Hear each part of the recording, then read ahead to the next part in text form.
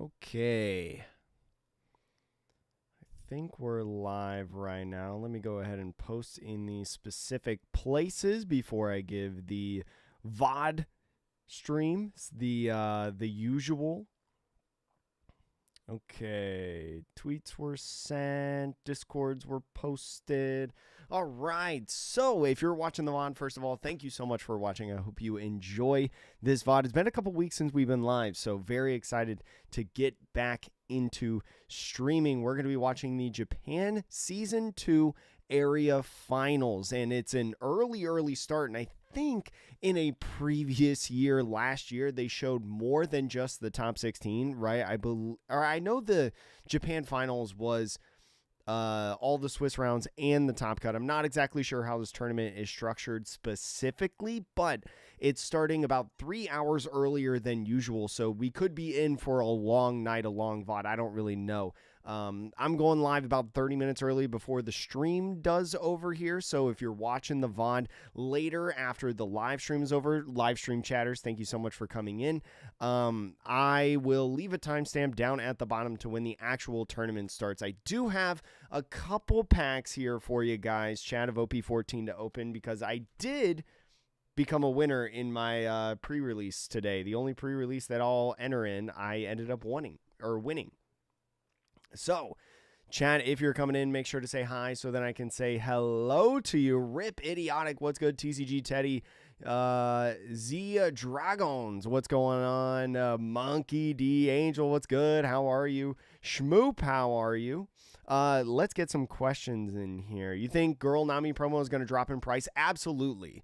These are the first couple days that the Girl promo is out in the West, especially after next weekend, because I think release events still happen on the weekend of release, and they'll happen like throughout this week. So it'll go down in price a bit. I'm not sure how much it'll go down though, because it is limited to the release events. So I'm a little scared to try to get like a play set of these promos, to be honest, but because I can only play in one. I only own one.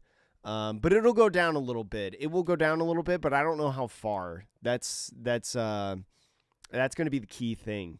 The tourney starts in about 28 minutes. The stream will start in about, usually they start the stream before the timer.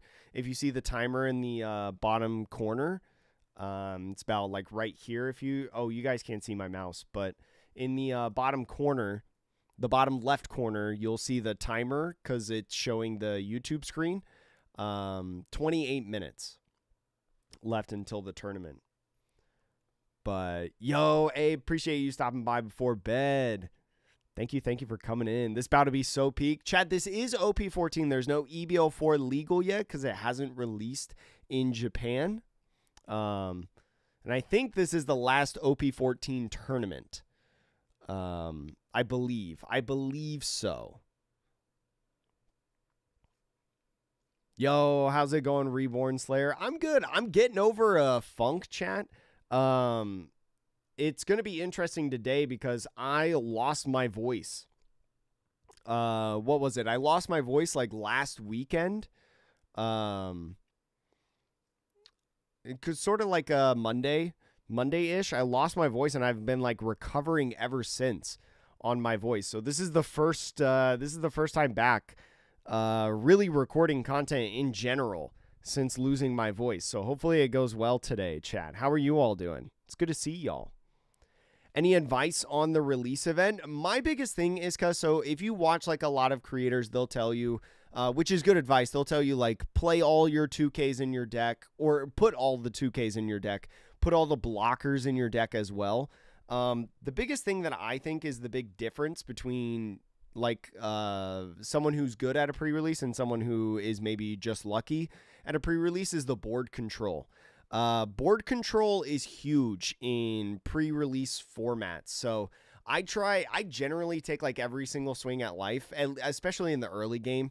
Like I'll go down to 3 pretty easily, swinging at my face, but that's just to build up my hand and the amount of counter that I have. So then when I start turning my body sideways, I can keep them alive, right? So that's what I recommend, to be honest. Oh yeah, ST29 Luffy should be legal in this tournament, right? No EBO4, but ST29 Luffy should be legal.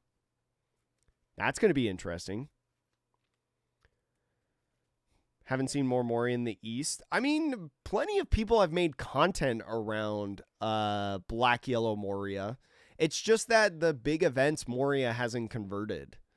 I think it's pretty hard for Moria to convert at like high level events. Like we haven't really had like regionals or anything like that. Like we've had Chinos Cups, which are prestigious in themselves, right? They're high level tournaments. They have high level caliber of players, but a, you know, like 32 to 64 person tournament is way different than these gigantic regionals that they have of like 400 players, you know, 400 plus.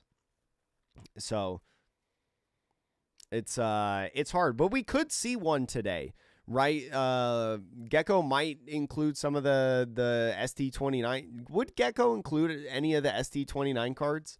Actually, I don't even know if they would. Yo, Happy New Year to you too, Fast Orange.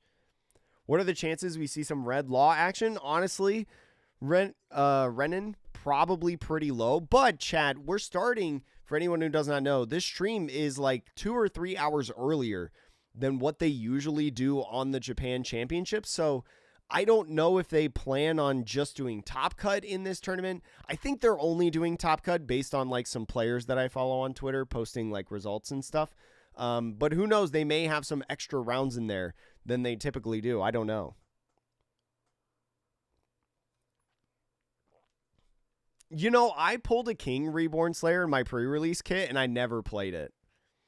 I put it in my deck and everything. Never saw it. Never saw it, unfortunately. Do we think OP14 Luffy is going to get some broken support? I don't know, Purple Alligator. I mean, it's probably going to get some decent support. How hard is it to play One Piece? It depends, ARG player. If you don't mind me asking, do you have a background in card games? Like, have you played Magic, Yu-Gi-Oh, Pokemon? Have you been playing Riftbound? Do you have any experience in card games? Because the answer depends on like if you have a background in like this game or that game or whatever.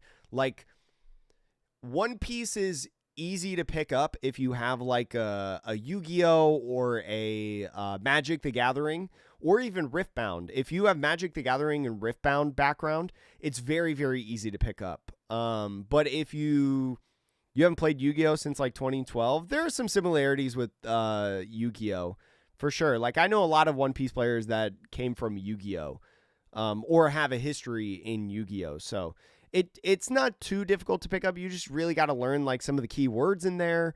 And then also just like the nature of like countering. That's like my biggest thing. But I mean, just watch a lot of videos and stuff like that. There's some really good videos out there, and watch a lot of games. Especially people who like explain in games why they're doing things and stuff like that.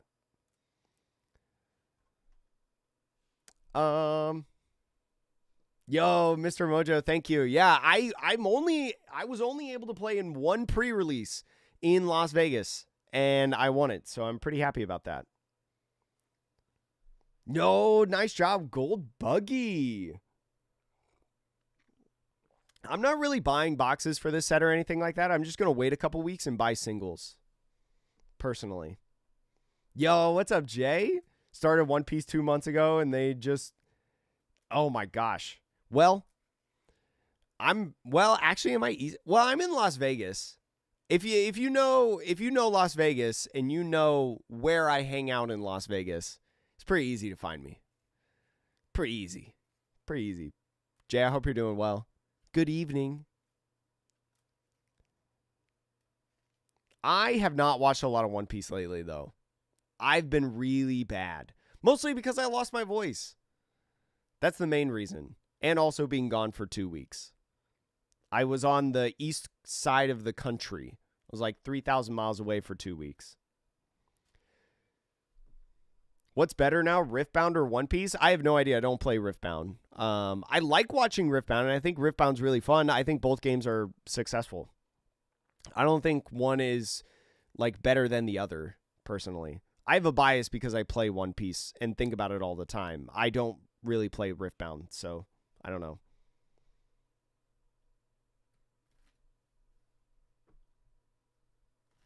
It's the last set you're buying boxes for. I have some pre-orders of EBO3 that I made literally a year ago, like this week.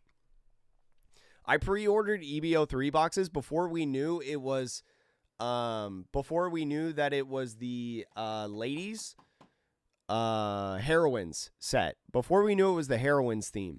I pre-ordered a couple boxes of EBO3, so I have that, but other than that, not really. I've been seeing more Luffy leaders. Yeah, most of our stores adopted the Luffy leader rule, which I personally want. I don't want to play against Sanjis and Bonnies all the time. I want to play against Rainbow Luffy. I want to unlock all the leader lock stuff.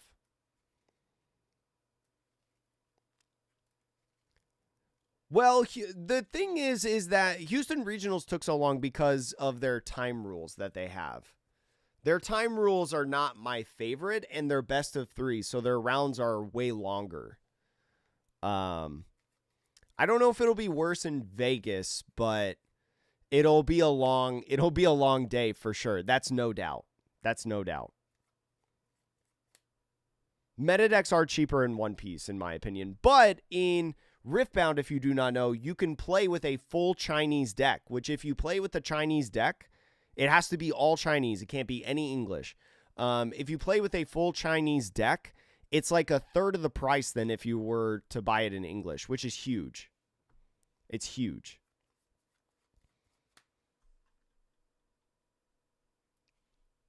Yo, what's up, Archuk? EBO4 is not out yet in Japan. I believe, what's the EBO4 Japan release date? What's the official date? I think it's like next week. Oh, no. January 31st. EBO4 releases in Japan on January 31st. This is, though, Starter Deck 29 Luffy legal.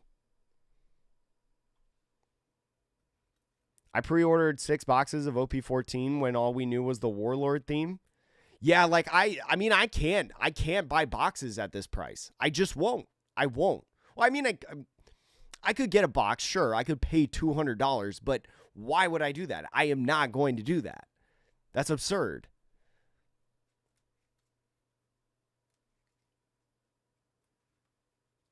Vegapunk is really cool. I like Vegapunk. I mean, you're like a glass cannon deck. You go super fast and you blow up your opponent before they know what to do.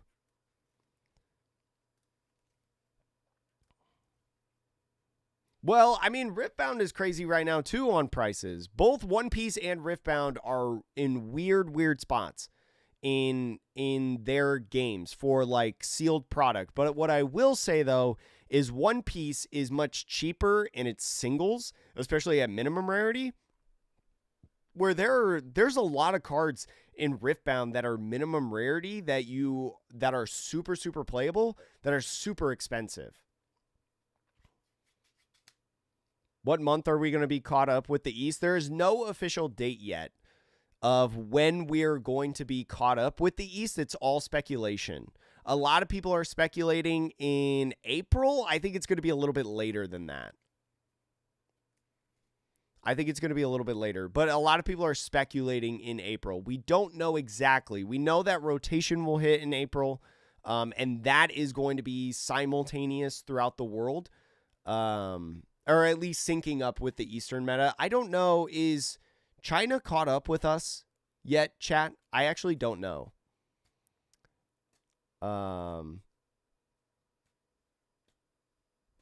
Yeah, like, Bull, here's my advice to anybody who wants to save money and buy OP14.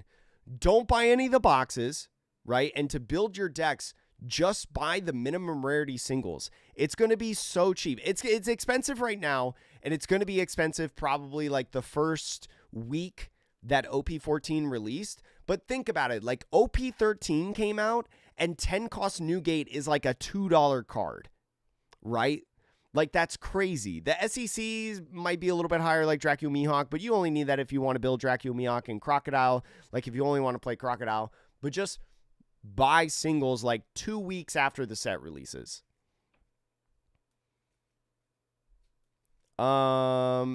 Is there top 32 today? I don't know how they're doing this top cut. I don't know if it's going to be like a regular one where they just do top 16. I don't know if they'll branch out to top 32. I don't know if they'll do Swiss and top cut today because it's a season area finals. I don't know how they're doing it today. We'll just have to wait and see. SP Weevil and then SP Boa? That's crazy. So lucky. Yeah, I think you could get into One Piece right now, Arc Player. I think it's a fine time. Just don't buy boxes and buy minimum rarity stuff. Yeah, just buy singles. Yo, what up, Haras? How are you? Haras, do you know how this tournament is today? Because it's a couple hours earlier than usual. Is it just Top Cut and it's just in a different time zone? Or are they doing... Is this the tournament where they do Swiss? Because I know in the Japan finals... The Japan National Finals, they do Swiss and Top Cut on stream. But I think they've been doing Swiss already. I actually don't know. But congrats on your serial Zoro. Oh, thank you. I'm glad that my channel has given you some knowledge about the market. Or not the market, the whatchamacallit, the meta. And, like, how to play and stuff. I've been learning a lot from watching, like, the Hong Kong championships that we've been doing on the channel. I've been watching a ton. Yeah, boxes are going up, too. In, like, Japanese boxes right now are going up. It's crazy.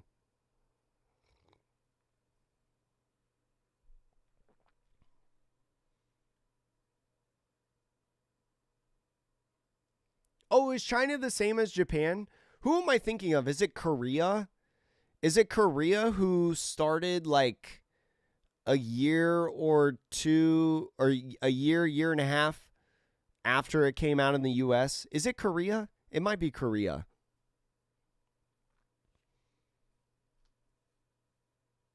The base alt art version of the Emu deck. Oh, I have no idea what the alternate art version of the Emu deck is. But if you want to play the base rarity Emu deck, no alternate arts, just the lowest of the low price, it's like a $15 to $20 deck. It's crazy. Yo, what up, Domo? Everything's going up because there's a flood of collectors, players, and vendors and stuff like that, or they're interested in the game. But it's really the only stuff that's going up is sealed product and high rarity. Those are the only things that are going up, chat.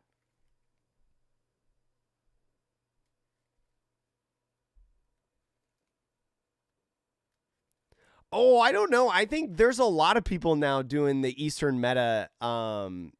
There's a lot of people doing the Eastern meta English speaking. There's a lot of people that do it now.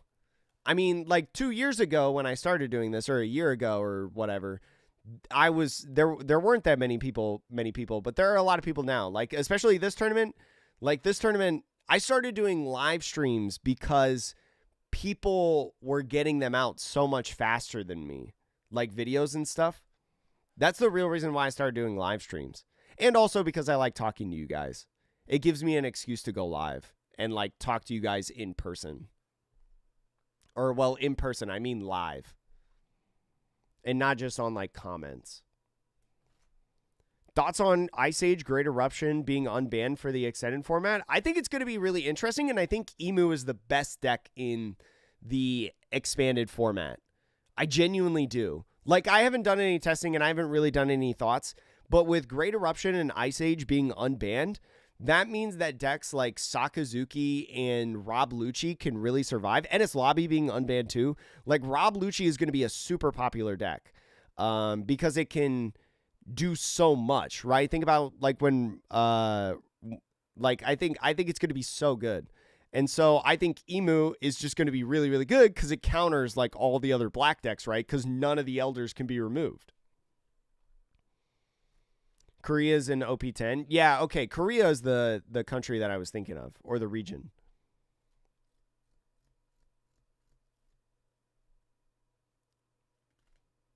Do you think Mono Black Croc will make waves in the West? Yeah, like I know a ton of people that love Mono Black Croc, and there's a lot of testing going on with it of like trying different builds. I've seen some of like my friends and teammates trying out different lists, and I won't tell you guys all of those tips and tricks yet, but there's some really interesting ideas.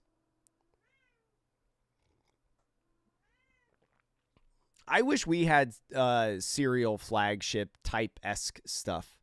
I wish we did. Although I think it'd be impossible to like get in. Tenkos Kuzan for the win. Yo, what up, Mao? Kraken, what's good? Yo, next week Mexico finals. I need to get in and watch it. What time is this tournament? There's a little timer in the bottom left corner of the stream. There's about 10 minutes left until they start stream. Chat, real quick before the, wait a minute. There you go. Now you guys can see me. Before we start the tournament, chat, or before they start the tournament, I guess I should say, I did play in a pre-release today, and I did win the pre-release. It's the only one that I could get in, and happy to win it. I do have a vlog for you guys coming out probably this week. I did a vlog of the event, just some fun with my friends and stuff, and I have some OP14 prize packs. It was pack per win, and we did 3 rounds. So I got 3 packs that I wanted to open with you guys and then add to the end of my vlog video. So let's see what we got, chat. Let's see what we got. All right, let's see. I'm going to try to do this in this camera. This is not usually how we open cards. We got Kuro, Hachan, some Jinbei shenanigans going on right now. Shark Breakfast. This is My Stomps, chat, one of the new EBO4 cards. Pretty solid. Charlotte Pudding. This is a nice card for UP Sanji. I saw some people in chat earlier talking about UP Sanji. Right? This pudding makes you a 7K leader. Very, very good. Baby 5. Nice for Doflamingo. I need a couple copies of that. Hurry up, make me Pirate King. We got Chew here. We got Miss Valentine as our first rare. Speaking of Mono Black Crocodile. And we got Virgo in that first pack. I did. I got DM'd and sent that deck list, Haraz, so many times of the Blue Nami. So many times. Maybe, Lynn, maybe I'll have some videos soon, wink, wink, of my friend's Black Croc builds. Depending on how they do, especially at locals when that starts. So, Chad, this is the second pack. Oh, another My Stomps. Okay. Another Charlotte Pudding. Chad, do we have the same pack back to back? Yeah, I put the pack down. I grabbed the other pack. We got Jinbei Leader. If you do not know, Chad, if you're opening up loose packs of OP14, you can still get alternate art leaders, characters, secret rares. You can still get hits in a leader pack in OP14. So, let's go through it. We got Jinbei, one of the new cards in EBO4. Nice blocker right there. And, oh, see, I told you guys, Chad. Look at that. That is ground death. Oh, my goodness. Prize packs go crazy, Chad. Look at that. Absolutely poggers. Nice. Not scripted content, Chad. I did not know that there was an alternate art in here in the Jinbei leader pack. Oh, nice. Dang, these events are so fire, Chad. I absolutely love that they started doing these events. Like this rarity for events. It's so good. Oh my goodness. Such a beautiful card, chat. But you know what? We got one more pack. We got one more pack, chat. That's why you take the dub at the pre-release. You hit one at your pre-release, Alec? Nice. Nice. I might try to sell the ground death because I have no interest playing Emu. And I'm trying to get a new computer, chat. Trying to get a new computer. Sachi Penguin. This is the last pack, Jack. Hannibal. This is going to go in my Emporio Ivankov deck that I've got built and ready to go. We got Salome, Rindo, Bullich, another Mystoms. So we got 3 Mystoms, Chad, in 3 packs. Holy moly, another baby 5. We got Coffin Boat. Our first rare in this pack, Eustace Captain Kidd. If this is a manga, Dragons, I'll give you a Dragons and Purple Alligator. If this is a manga, I'll gift you a channel membership in here. Eustace Captain Kidd. I love this alternate art, or SP, or no. Is it this that has the SP or the alternate art? Either way, I love the alternate art in this set for this card. And behind there, it's just an Absalom. Dang. But can't complain. Can't complain. Got Ground Death. Absolutely love it, chat. All right, let's get back to this screen. Waiting for the tournament to start. Almost a manga. Almost a manga. The event starts in about 5 minutes. Sleepy Kami. I was just passing the time opening up some packs from my pre-release because I got some prizing from it.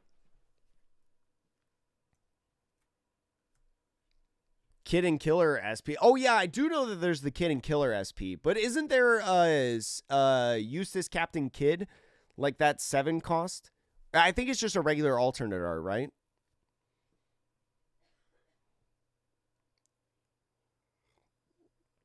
Yo, thank you for the love, Airport Chills on the hoodie. Chicago Bears, Chad, Da Bears. Da Bears, who watched the game last night. For anyone who does not know, I have a lot of family that lives in Chicago. So I love the Chicago teams. Like, I love the Cubs. I love the Bears. I follow the Blackhawks, right? Like, I love the Chicago teams. And so I was pretty stoked last night.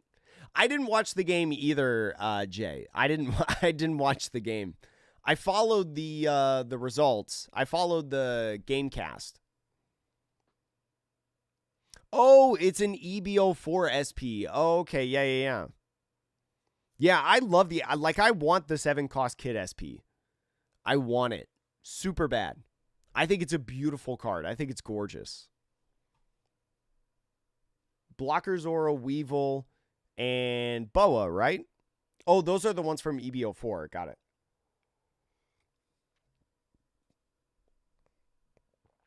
Oh, it's the 7 cost from the starter deck? Is it from the starter deck, or is it the one from EBO3 or EBO4? Da Bears. I don't think they're going to win the Super Bowl or anything. I don't think they're good enough to win. I don't think they're good enough to win the Super Bowl, but I was pretty stoked that they beat the Packers. I'll take it. It's a nice consolation prize. The kid was in your case? Yo, that's awesome. I want it so bad.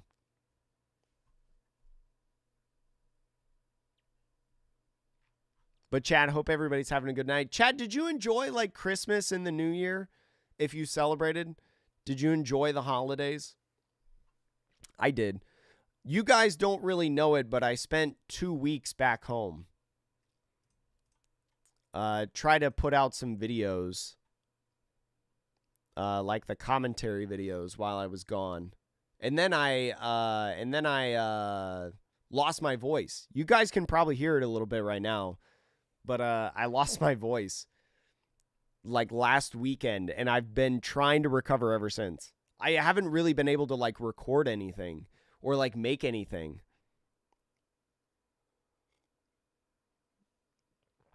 Sell the Ground Death, buy EBO4 SP. Is it the same price? No shot. Is it? Hold on, chat.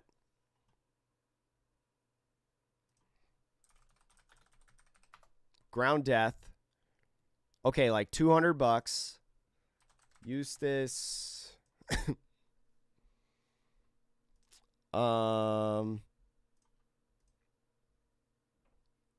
Azure 7 Cs. Oh, it's like $100 difference almost. I don't know if you guys can see, but the kid is like $250, $275 right now. Yo, Haras, the VOD is free. Yeah, the VOD is free to watch, so you'll be able to watch later for sure. It's definitely free.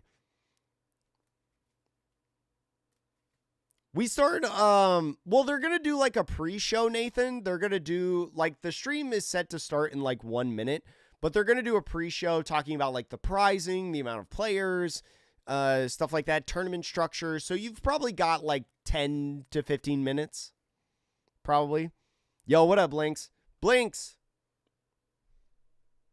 Bam. Bam. 3 packs from a pre-release pack per win. Well, it's an SP. It's an SP. I can't blame it for it to be an SP. Yeah, it's weird. The Eustace kid is the EBO4 one. It's crazy that he's already got an SP. I'm pretty sure Shanks topped this event. Casey, I'm going to ban you if you're lying. Nah, I don't need to ban you. I already gave you enough dismay by destroying you today in the pre-release. Casey, look what I pulled from the win against you. This could have been your pack, Casey. This could have been your pack at the pre-release if you had just beaten me. Just kidding. Chat, Casey is one of my locals. He's one of my good friends. I like bullying him, and he likes bullying me. Does Blue Jinbei top it all recently in Japan? Yeah, Blue Jinbei's topped, I think, like 1 or 2 different CSs that we've covered on the channel, Jaden. Ooh, the stream is starting.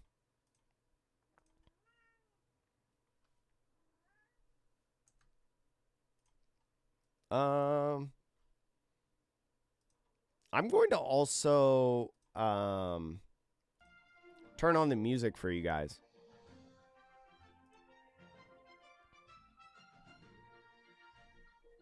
Yo, you got your 4 Winter Girl promos ready for Nami. That's crazy. You have this mug? I love this mug in Saniac. I got this at the, I think it was the One Piece Cafe here in Las Vegas.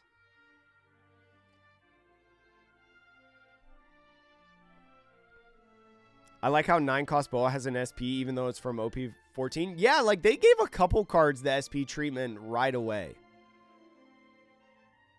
The deck is really interesting, Jaden. I think we have like a few games on the channel. I think like 1 or 2 games on the channel from championships. If you've watched those. If you haven't watched those yet, I recommend it because there was some interesting stuff in there. Some interesting stuff.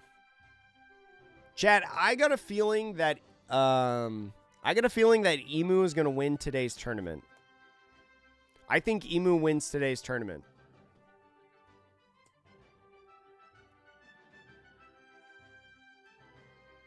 Oh, that's awesome, Insaniac.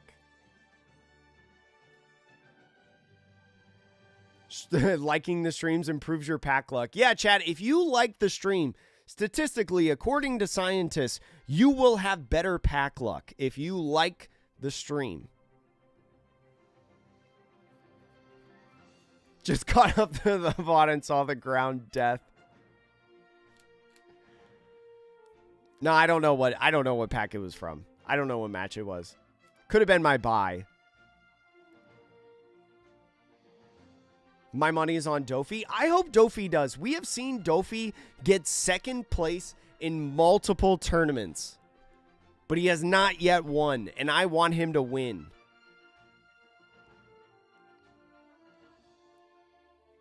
Yo, Ian. I'm glad you've been enjoying the videos, and I'm glad you're hooked on One Piece. That's awesome. Any suggestions on getting a deck together? I want to use the new blue-yellow Boa deck.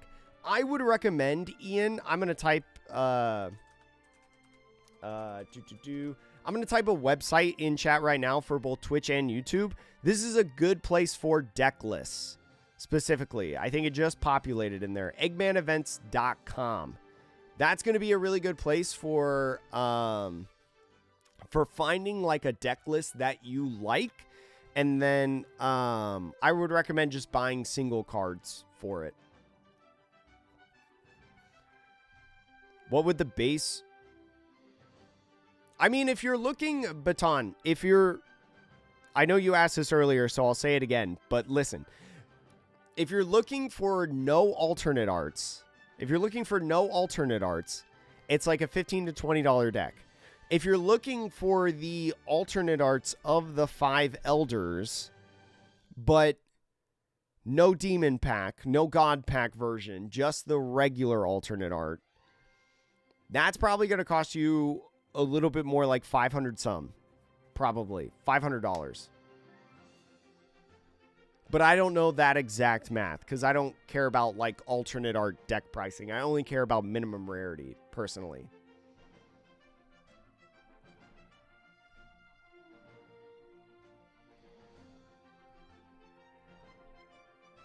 G Bonnie would be BDIF if not top 3. Well, we did see Fudelio the first weekend of OP14 in Japan get top 4 with Bonnie.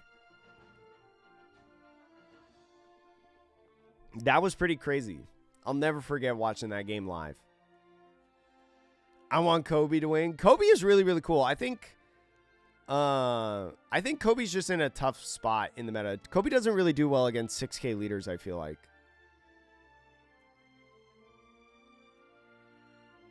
I don't know if Kaido will dominate, per se, Purple Alligator, but Kaido will be present.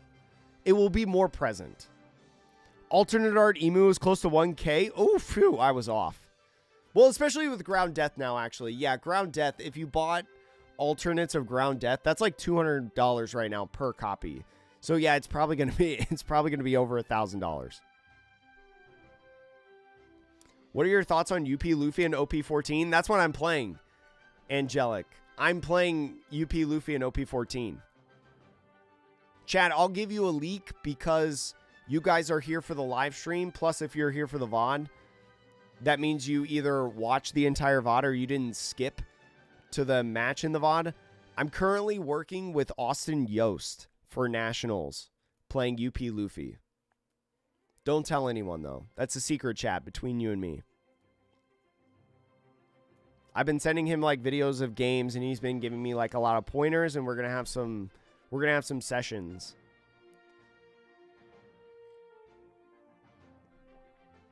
But yeah, UP Luffy's really, really good.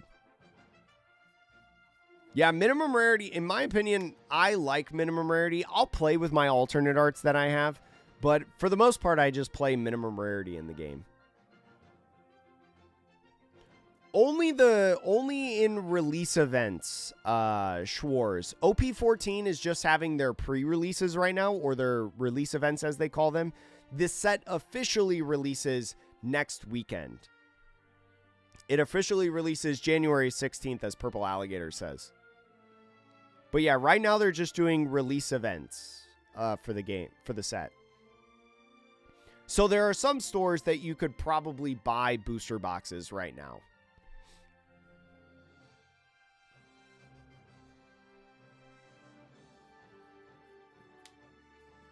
It depends, Casey. I think your build is probably better into UP. But the typical aggressive builds that I've seen are not winning against UP, I think. Yo, you got the Carrot SP in PRB. Nice. That's a cool card. I like that version.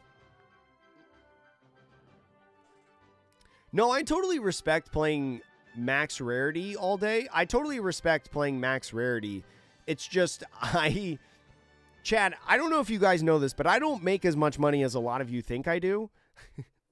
And I'm trying, my job is to play a game where I constantly have to spend money, right, buying new cards. So, I need to play minimum rarity. I'm lucky to do this full time, and I'm super grateful and like be able to support my girlfriend and myself, in our place in Las Vegas. But I don't make as much money as a lot of you think I do.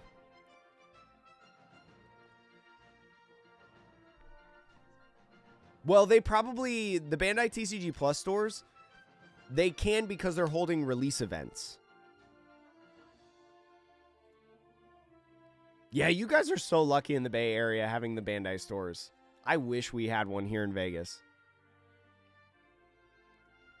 What changes to the list in UP Luffy for OP14? Not really much. I think, and this is, I mean, I'll make videos on it later and talk about it more. But really, like, I mean, outside of adding the promo Roger, there's much more of an emphasis on the 9-cost Mihawk. 9-cost Mihawk is much more prevalent in the deck. But yeah, I mean, you're playing promo Roger.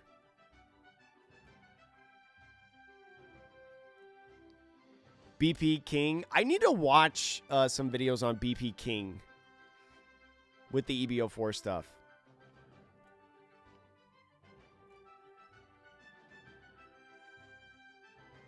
Oh yeah, I'm sure the lines at the official stores are like insane. No, not really slump. I think Douglas Bullet was mostly just good for 13. I don't think you need it in 14. Played against Boa, it felt nearly impossible. I think Boa can be difficult, that's for sure.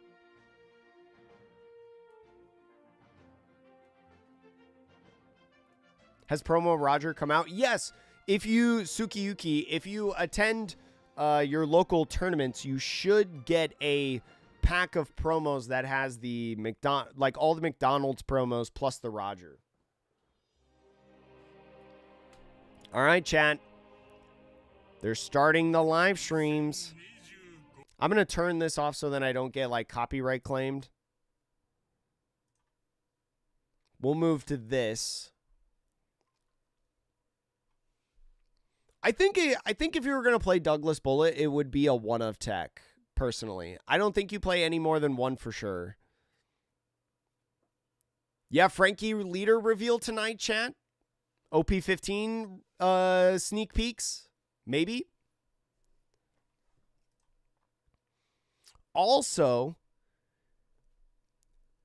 KS and ARG player, thank you so much for following over on Twitch. Do you think the Crocodile events be game-changing for any decks other than Crocodile? Yes, Emu. Emu plays a playset, for sure. This is a new trailer, chat. Or I guess some of the gameplay was new. Those gameplay matches that they had were some of the OP14 tournaments. They had Fudelio TCG on there. That was fun. That was really cool.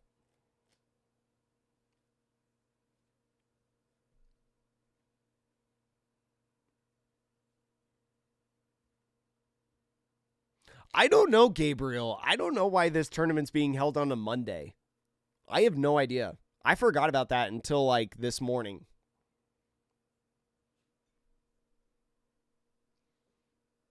Any plans for decks post Nats? No. No. I'm only thinking about Nationals right now.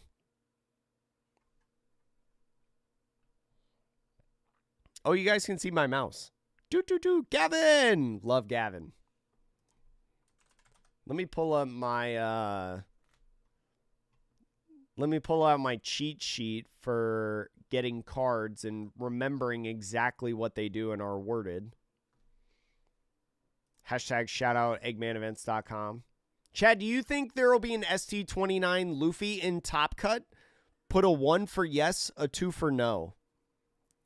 Do you guys think that ST29 Luffy will make the Top Cut of this tournament?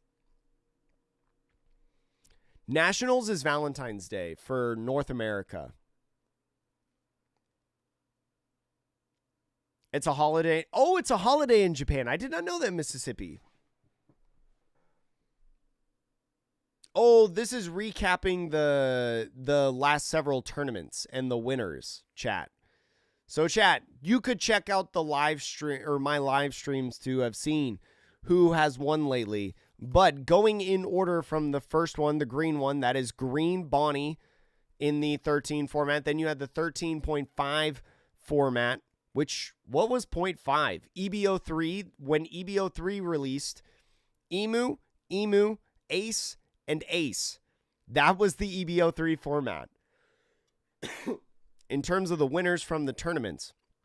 And then in OP14, the first couple tournaments we had Blue Purple Luffy, Ace, and Boa Hancock.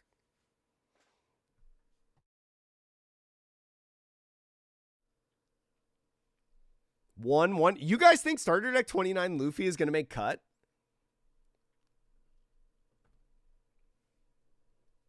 No, Adam. Bandai just doesn't think that that card game players, Bandai card game players, are in relationships. They think they're all single.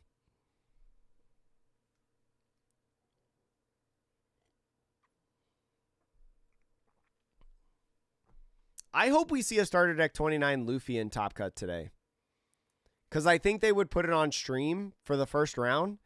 And I want to watch the deck in the stream for sure.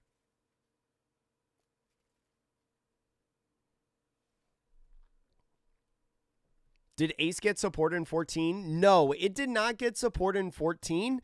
It's just the meta became more favorable to Ace, in my opinion. I think the Thriller Bark package is cool in Starter Deck 29, but I don't think that's the best way to play it. I think maybe on release in North America, it's the best way to play it. But I think just like the EBO3 package and just the regular Straw Hat stuff is the way to play it, personally.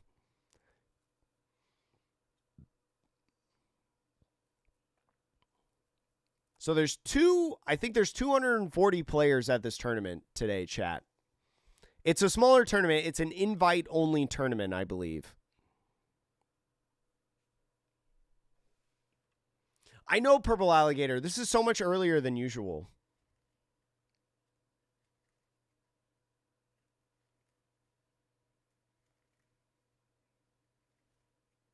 Oh, I think they're doing top 32 today, chat.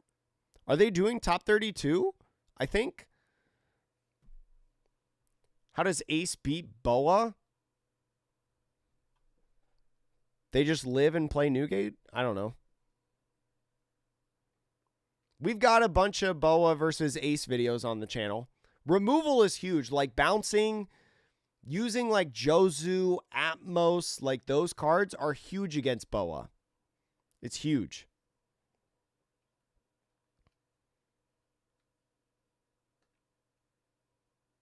Yo, what up, Miles? How are you? Good evening to you. There's gaming to be done.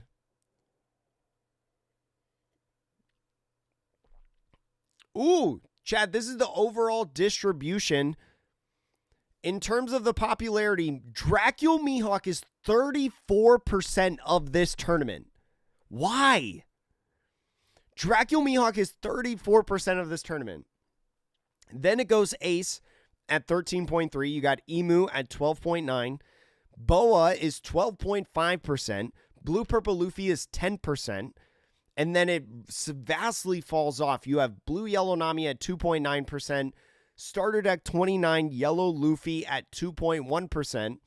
Doflamingo, Purple Doflamingo at 1.7%. You have Blue Jinbei at 1.3%. And Red Black Sabo from OP13 at 1.3%. That's a crazy distribution. What the heck?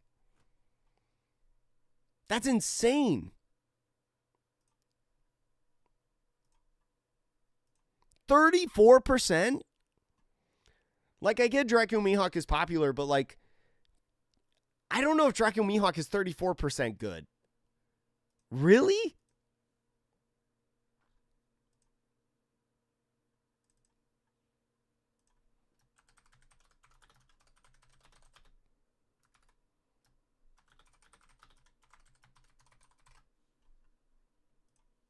That's crazy.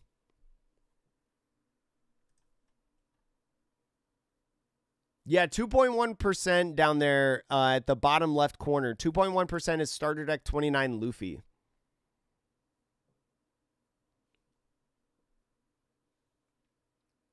Shout out to the 1.7% of Dofies. Shout out to y'all. Dofi has never, though, in any of these tournaments been super high on the population charts, despite consistently getting in top cuts.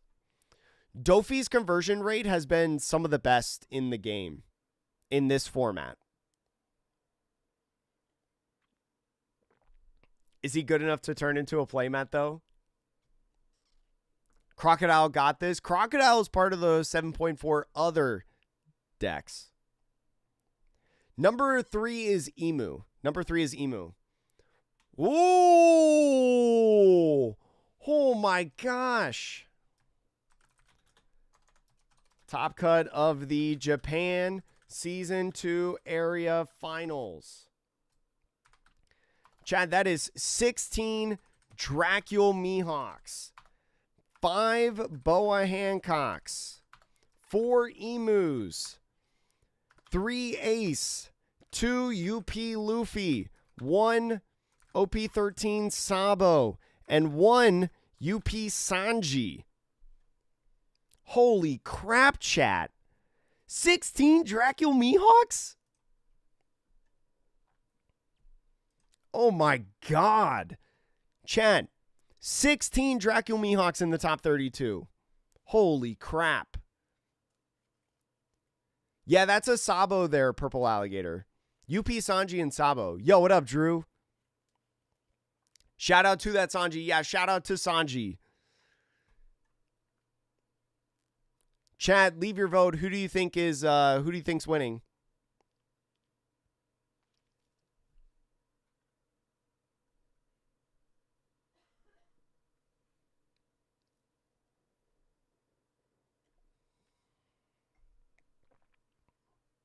Holy cow, 16 Dracule Mihawks. Yeah, Mihawks got Japan.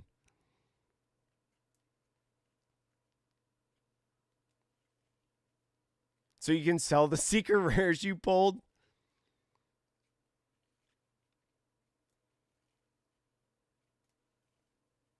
I want Bo to keep top cutting so my Nami is viable. True? Go Mihawk.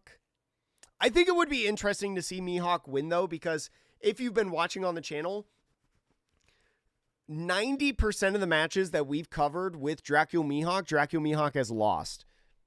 Dracule Mihawk has not won many games on stream. Is Mihawk good into Emu? Yes. Yes. Supposedly. Dracule Mihawk, for anyone who's curious, Dracule Mihawk is somewhat like a Roger deck, to where like when you see your curve and you hit the nuts, you're pretty hard to beat. There's a lot of things that you can do to manage that. And especially when you do a little bit more low rolling, but like, I don't know, it's very curve heavy, I feel like.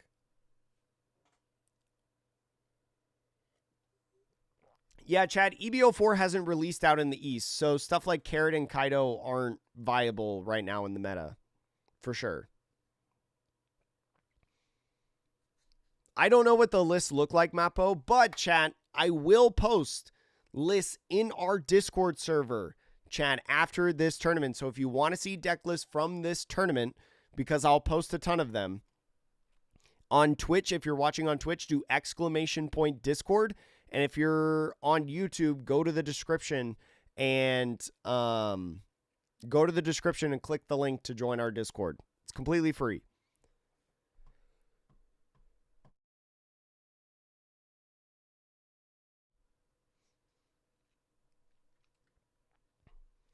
Yeah, Perona and Shanks are really good into Emu. I hope UP Sanji wins too. He's got to dodge what? Emu? I think he has to dodge Emu. Sanji and Bo, we love to see it. I love the Sanji. I love the Sanji and Sabo. And UP Luffy, really. Yo, what up, Joshua? Do you think Emu gets nerfed after the event? No. No. Absolutely not. Emu is not good enough to be nerfed, chat. I don't care what anyone says. if people are telling you that Emu should be nerfed, they just don't know how to play against Emu. I'm going to say it. It's skill difference. Truly. Emu is a good deck. Do not get me wrong, but it's not good enough to be banned. It is not good enough to be banned. And I'll stand by that. Do we think Sabo's aggro Sabo? I don't really know. I feel like, it's got to be a typical Sabo. That's got the McDonald's promo Sabo. That's got the EBO3 Koala in there. Nah, talk to any top player and see if they think Emu needs nerfed. Talk to any top player.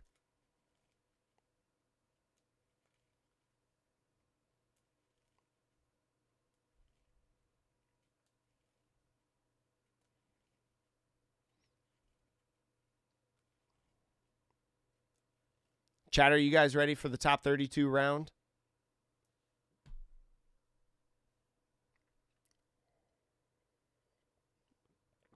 I don't think pudding should be banned, but I will acknowledge that pudding is so weird in the One Piece card game. There's no other card like pudding. It's definitely a different card. It's very, like, I don't think it needs to be banned, but it's weird. It's just a weird card because there's not stuff that's like it. Like they've constantly printed like these effects and they've power crept like some cards and remade them and like to be better and stuff like that. But pudding is like there's no card like pudding, which is weird.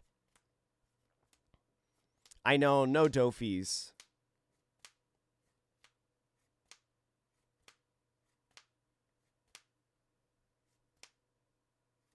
They want stage banned. I just feel like I just don't think stage should be banned. Like, sure, I would rather them make cards to counter stage. To counter the stage. And they tried doing that, by the way, in OP14. They tried doing that in OP14 with that E-Show. But nobody plays the E-Show. And I think I think it's just better to try to make cards to counter it rather than just ban it. I don't think it's good enough to ban. It's definitely really, really good, but I think OP14 opened up the door to the meta. And like EBO4 is going to help in that as well. I think OP14 did what it needed to. Now, and if it was still Emu being 30% of the meta, 10 of the top 16 or whatever, like it was in OP13, then I could totally see, okay, let's have a conversation to ban, because this is multiple formats of it. But it was really just one format that Emu was like a driving dominant force. And now it's still really good. Don't get me wrong. It's still good and still viable, but it's checked at this point. There are some checks to it. Emu is legit. Emu is very good, but it's not unbeatable.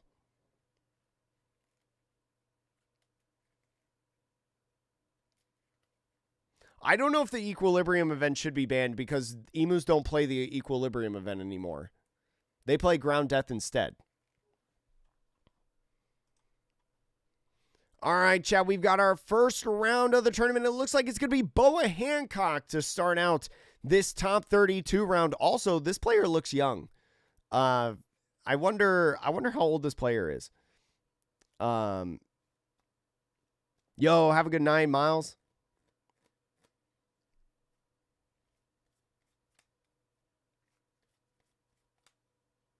Is Dofi actually a top-notch deck? I think Dofi is really hard to pilot, but I think as time has gone on, people have figured out how to play against Dofi a lot better.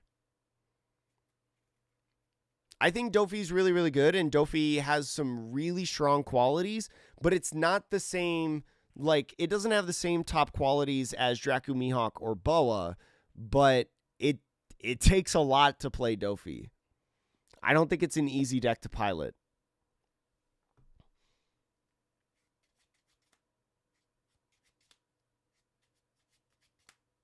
No, Flavio, it's the OP13 Isho. That's my point. Like, people don't even know what Isho I'm talking about.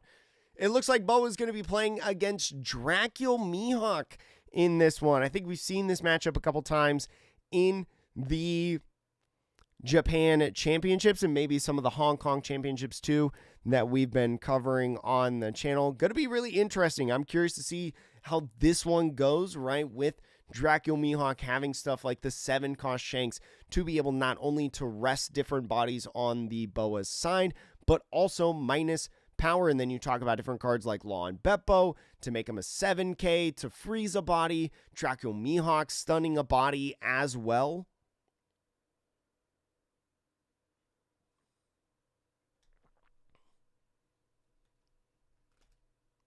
I think Crocodile's a good deck, but he's just in a different tier than like Dofi, Boa, and Mihawk, in my opinion.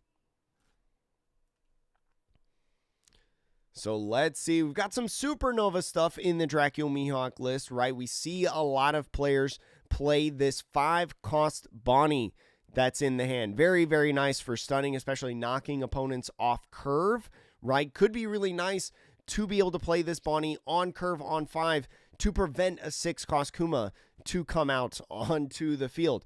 This Boa has a bit of searching in the hand, as well as the 4-cost Boa to try to set up the top couple cards.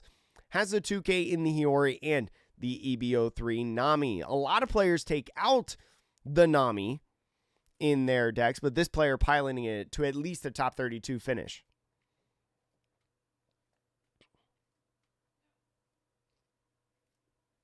Yeah, I mean, I think the Dracul Mihawk has a good start to the game, right? He's got the Perona in there. Dracul Mihawks don't really have anything to do on 3 or the like 3 to 4 turn. And then he's got 5 cost to play on curve.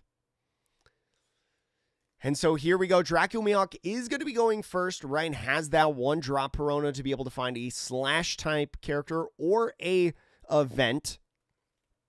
So we'll see what he gets. Does have a 5 cost in hand. Looks like I see a 6 cost in there. Looks like 6 cost Trafalgar Law from OP13, but ends up grabbing one of the OP13 events for green. Something about strong. It's the plus 3,000 power event for green. Now going on to the Boa's turn. Going on to 2 Dawn is going to go ahead with Hiyori. Hiyori did top deck the Gorgon Sisters, which is going to be huge, right? Because especially with the 2-cost Hiyori, you're going to want to set up the Gorgon Sisters in that first life, because as we've talked about on the channel, if Boa Hancock can get the Gorgon Sisters out on the field, the win percentage exponentially increases in the game. So Dracul Mihawk now swinging this 5, just going to put the Gorgon Sisters down onto the field and draw 1 card off leader effect. Dracul Mihawk now just going to be splitting the 5-5 on the different swings. Going to ask for a card out of hand on this Boa. Is going to use a 2K Shaku Yaku. Opts to keep the 5-cost Nami in hand and over counter a little bit on that swing. Now going to the 4 Dawn turn. We might see Marguerite come in here. We might see the starter deck Boa blocker also come in. Just depends on what this Boa wants to see. And so now using the Gorgon Sisters to just clear out the Perona on this turn. Is going to go with that 4-cost Boa instead of the search. Going to be looking within that top 5. Is going to be looking either for a Kuma or... Ooh, wow, that is an interesting top 3. Has Gorgon Sisters and 2 Marguerites. Ends up putting it at the bottom of the deck. Not wanting to see those cards, right? And so is going to go use that Gorgon Sisters effect to get Dawn on all of these characters. And the Boa leader is just going to opt for the Boa leader, because why would you attach to characters that can't swing or have already swung? Now swinging 7,000 power is going to go ahead, take that life. Moving into Dracul Mihawk's turn. Does find the Perona, from OP14. That's going to be pretty nice. You could go ahead and stun the blocker boa and also the Gorgon Sisters, right, to minimize the amount of swings that you're getting in this next turn. Yo, what up, KOEG?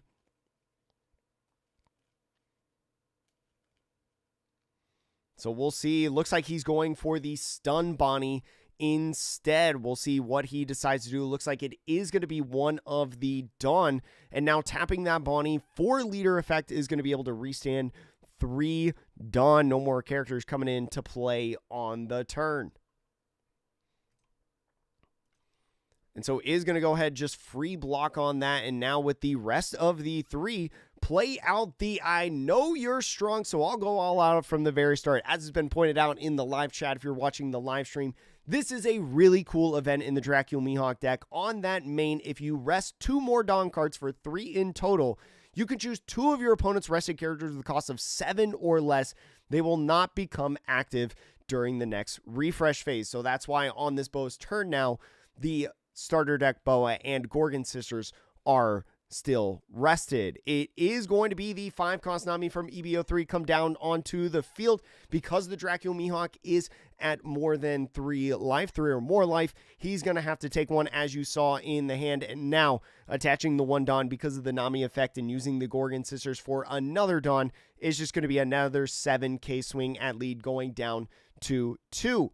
Is going to pass the turn now for Dracula Mihawk going into a 7 Dawn turn. We see the 6-cost Trafalgar Law.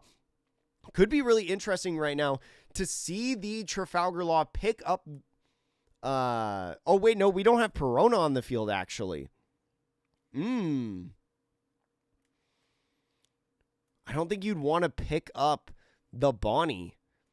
So that's one of the big reasons why getting rid of the Boa or the Perona was so important, because now you can't use the 6-cost Trafalgar Law to shambles that out. So after using the Coffin Boat to draw 1 card, is going to attach 1 to Bonnie. Swing 7,000 power. Does have Shanks. Didn't play it on curve, but is going to be something to play later. And now getting a Ran. The Ran trigger, drawing 1 card into a Kuma, is now going in with the Perona, as I mentioned, going to go ahead and stun the Boa and Nami, prevent them from being rested in the next turn. Using leader effect to tap the Coffin Boat and restand 3 Dawn, is going to go ahead, swing 8,000 power now. Is going to go in at lead, just being super aggressive.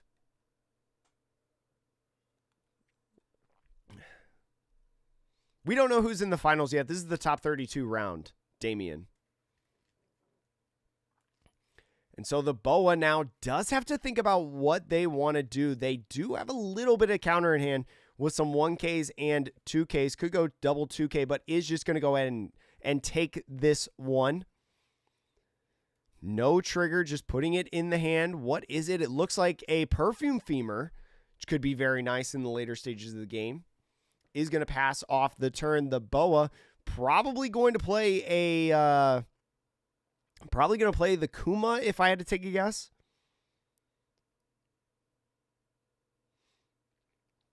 Does have a lot of bricks in hand, right? 2 9-cost Boa SRs, 2 Marguerites, and a Perfume Femur.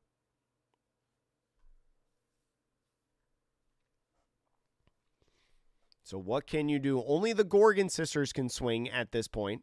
So it's just going to go over that Kuma and play it down. Healing 1 life. Do have to trash a card out of hand. So easy, one of those Marguerites, right, as they're a brick card. And so now, especially with Gorgon Sisters, go ahead, use that effect. Attach a Rested Dawn everywhere. And this is why Gorgon Sisters is so good, right? You can attach 1 to leader. You can attach 1 to the Gorgon Sisters. You can attach 1 to Ran and all these other characters as well that you have on the field if you wanted to and if they could swing. And you still have the Ran effect to be able to get a Rested Dawn onto your leader if you wanted to. Is trying to think about probably if they want to swing either at lead or the Bonnie. Yo, Wit Pickles, if you join our Discord, and like ping me in Discord, I'll send you the official Las Vegas One Piece Discord server. And so we're going to go ahead and use the Ran effect to attach one to the Ran. Is going to go ahead swing 7, countering out of that 2K 1K with the EB or the PRBO2 Zoro and Kid Killer. Now attaching one more, just going to swing 7 and ask for 2 cards or events out of the Mihawk's hand. Especially now at this point, it's really difficult if you try to go any lower than 2 against a deck like Boa Hancock. Oh, and has the 9-cost Mihawk in hand to play next turn. That might be a nice card to use, and is going to go down to 1 life, pulling a Tashigi off life. So attaches the final active Dawn to swing another 7. Dead Man's Game going to 8 and passing off the turn. Now the Boa Hancock can be rested right on this turn as of right now as a blocker, which is something that the Dracumihawk's going to have to think about. But going to 9, he might go ahead and play that 9-cost Dracumihawk to negate the Boa 4-cost from being able to be rested. But no, goes for a Kid Killer instead. Is looking for Supernova stuff. Does find Shanks. That's not a Supernova. So ends up finding a 2K in Scratchman Apu. So there's 2 Dawn utilized for that. Still has 7 to work with. I don't think has a Shanks in hand at this point. So could go with the 6-cost Trafalgar Law to pick up the Kid Killer, play down a body onto the field. So is going to go for the kid or the ooh, interesting. Is going to use that 6-cost Law to be able to pick up the Perona and put it back down on the field. Once again, just trying to freeze multiple bodies. Kind of lose out on a little bit of a swing in some senses, and the Perona is rested, but is going to be beneficial as you stall out these bodies, right? Try to minimize what's coming at you. Now 7,000 power at lead after using leader effect.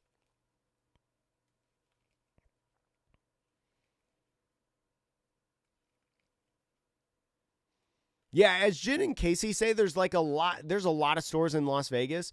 Just ping me in Discord and I'll send you the Las Vegas link. So is going to take that life. It's another EBO3 Nami. Not really needed at this point in the game. And so now I'm going to be swinging with leader. How much do you commit? Is going in with 8,000 power. 2 2Ks going 9 is going to be able to get out of that swing. 1 Dawn left with the end of turn on the Coffin Boat, moving into the Boa's turn. And we'll see how Boa reacts. The Boa Hancock player does have 9-cost Boa to be able to utilize. You could go ahead and play over something like the 5-cost Nami if you wanted to.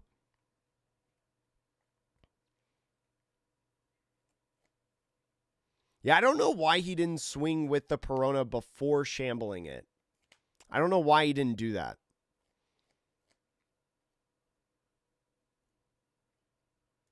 Would have been another card out of this Boa's hand.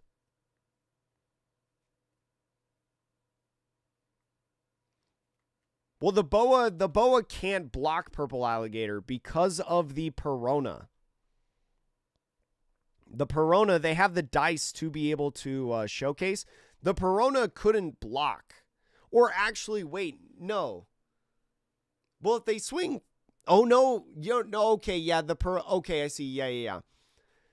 Not swinging with the Perona was nice because Perona being a 6,000 power character, the Boa was not yet stunned. So if Boa ended up blocking it and not countering it, the Dracumihawk would have to take a life. And so that's why I'm not swinging with it. That's a good call out. I forgot that the Perona was a 6K. Yeah, she could have at the beginning of the turn, but I forgot that she was a 6K. I thought she was a 5K. My bad, chat. My bad. I was going to say you could get it and just try to jokingly force out the free block, but if she's a 6K, which she is, you never swing the Perona. if you plan on shambling it. You just shambles it. And now the 9-cost Boa is coming onto the field, replacing the Nami. That's going to be able to heal 1 life and force Dracula Mihawk to go down to 0, putting him on a clock at this point.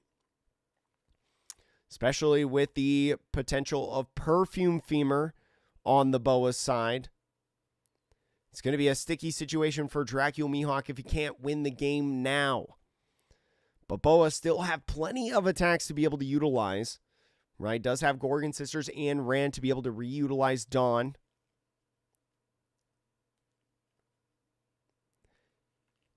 Yeah, Chad, I know.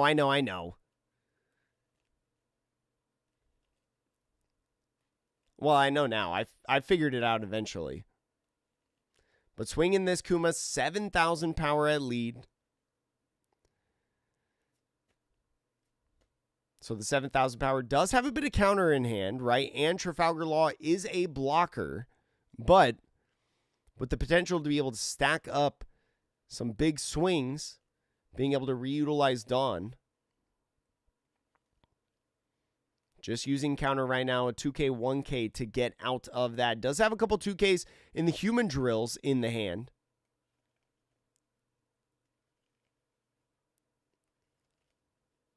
The Boa does not have many cards in hand. I'm curious if the Boa would try to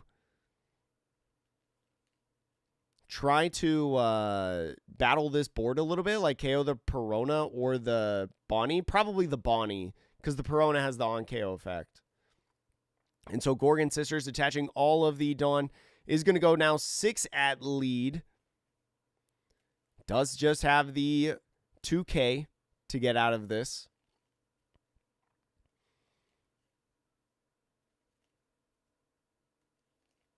I think the Dracula Mihawk might be in a little bit of trouble. What's the other counter in hand? I know he has Law and Beppo, Dracula Mihawk. Another 6,000 power swing. Could just be a counter from the other human drill in hand. Right, with only a 6,000 power swing.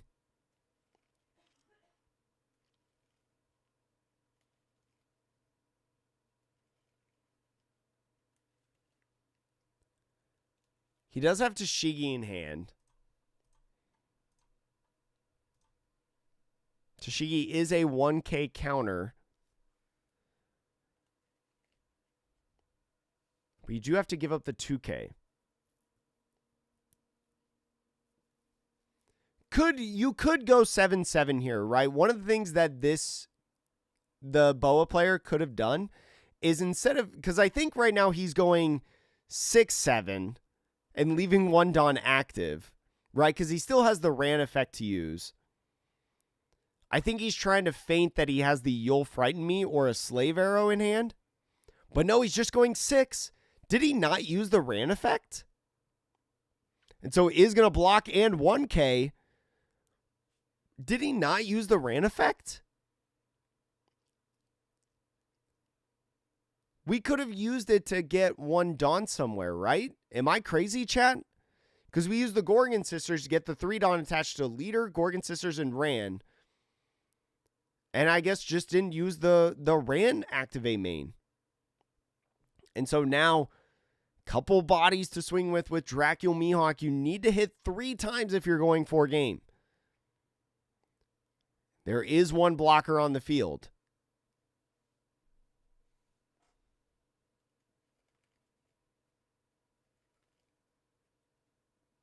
But Dracula Mihawk cannot survive another turn.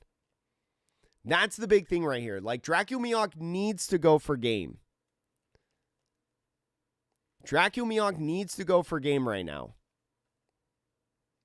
I mean, Dracula Mihawk would still be able to get out of it, right? Because if he swung 7 using the Ran effect, he would just block in 2K. I guess one thing that you could do at this point is you could play Human Drill, use Leader effect on Human Drill to rest the Boa and restand the 3 Dawn that you utilize for the Human Drill. Because he still has a Human Drill in hand, right? Because he didn't use it on counter? No, maybe he doesn't. Maybe he doesn't have one. I thought he did. If he had human drill, he might be able to do it.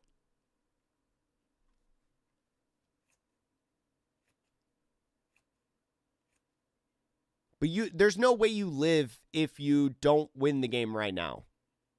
Right? You can use 10 cost Lawn Beppo to rest and freeze the Perona, or the 4 cost Boa. And so is going to go for that. Is going to use leader effect with the Coffin Boat to restand 3 Dawn. And so being a 7,000 power leader now, he's got 3 Dawn and a Dream. Needs to hit 3 times on his potentially 4 swings that he's got. It's a tall ask at this point. 7,000 power at lead. He is going to hit, putting the Boa down to 1 life. He's going to be a Slave Arrow. Slave Arrow is going to be really nice because you can pick up a 2K. You did leave 1 Dawn open. And so he is going to go ahead and use the Slave Arrow now on the 7,000 power swing from the Perona to pick up the Gorgon Sisters. You're going to get out of that swing, plus put a 2K in your hand. You've got Trafalgar Law for a 7,000 power swing and a 2K, 1K from the Gorgon Sisters that you picked up, and the Nami is going to get you out of that. Now the Dracula Mihawk swinging 7,000 power at lead to take that life. No other swings available. Is going to go ahead and get a Perfume Fumer in hand, ending the turn. Slave Arrow gave him the win there. Well, yeah, I think Slave Arrow just gave him the win, getting that card. Because he was able to pick up the Gorgon Sisters and get out of 2 different attacks. So now is just going to go in with a 19,000 power at lead. No blockers available, and Boa moves on. 16 Dracula Mihawks entered in the top 32 of the championships, and one of them already knocked out. Definitely a crazy game. Definitely a crazy game.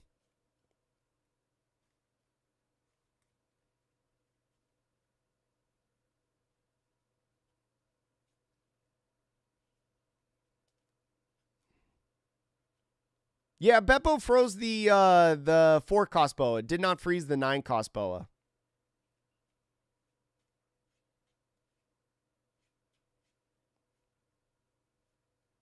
Let's go, nephew. Hey, I love seeing young players play the game. I love it when young players are at the top tables because it's so sick. Because you got to imagine, right? Like, I'm fortunate enough I don't have to do schoolwork. I don't have to be at school at 8 hours a day. I can think about One Piece 8 hours a day. You know, I don't have parents telling me that I can't stay up until 1 a.m. with you guys watching these championships. I'm sure he has limited... Ooh, the pack art chat for 15. Yeah, it was really smart to leave the 1 Dawn up. What are the casters saying? They're probably... I don't know exactly. Right now they're talking about OP14. But I don't know exactly because I don't know Japanese. I know only the most minuscule amount of Japanese. Chad, here's the new Luffy leader. How many rounds left? There should be 4 rounds left. Chad, we just finished top 32. And if you're watching the VOD of the videos that I post individually, that is going to be the end of that round. Thank you so much for watching. You live streamers are stuck here forever.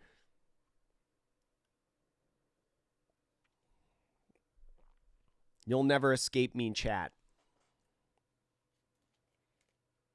Chat, let me see.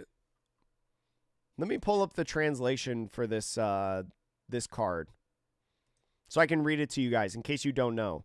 Chat, this Luffy leader has an ongoing effect that says when one of your Sky Island type characters with an original power of 6,000 or greater would be removed from the field of play by your opponents, you may instead place the top card of your life into your hand.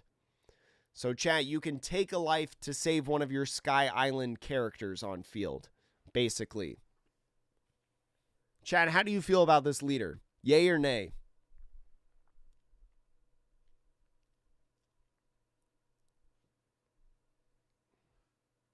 Yeah, it's kind of wild that there's 2 mono yellow Luffy leaders that have come out in the last couple months.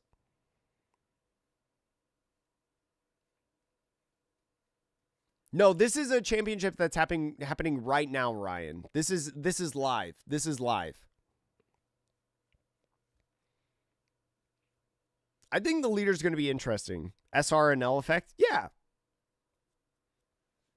Chat, real quick, because if you can't tell, my voice is deteriorating a little bit. I'm still recovering from like a sickness. It's not really a sickness. It's more of just me losing my voice suddenly last week. And I'm still trying to get it back. I'm going to real quick before the next round starts, the top 16 round, I'm going to throw it on an advertisement. I'll give you guys this music, right, while I'm away. But I'm going to throw it on an advertisement so then you guys don't see it in the middle of the round. So, chat, I am going to be right back after I switch this video, actually.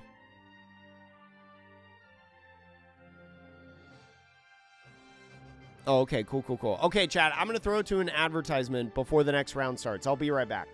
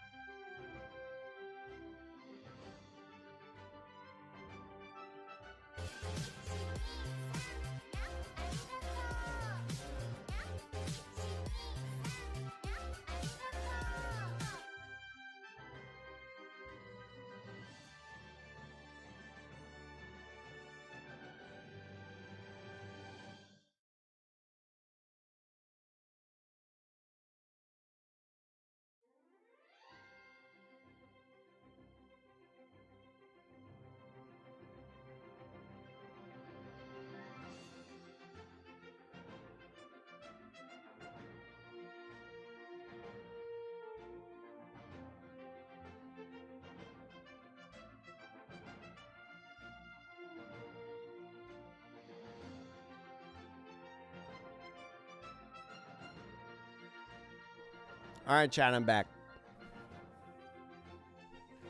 Yo, Luffy TV, what's good? Chatters, I'm sorry that I missed you guys on the raid. I hope everybody's having a good day today. Thank you so much for coming in. If you do not know, my name is Jake, or Atrocious Jake, or Atrocious TCG. You may know me on YouTube. We are watching the Japan Season 2 Area Finals right now. We just watched the top 16 round. And so now we're getting into, we just watched the top 32 round, and now we're getting into the top 16. I hope you're all having a good day. Luffy, I hope your games were good. Saw, dude.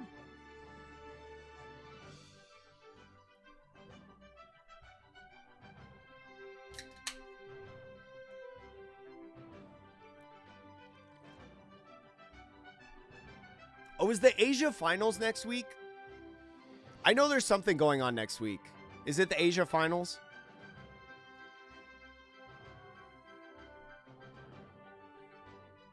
When is Emu getting support? For anyone who does not know, if you just came in from Luffy TV's raid over on Twitch, the top 32, there was a top 32 cut of this tournament, and 16 of them were Dracula Mihawk. 16! Let me pull up my Twitter to show you guys. Also, go follow me on Twitter, Atrocious Jake. Selfless plug. Or selfish plug. Can you guys see this? Yeah, you guys can see this. Top cut. This is the top cut right here of the championship that we're watching. Top 32. We don't know top 16 yet, but top 32. 16 Dracula Mihawks. 5 Boas, 4 Emus, 3 Ace, 2 UPs, 1 Sabo, 1 UP. And Dracula Mihawk was 34% of the overall meta of this tournament. Absolutely crazy, in my opinion. Did not think Dracula Mihawk would put up those numbers. Yo, what up, Eric, my goat? How are you today? Oh, Eric, look what I got for my pack per win at People's today. Look at that. I don't have a regular R1, but I have an alternate now.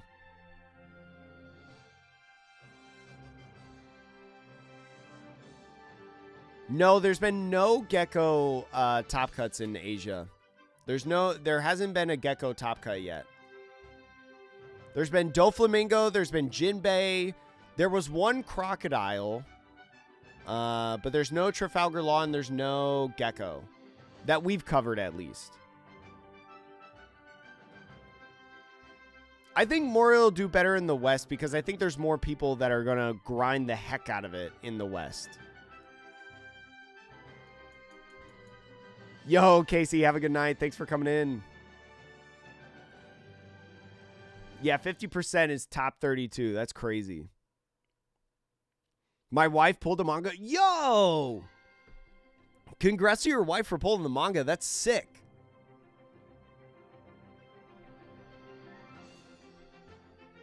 I did sleeve it. What are you talking about?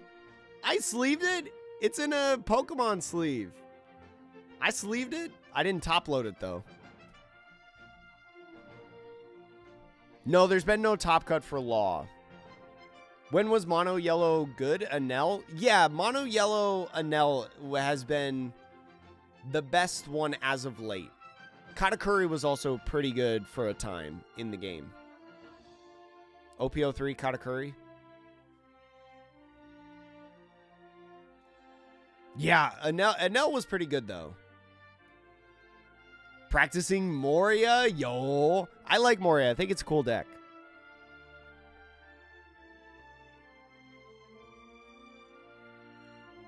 Yeah, we've covered the last two finals on the channel. I remember the Green Uta video, chat. For anyone who does not know my lore as a YouTuber, actually, let me pull it up over here first so that I don't like dox myself or leak anything that I have going on. Okay. My video with Uta, when we covered the Uta winning the Japan finals, that video, chat, has over 100,000 views. Is there like, and this was over a year ago. I had like less than 2,000 subscribers.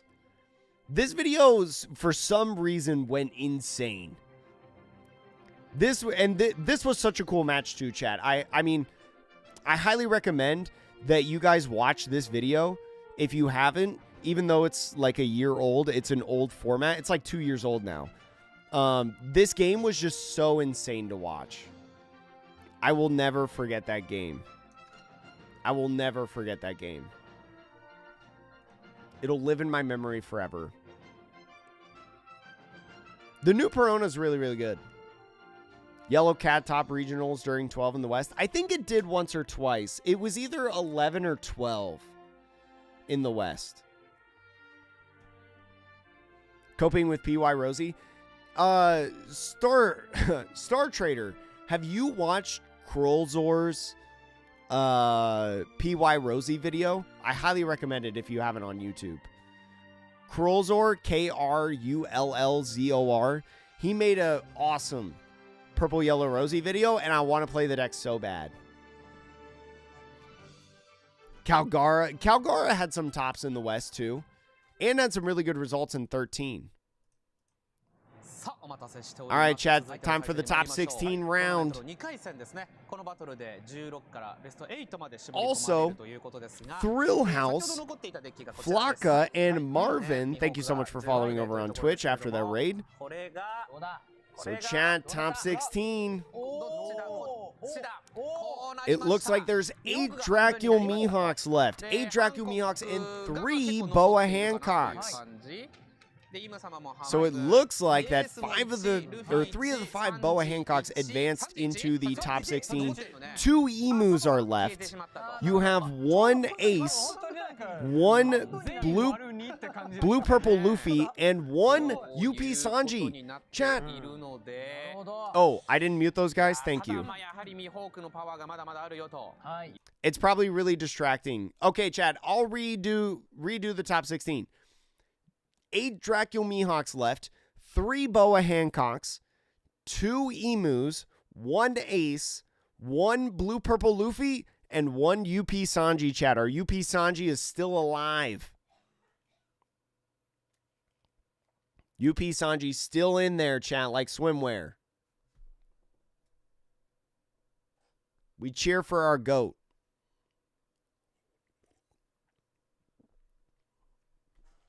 Yeah, the new Rosinante Law card is so good. It's so good. It's such a cool card in the deck. Yeah, unfortunately, Sabo did not make it through top 32. Unfortunately. But we've got some cool stuff. Are you going to stream the finals in Mexico City next weekend? I don't know. It's a little interesting with Western regionals. I might, if they do it in Spanish purely, I might ask permission from the team to do it in English. Like after the fact. It probably wouldn't be live. It would probably be like a day or two afterwards. But I would only do that. I would only ask if I could do that if they streamed it in Spanish. Because I know one time we did the Brazilian championships, and they had only streamed it in Portuguese. And the Brazilian team loved it. I remember everybody was in chat. It felt like all of Brazil was in chat, but they were super nice. They were super respectful. They were just super happy that we were covering the event. So if Mexico City has only a Spanish stream, I will ask I'll ask the staff if I'm allowed to. But for Western regionals, it's a little bit different. Yeah, 8 Dracula Mihawks in the top 16, yeah. There were 16 that entered in the top 32, and only 8 of them remain. Thoughts on the 6-cost Rosie and Purple Dofi? I don't know. I mean, I haven't tested it, but here's my thinking.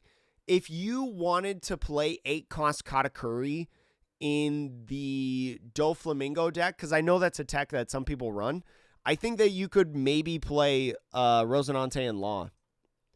So now, chat, we're going to be watching one of the emus in here. I know a lot of people tired of seeing Emu. Emu did get nerfed a little bit in OP14, not necessarily because a card got banned or anything like that, but the meta just shifted to it being more hostile against Emu. But Emu, still a very good deck, still a popular deck, still a formidable one in general. And we'll see who he goes up against. It's going to be Sanji.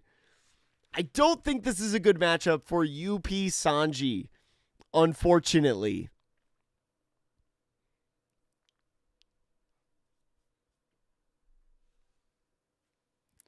But chat, it's our Lord and Savior, UP Sanji. Now, EBO4 is not legal for this tournament, chat, so there's not going to be a Charlotte Pudding, no Terra Costa. But the EBO3 Reiju is legal in this deck.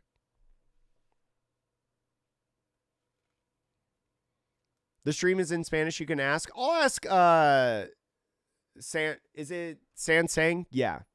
Sansang. Chat, we believe. We believe, chat. Chat, I've seen miracles on this channel before. You have to cheer for Sanji with all your might.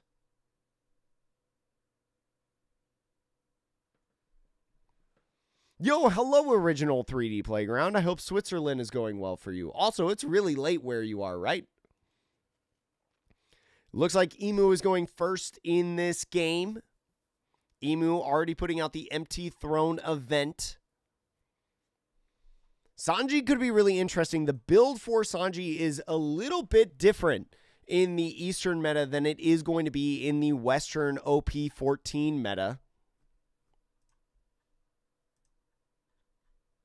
So it's going to be interesting to see if any of those differences come up within this game. Looks like Emu has a pretty okay start, right? You've got a Saturn in your hand, a couple Warcury blockers as well, 10 cost Elders, and an Equilibrium. You'd probably want a little bit more earlier stuff, right? Like a Shalria or a Searcher event in the hand. I think the Emu player mulliganing into this hand. But you've got a Saturn at least, and Saturn can turn it around as well as your leader effect. There's not really any trash building in this hand, though. The Sanji has a little bit of events going on right now. You got Luffy will be king of the pirates. You have Conquacer, I believe it's called, the 1-cost blue event, a Divine Departure in the hand, as well as Gum Gum Giant and Gravity Blade Raging Tiger. Gravity Blade Raging Tiger will not be needed in this matchup, right? Unless Emu cannot build up the trash to gain their protection effects.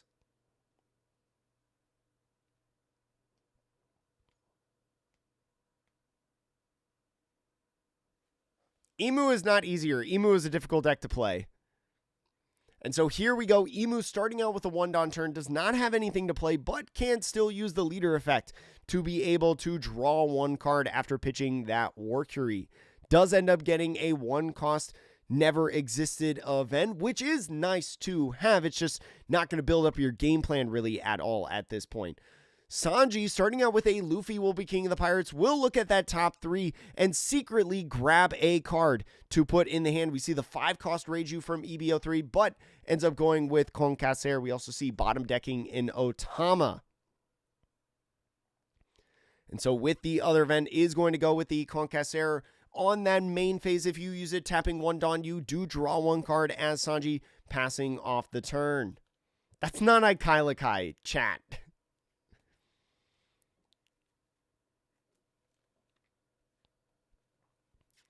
And so now Emu going into his 3-Don turn. Still can't play that Saturn, right? But does find a Nuzjuro and a Ground Death. So the hand starting to come together a little bit slowly but surely, but is not really going to do anything on this turn besides swing in 7,000 power at lead. Sanji going to be able to take it and trigger a Let's Crash This Wedding. Going to be nice to search that top 5 for another piece. You'll love free searches in this deck. Is going to go ahead and grab the 3-cost Sanji. 3-cost Sanji going to be a nice card to have. Sanji does have that protection effect, where he's going to be able to Dawn minus any time Sanji would be removed by an effect like Marcus Mars. So he's going to go ahead, play that down, and now use leader effect, playing out an event like Boof Burst for just Dawn minus 1. And so with 6 cards in hand, Boof Burst is going to be able to draw 2 cards, adding up some cards in the hand for the Sanji. Does still have 1 Dawn left open. We see another Giant in the hand and a 5k swing coming in. Because of doing Dawn minus, equal in Dawn to the Emu, so is going to go ahead and ramp 1 Dawn. Getting this trigger is actually huge for the Emu, right? Not only does he find Marcus Mars on this search, he builds up the trash a little bit more. Now 5 cards in the trash.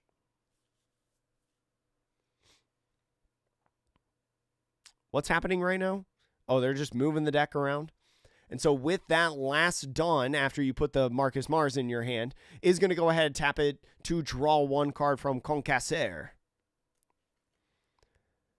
So now Sanji sitting with 4 or 5 events in trash. I should be keeping track with a pen and paper of how many events Sanji has in the trash, because other effects can activate if Sanji has enough in trash.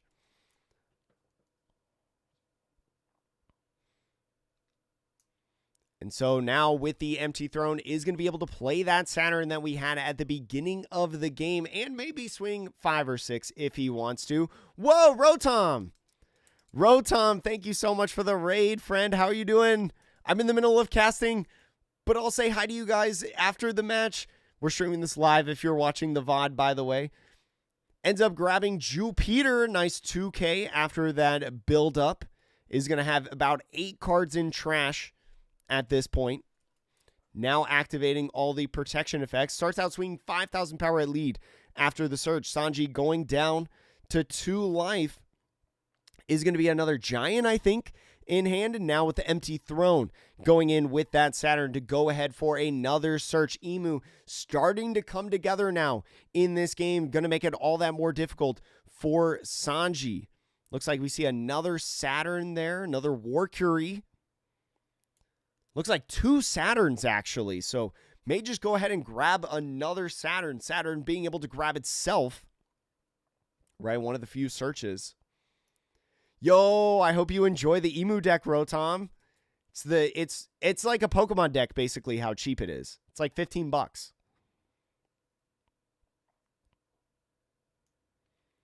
And so is going to grab that Saturn. Sanji not really having any counter cards in his hand. No 1Ks or 2Ks, just counter events. And now going into his next turn, we'll see what Sanji does. Does have a 1-drop pudding if he wants to go search for a Sanji or an event. Could try to find another 3 cost on this turn. So is going to go with a Sanji, or with the pudding, it looks like. Pudding going to be able to search in that top 4, I believe. Does find a Kaya in there, but no Sanji. Ends up finding another Gravity Blade Raging Tiger. Not going to help him in this matchup. The Elders having protection effects counter the 7-cost event. So now tapping 1 for another Concassera. That's the 3rd one so far. Is going to be the 6th event for the Sanji in the trash.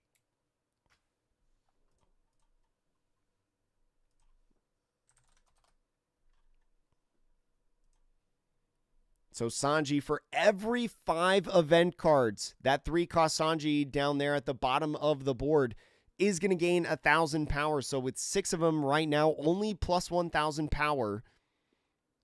So now using leader effect is going to go ahead, use another Concassera. So that's all 4 of them now that he's utilized. 7 events in the trash and 4 extra cards drawn. The 5,000 power swing going to re-ramp that Dawn using a Warcury 1K.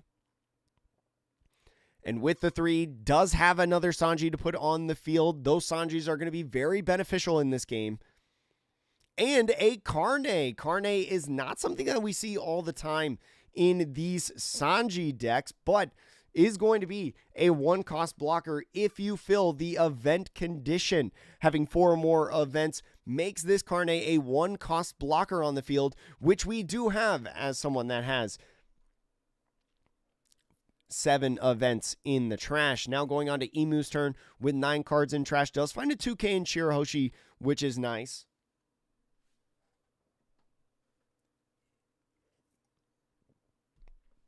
Gazer Beam. What's up, Gazer Beam? Thank you so much for the 50 bits. How you doing, friend? Diamond and Pearl. Diamonds and Pearls in the One Piece treasure? Is that what you're talking about? I don't know what you're talking about in Pokemon. I'm a One Piece guy. Hope you're doing well, my friend. It's good to see you. Thank you so much for everyone coming in on the raid.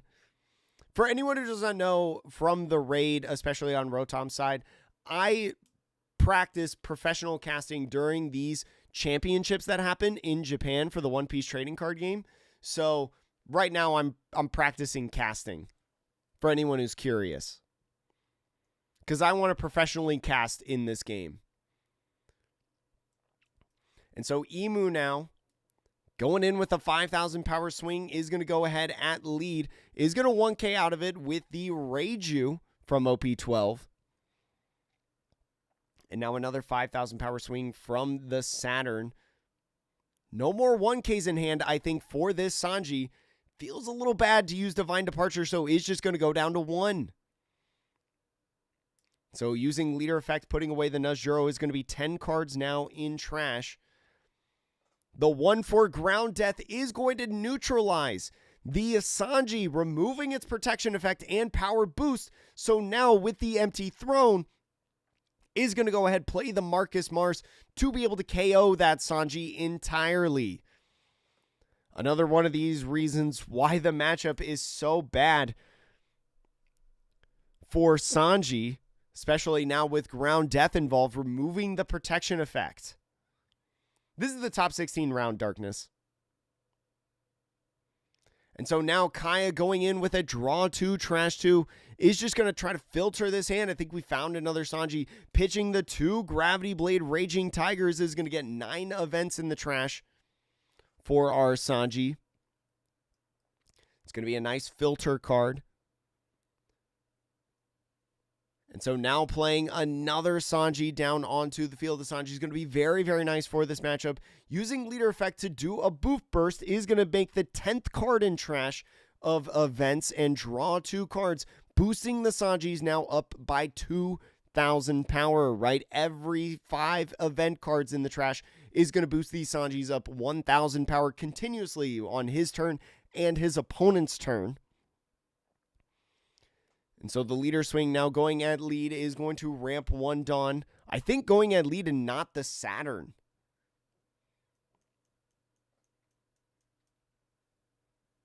So is thinking about countering with the Shirahoshi in hand, is going to do exactly that. Another card for Emu in the trash. At about 13, I think, for Emu. Remember, with 19, his leader will gain plus 1,000 power during his turn. So Sanji now swings 7,000 power. Going to use 1 for the never existed event because that swing was never there. Plus 4,000 for the Emu is going to get out of the attack.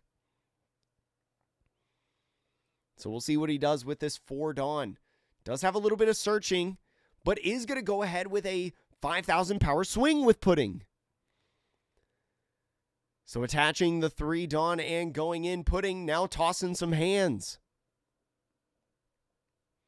Yo, what's up, Prohibit? Oh, yeah, Star Trader. I love Rosinante. I actually still have it built right now in 13. I haven't changed it for 14, but I have it built for OP13. I love blue-green Rosinante. It's one of my favorite decks of all time. But now I want to play purple-yellow Rosinante a little bit. Well, as like a secondary deck. I'm not going to play for Nationals, but countering out with a 1K there is going to be the 15th card in trash for this Emu, and then passing off the turn. Getting out of that Pudding swing. Leaving 1 Dawn up, right? Has some Gum Gum Giants in hand. Could definitely utilize. Still not at 10 Dawn yet. I think at 9 Dawn in total right now. Is thinking about playing the Jupiter maybe off of the empty throne to boost up stuff like Saturn to 7,000 power. Only has 3 cards in hand, though. There is a potential situation as the Emu that if you can't get rid of these Sanjis with only few cards in hand and not too many blockers right now, you may be able to get, you may lose some life pretty quickly. So using the empty throne and putting out the Jupiter is going to boost up the Saturn and Marcus Mars to 7,000 power because he fulfills the Jupiter condition of 2,000 power base addition to his 5 Elders. And now the 7,000 power swing going in. It looks like it's going in at lead is going to be a trigger. Another Let's Crash the Wedding, taking the life pretty early despite having a blocker.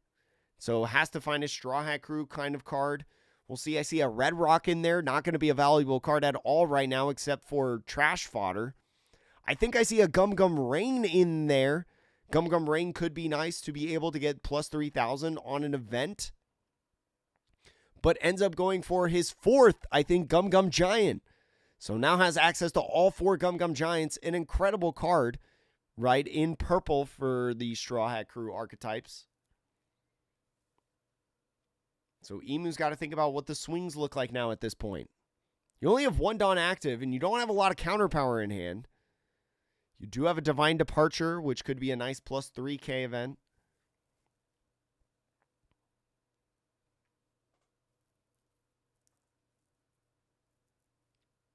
So thinking about what he wants to do. I wonder if he's thinking about playing this Shalria. Although if you play the Shalria, what are you getting that wouldn't just be trashed anyways because you have a 10 cost in hand? Or maybe he's thinking about if he wants to swing this Marcus Mars. Right? He does have a very low hand size. So would probably be taking a lot of swings at face in the next turn. He is going with the Shalria. Shalria is going to build up the trash a little bit more. 18 cards. Does find another Saturn. But does have to trash one in hand after that Shalria. Is he going to trash the 10 cost? He can only... Oh, he's going to trash that Saturn that he just got and then use leader effect on the Shalria to draw one card. Basically just using the Shalria to get him to 19. So now the empty throne is going to boost his leader. So now attaching one Dawn is going to be a 7,000 power swing. And is going to leader. Is going to go ahead and use Divine Departure, getting rid of the Gum Gum Jet Culverin to go up to 8,000 power. Going to be a nice efficient counter. So 4 Dawn left active. Is just going to pass off the turn, not swinging this Marcus Mars. A lot of Giants in the hand for the Sanji player. That should be as well 12 events, I think, in the trash. Or 13, actually, because we have the trigger for the Sanji at this point. Does need 2 more events to get plus 1,000 power on these Sanjis. Does still have that 1-drop blocker in hand, which could be popped by a Marcus Mars. So let's crash the wedding. Is going to go ahead and look at that top 5 for a Straw Hat Crew kind of card. See what he grabs. Looks like another Sanji. Might go ahead and just play this Sanji down onto the field and then use his leader effect. So I think 14 events in the trash for the Sanji. Does have a boof burst, so could draw some cards if he wanted to. So Sanji coming in, has plenty of Dawn. Is going to use his leader effect to use that boof burst. Again, the 15th card in the trash, or the 15th event in the trash, I believe. See what he draws. Does have a Reiju and a Carne.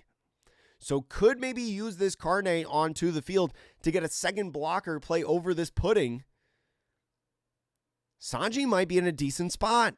Countering out of that 5K swing with the Shalria in hand. Not giving up anything at this point.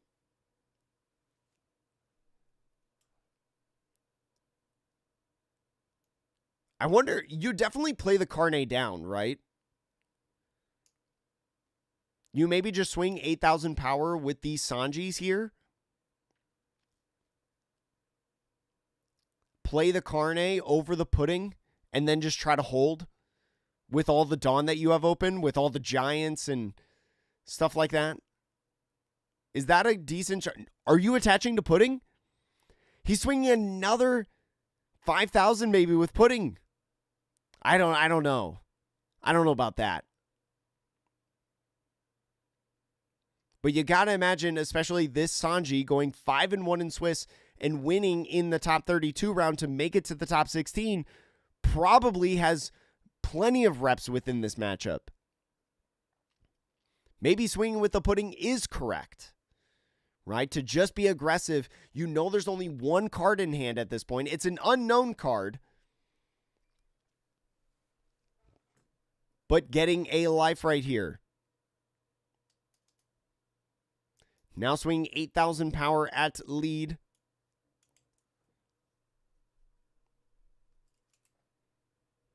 $8,000 power now is going to have to block or take a life. Does not have the counter to get out of this. And this is the tricky part about Sanji in this point of the game when you're so low hand size as Emu. And so is going to take the life right here. Is going to be an equilibrium event, which is nice. But the last swing going to be a block. Emu over 20 cards in the trash now.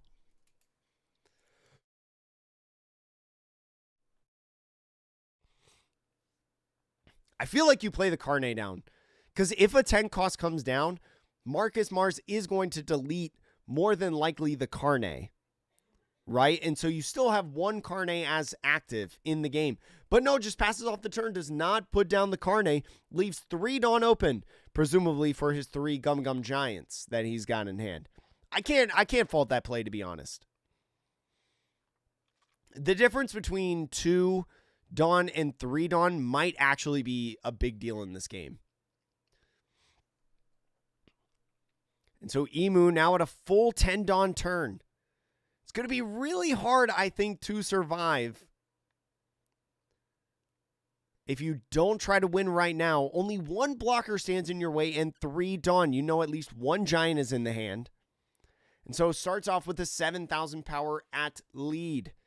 Is going to go ahead with the first Gum Gum Giant.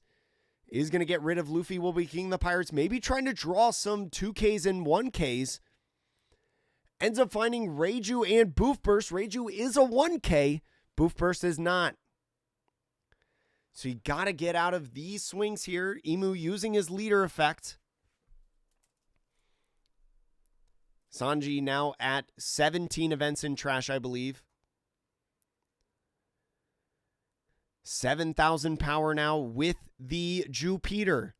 Is going to block with Carne. On that one, not revealing anything. Maybe trying to get him to go all in. And so with the empty throne is going to get the 10 cost elders. 10 cost elders is going to be able to play out the 5 elders. 2 blockers. Pitching the Marcus Mars. Bringing out the 5 elders. You do get a search with the Saturn. But especially because you already blocked with the Carne on the Jupiter swing. That means that Marcus Mars is not going to be able to pop the Carne now. You got the value out of Carne on the block. This is a fascinating game right now, chat.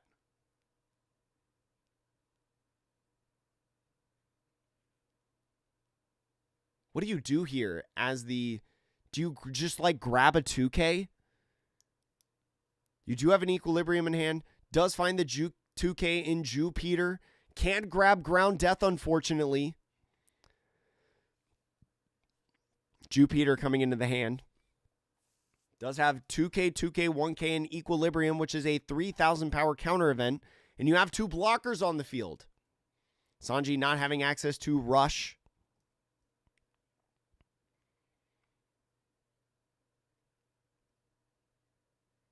How much Dawn do you leave open right now? How much do you commit to not only the Emu, but the Nuzjuro? Nuzjuro going to be going in a 10,000 power swing. And the 10,000 power swing is going to go at lead, I believe, and -1 of the Sanjis. And so now the Gum Gum Giant is going to go in, trash the Boof Burst. That's 2 more events in the trash, 19 events in the trash for the Emu, and he can give up a 1K. Or wait, that was a 9,000 power swing from Nuzjuro. My bad, Chad, my bad. That was 9,000 power from Nuzjuro. So a Gum Gum Giant and a 1K went to 10,000 power to get out of that swing. That's my bad. I thought he attached 3 Dawn at first. He only attached 2.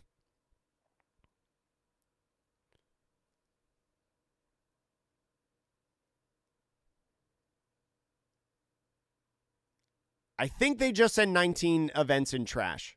Oh, no, they have 20? Oh, wait, no. That's the -2,000 power from the judge.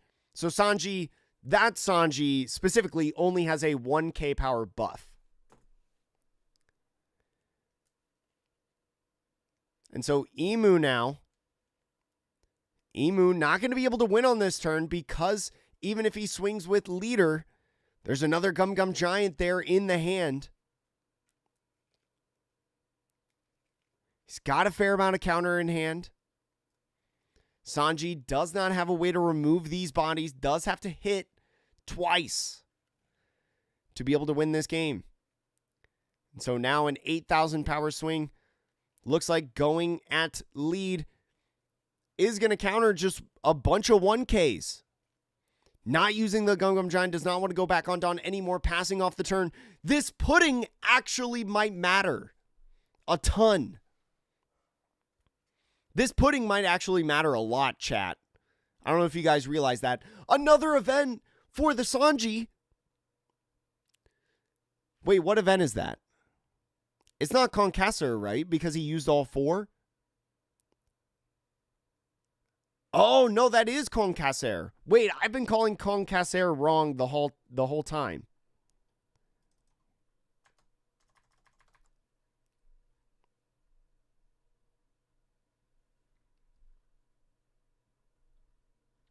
Trying to frantically pull up the 2 different events. Oh, wait, no. Concassar is the 1-cost event. Brochette Blow is the 3-cost event. That's what the name is. Brochette Blow coming into the hand. That could actually be interesting to utilize. Is just going to go with a 5,000 power swing?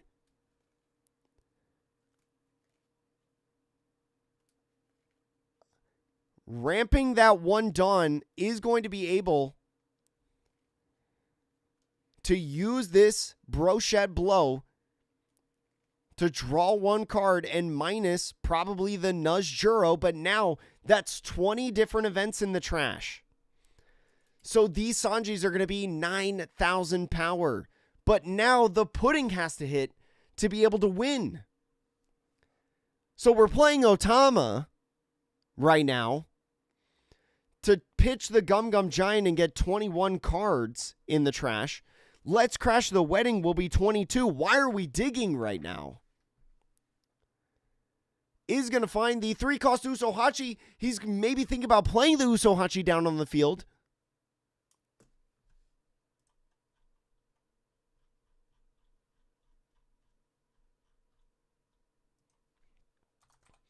Usohachi. Sanji is at a Dawn, so he would be able to rest a 5-cost or less, which could be the War Curie. Oh, he can't play Terracosta. Terracosta is EBO4. That's not in this set. EBO4 is not released yet in Japan, chat.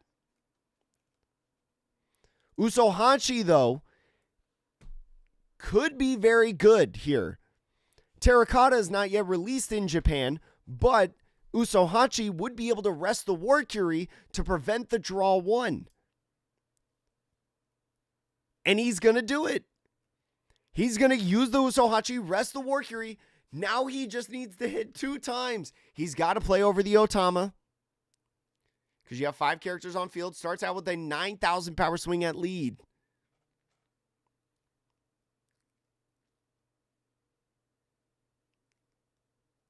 The counter's a little bit difficult in the hand for the Emu because the Equilibrium is only +3.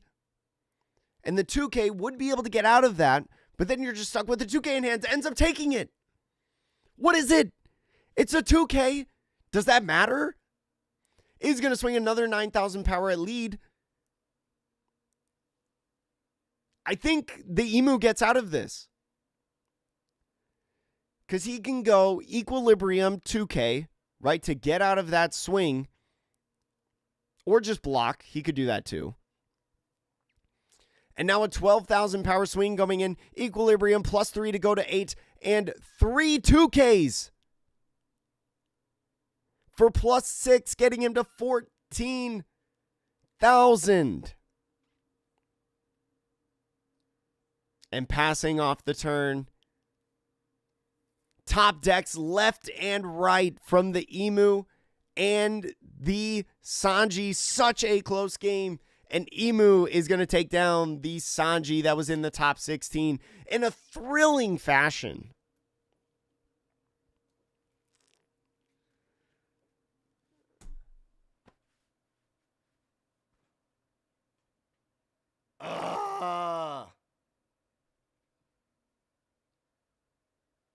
What a crazy game, chat.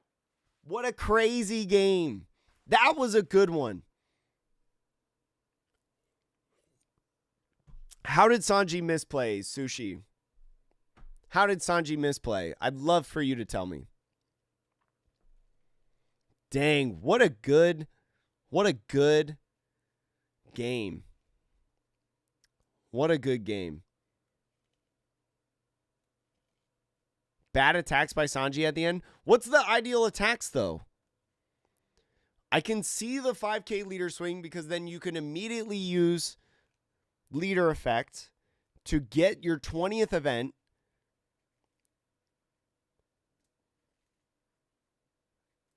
But I think, I don't know, is attacking with the attaching it to the Sanji, I don't know if there's a difference. But did Usohachi lose him the game? I don't know about that. I mean, he was able to prevent an extra draw in the hand from the Workery.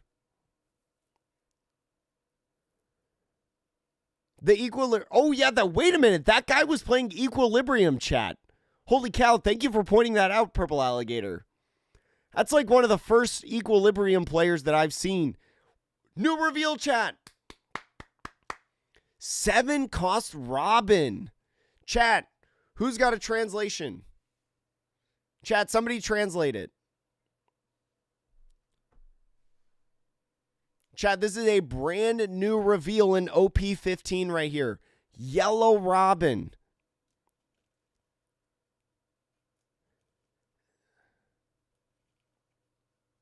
It's Sky Island and Straw Hat Crew, right? This Robin looks nice.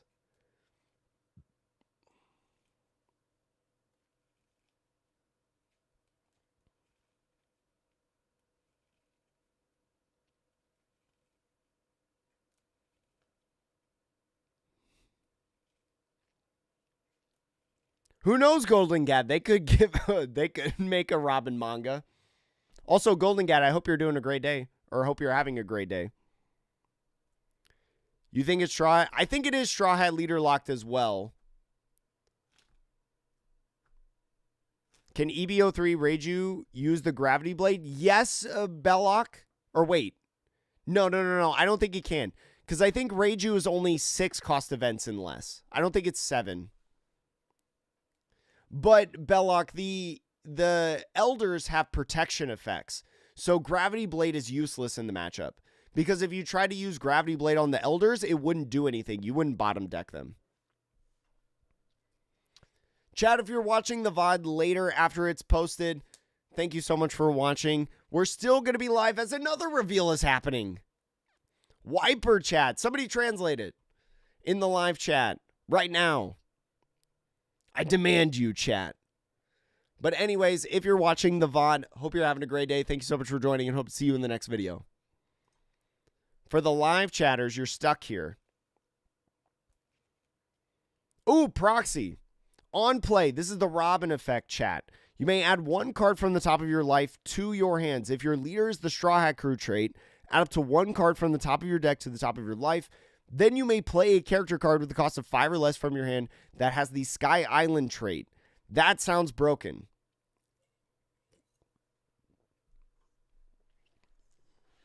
SR Wiper manga, chat. Wiper manga. You heard it here first.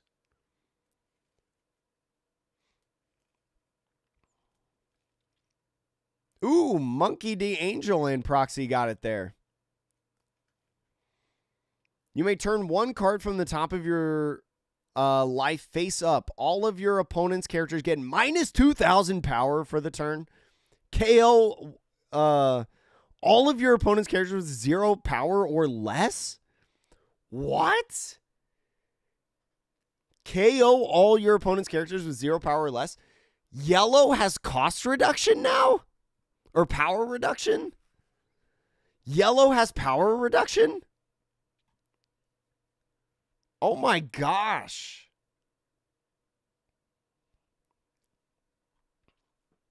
Oh, also his activate main is giving a Rested Dawn to one of your characters if your leader has the Sky Island trait.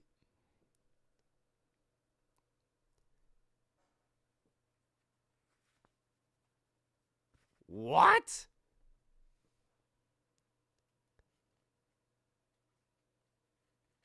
I mean, okay, think of the Sky Island stuff.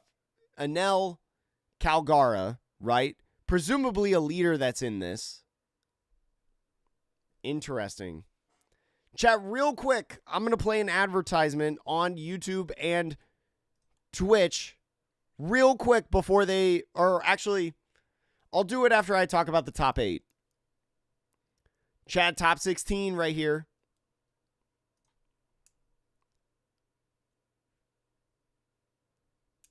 There are 4 Mihawks left, 3 Boas, and our 1 Emu. So, Chad, in our top 8, it's full of Boa and Mihawk. You missed my translation. It's perfect. Trust. 7 cost Robin into Holly. That's kind of crazy. Wait, can it? Oh, yeah, because it's a Sky Island trait that you can cheat out. So you can go Robin into Holly. That's crazy.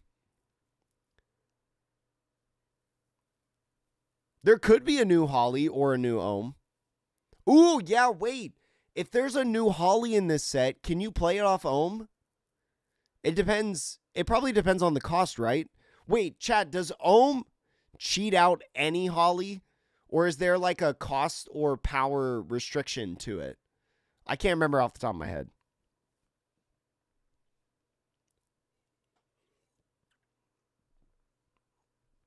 It could be a new Robin leader in this set.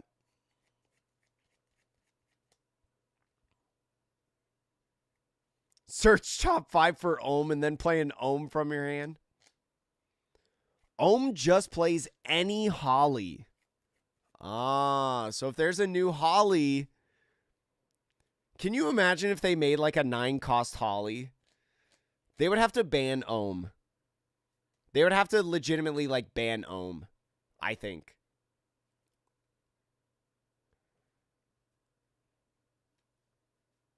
No cost. If I had a nickel for every 7-cost Robin acting like a pseudo Gecko Moria, I'd have 2 nickels. Yeah, and it was in the last 2 sets too. OP14 and OP15. Okay, Chad, I'm going to throw an advertisement real quick so then you don't get it in the middle of the match. Twitch, you're safe. Twitch, there's no ad that plays. Also, Decims, Insidious, Roa Noah, and also Jesus. Thank you for following on Twitch. All right, Chad, in the top 8 round, we're going to be watching our Emu. It's Emu against the world right now, and the whole world is Dracula Mihawk and Boa Hancock. We'll see what our Emu's playing against. We've watched several matches through the Hong Kong Championships the last several weeks on the channel against Dracula Mihawk, right?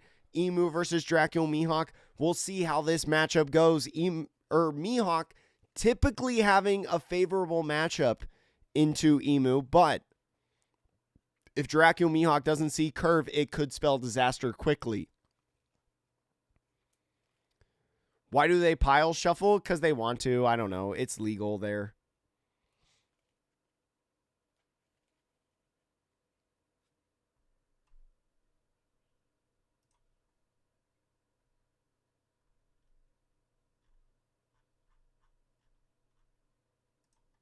Chad, who do you think wins?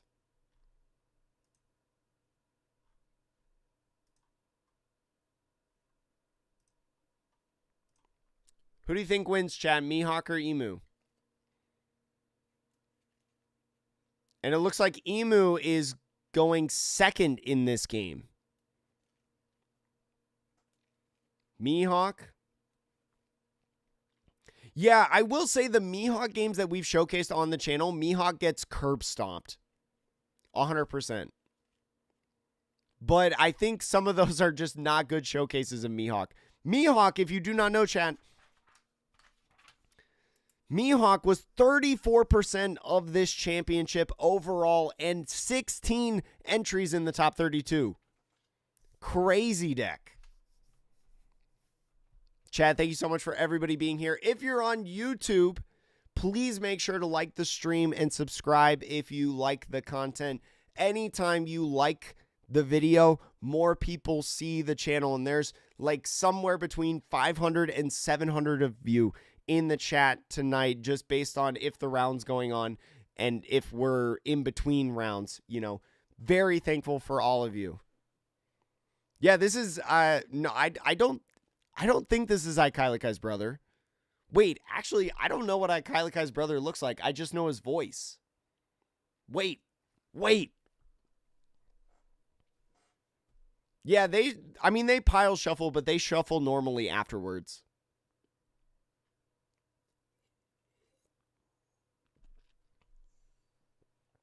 I don't know if it's his brother, but it looks like him. For sure. It does look like him. Has Kai been tweeting? Hold on. I'm going to look at Kai's Twitter. He has not tweeted about his brother playing in the tournament. It's his evil twin, Kai. This is the top 8 round, Woozy. This is the top 8 round. They had an extra round in this tournament today. They did top 32, not top 16. They do look a lot alike. But I feel like Kai would have tweeted if his brother was in top 8 of this championship. All right, Chad, looking at the Dracula Mihawk's hand, we've got 2 Peronas. This was off of the Mulligan. Law and Beppo also in the hand. And on top of that, the Trilithium event. Trilithium, what is it? 3 billion, the billion-fold world Trilithium, or however you pronounce that word. 1 cost event. Up to one of your leaders or characters gains plus 2,000 power during the battle. Then if you have 8 or more rested cards on your field, you gain an additional plus 2,000. So basically a different plus 4K event. The Emu on his Mulligan hand does not look like he has a good hand. He's got Warcury as a blocker and plenty of 2Ks, but no movement at all.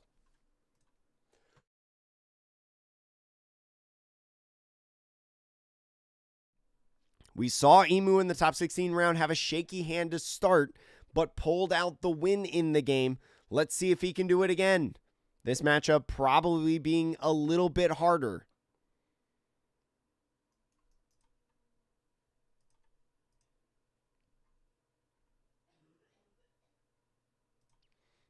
And so Mihawk going first is going to go ahead with that Perona. Search the deck for the top 5. For a slash type character or an event card. Is looking like he's running a Supernova style build, right? We see those 1-cost jewelry Bonnies in the hand. Also sees 4-cost Zoro, but Tashigi going to be a nice card to have. Now going into the Emu's next turn, does not find a card to get. Just another event, so uses leader effect his first card in the trash. Does find a Searcher event. The Searcher event going to be his saving grace in the early stages of the game. Going to get 4 cards in trash. The Mary Joie 2K and Shaoria ends up grabbing the Shaoria. Almost a disastrous search there with 4. But can end the turn with playing the Shaoria out on the field to just search the deck even more at this point.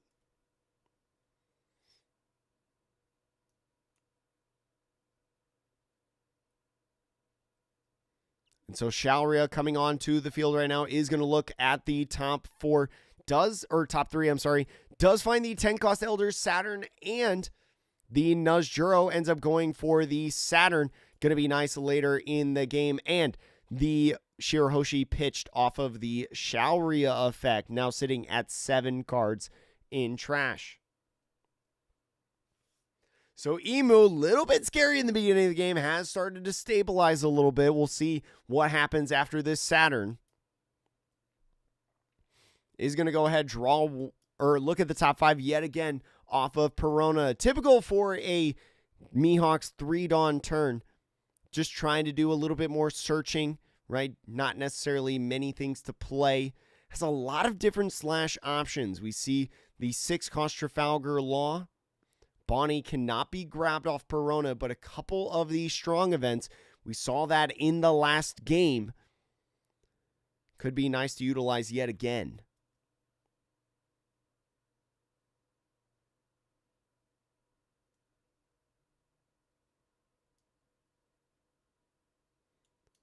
Eli, I think Mihawk is probably one of your better bets in this upcoming format. And so Trafalgar Law coming into the hand now, opting to grab that off the Perona.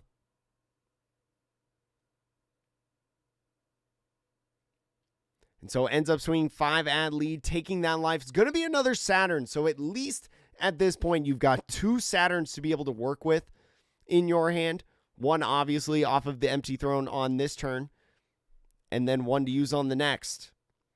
Ends up using his leader effect first. Does find an equilibrium event. Saw him playing that in the last round, a card that many players have taken out of their decks. Ends up taking that life, going down to 4. Another Law and Beppo. He's going to go ahead and use that empty throne for the Saturn. Searching that top 5.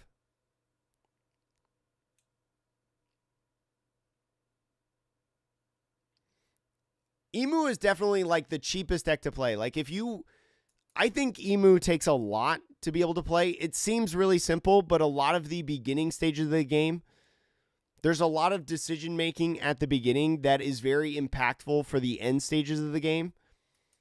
It's the cheapest deck to play, but it takes a lot of time to learn. It takes a lot of reps. So if you're willing to put in the reps, I think it's a fantastic deck to play. I would recommend it to anybody.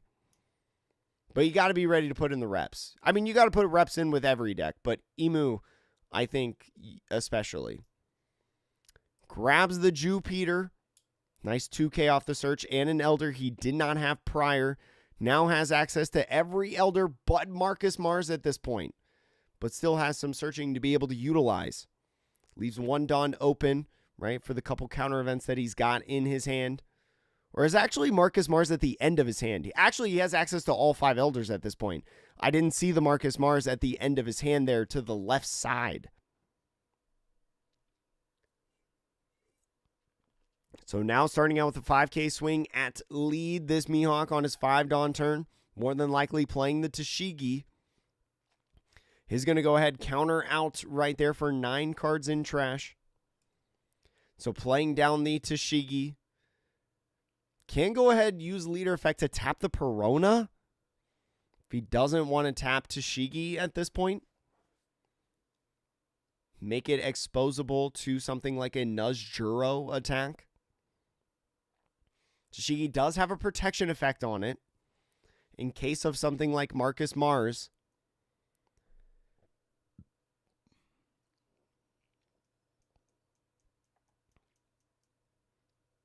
And so is going to go ahead, tap that Perona for his leader effect now that he has a 5 cost on the field.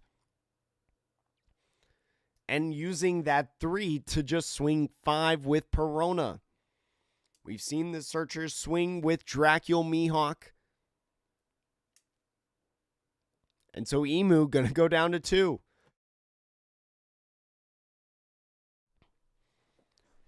Ends up drawing for turn now. Going to his 6 Dawn turn. Does have another Saturn in hand, like I mentioned. But Tashigi, with its protection effect.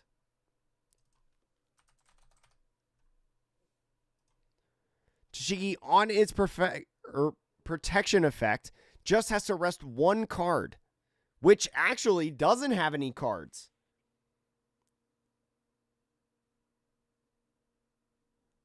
Does not have any cards to rest outside of itself.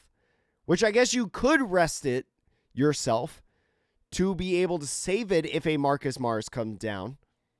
I didn't think about that until right now. And so starts out using Shalria and finds another 2K, just building up the trash with the 2Ks. Gets 2 more cards for 11 and then has to get rid of 1 more because of the Shalria effect.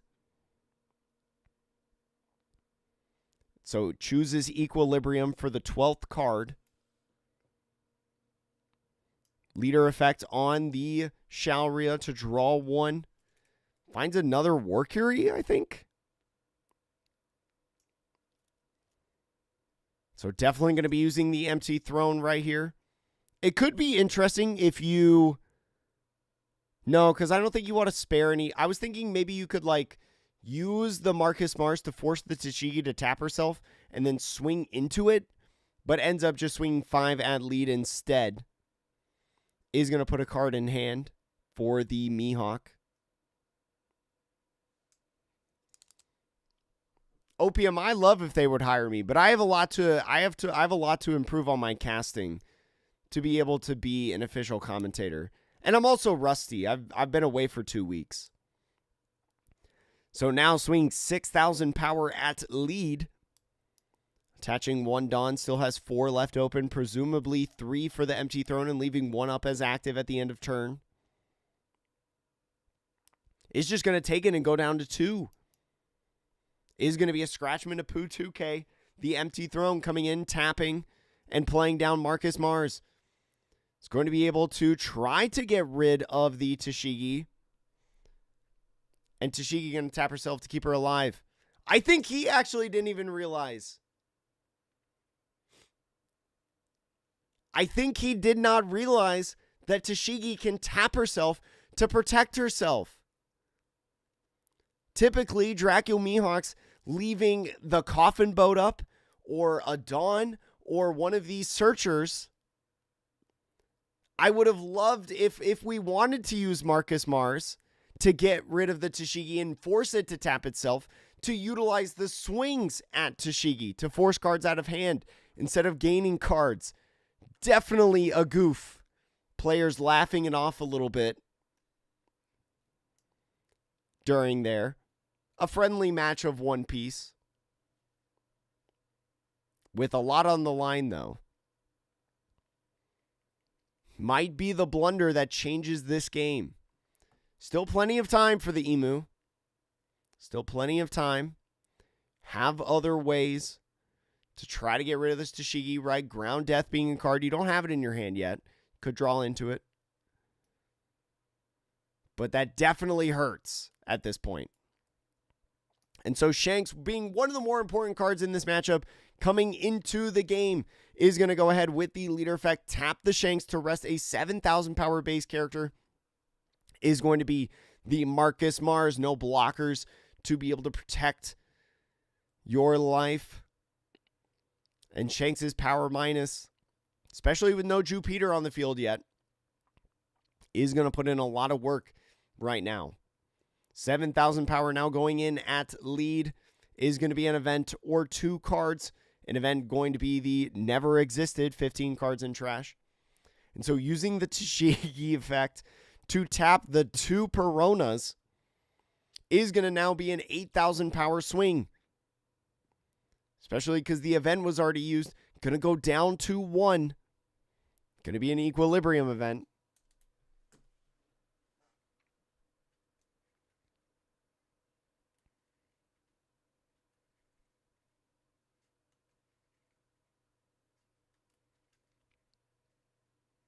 So now the Shanks minus 1,000 power on opponent's side is going to make the Saturn and Marcus Mars 4,000 power unless the Jupiter comes in. You got to think Jupiter's got to be an option to come in so that at least you're swinging 6,000 power.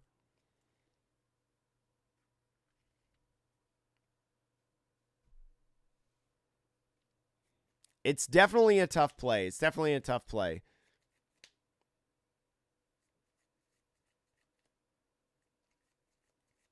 Emu here definitely in a tough spot. But we've seen crazy things, chat. There's plenty of counter in the hand for the Emu. Could leave up some Dawn. Just play out characters one at a time. Find a 10 cost. Got one in hand already. I wonder if he's thinking about playing Jupiter and Saturn on this turn.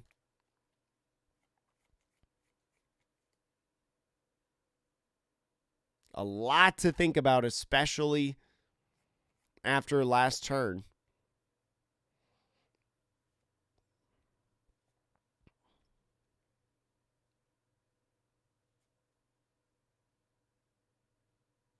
I think he's trying to think about the different swings that the Mihawk will have in the next. Oh.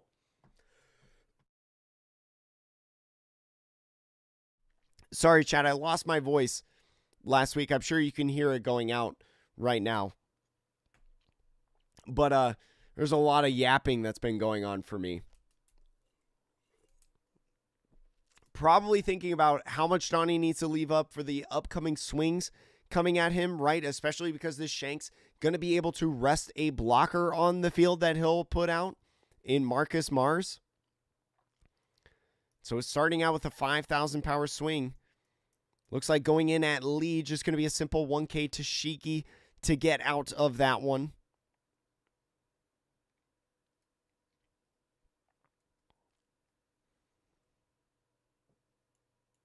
Still got plenty of time within this game. Chat, 16 minutes. Plenty of time in one piece. Empty Throne going to be coming down for that Jupiter. Like I mentioned, going to buff the base power to these 5 Elders to 7,000 power. And so the minus of Shanks is going to make them 6,000 each. So now you don't really have to invest Dawn if you don't want to. But is going to at least invest 1 and swing 7,000 power to leader. 1 Dawn left open. We see the Trilithium event. Definitely 8 cards rested at this point. So would get a plus 4,000 power boost if he wanted. But outside of that, actually does not have a ton of counter. Has a 1K in the Bonnie, a 2K in the Scratchman of Pooh, and may try to get this Emu to go in for game a little bit. Another Trilithium event.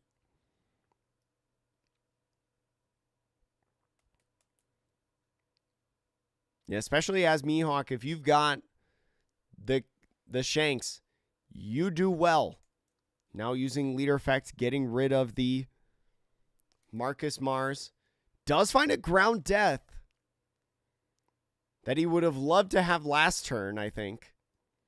But is going to attach 1 Dawn, now swing 7. Since Shanks, when he becomes rested, can rest a 7,000 power or less, is going to be able to get through him anyways. Might as well swing.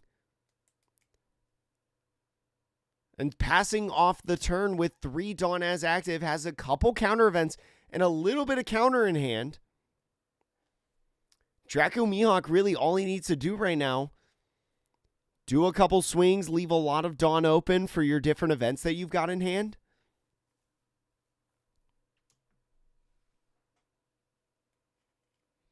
Yeah, Mihawk taking very aggressively this game, but also has a lot of non-counter if you don't have Dawn for your different events. Maybe going in potentially and playing something like Trafalgar Law. Could Shambles get another search? Can't play Law and Beppo yet, but goes ahead, swings 9,000 power at lead with the Shanks resting the 5,000 base power Jupiter. Again, one of the reasons why I think it was good to just swing with the blocker Marcus Mars. 9,000 power is going to have to command 2 cards out of the Emu's hand, right? An event like Never Existed and also a counter card is possible. You've got that Saturn in hand that you didn't play last turn.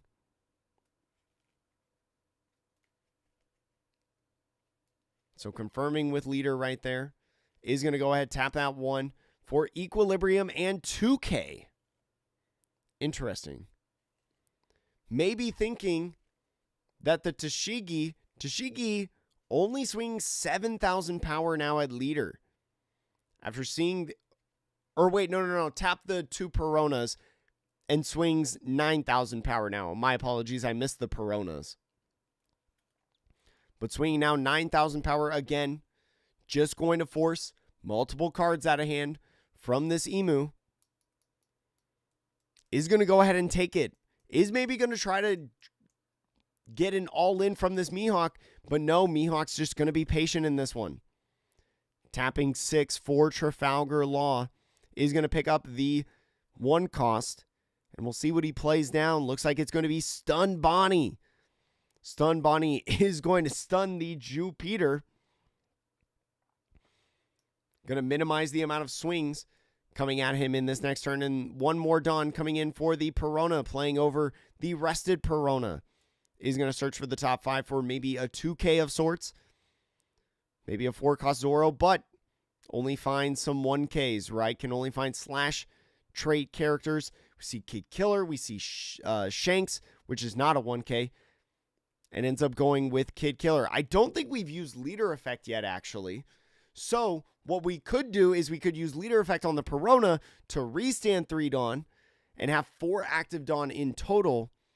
Maybe utilize the Kid Killer to do some searching and leave 2 Dawn open. Countering out 1K from the Saturn is just going to go ahead, utilize the 1-cost event that we saw earlier in this tournament. I forgot the name once again, but I know that it starts with strong. I know you're strong, so I'll go all out from the very start. Is such a nice event, right? If you tap 2 other Dawn cards, you can stun 2 7-costs or less on the field. So Emu now only having 1 swing. The Nuzjuro might be able to get him the win if, well, not even then, because of the Trafalgar Law now being a blocker. Oh, yeah, you couldn't use Kid Killer after the leader effect. My bad, chat. My bad. Again, rusty. Good call, Koigi.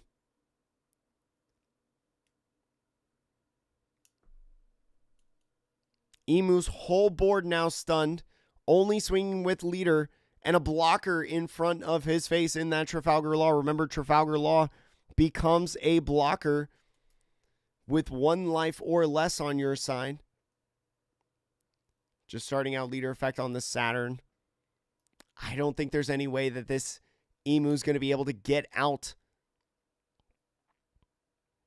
at least on this turn. Could go ahead and use the 10-cost Elders effect and is going to do exactly that. Just put out the 10-cost Elders, get your blockers out right in Warcury and Saturn. Does have to trash the card, though. A great play from the Mihawk, actually. I didn't even think about the 1-cost event.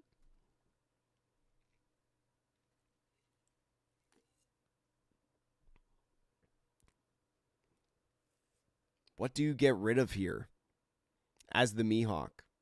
Or as the Emu? Looks like going for Nuzjuro. Technically, chat, if you do not know how this interaction works, the 10-cost Elder will trash all the characters on your side of the field, right? So technically, the Jupiter and the Marcus Mars going to the trash, and then the 10-cost Elder brings them back onto the field. Which is why they just restood as active, just cutting corners a little bit.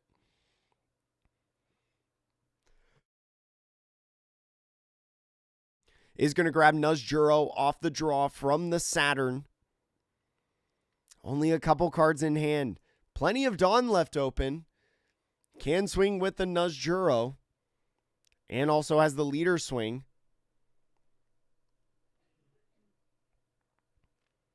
But can't go in for lethal at this point. There was a Black Croc Watermelon that did get top 16 in one of the championships, but he lost in top 16. So with the Marcus Mars is going to go ahead and get rid of that Bonnie, especially getting rid of that body. That's 1 less swing that you have to worry about.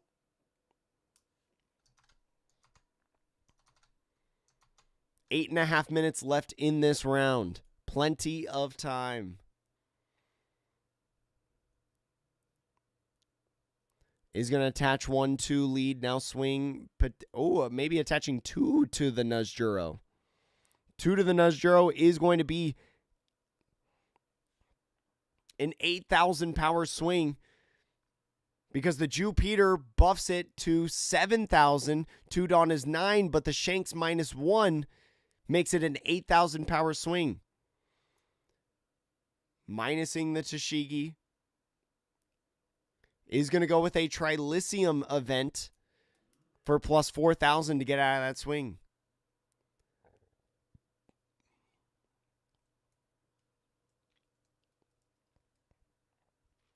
I think was swinging at the Tashigi. So it looks like Emu now, 19 cards in trash. 5, 10, 15, 20. 20 cards in trash in total. So does get that plus 1,000. Matches the Tashigi. You can only swing one more time with the Emu. So, do you commit Dawn? It's just going to go 6,000 power at the Tashigi. Only going to be 1K. You know he's got a 2K from the Scratchman of Pooh. Or no. You don't know that he has the Scratchman of Pooh in hand. You just know that he has the Kid Killer. So is going to utilize the Tashigi to counter out there. Now is going to have these 4 cards. Law and Beppo is going to... Law and Beppo and Shanks in combination would rest both of the blockers. You wouldn't get any value of those on this turn. You would need to swing Shanks first. Or no. Nuzjuro swung. So you can play Law and Beppo first. You play Law and Beppo.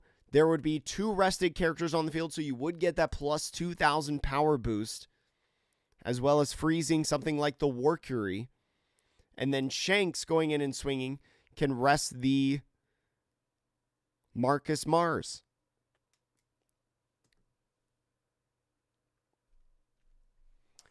When time ends, they'll go to overtime, which they'll have 3 extra turns, which I don't think this game would go... I don't think this game needs turns. Yeah, if they hit overtime, whoever's turn it is at that point is turn 0. Or no, they get, is it just turn 1, 0 and 1 actually, chat?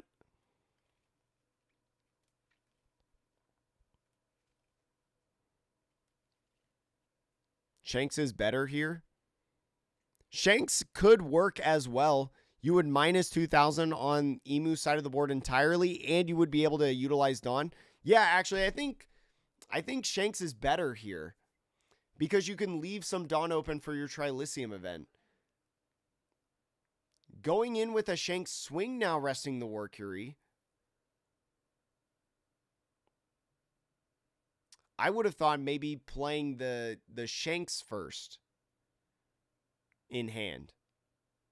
A 9,000 power swing is going to go. Never existed, and also some counter. So is going to over counter a little bit with the Jupiter.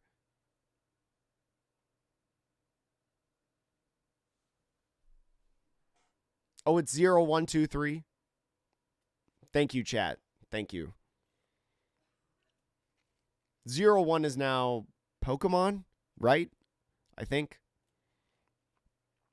Is going to go in now with the Law and Beppo. I think you should have done the Law and Beppo before, but it works. You can still leave some Dawn open if you use your leader effect on Law and Beppo, but actually chooses to freeze the Nuzjuro. So now with the Law and Beppo restanding 3. Is going to go in now with the 7,000 power swing. Marcus Mars still could block if he wanted to.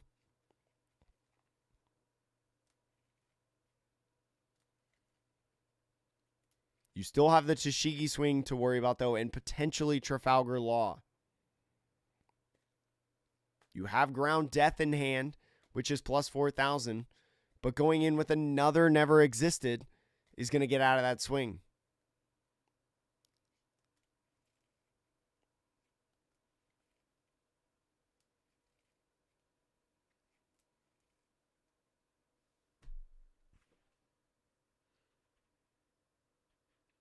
He's going to use the Tashigi effect to rest Perona and 1 Dawn to make it an 8,000 power character. So now he can go 8-8 at most, which Ground Death now prevents him from winning the game. I would have maybe, I don't know. I think if I was the Emu, I might have actually, would I have blocked there? Because if I block there, then maybe it baits him into swinging this Trafalgar Law, which you can get out of with Ground Death.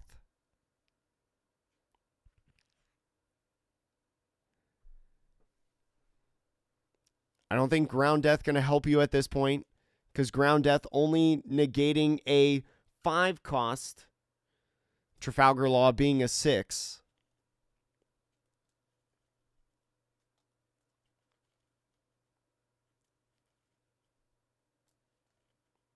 So what I mean by 0, 1, 2, 3 chat is the active player who its turn it is when they're in overtime using leader effect on the Nudge Juro to draw 1 card. That player is turn 0. Then the next turn, the next player would be turn 1. Coming back to you would be turn 2. And then turn 3 would be your opponent. You each essentially get 2 turns in overtime. And then after that, the game is over. And so now, attaching 2 is going to swing 9,000 power, 8,000 power at lead.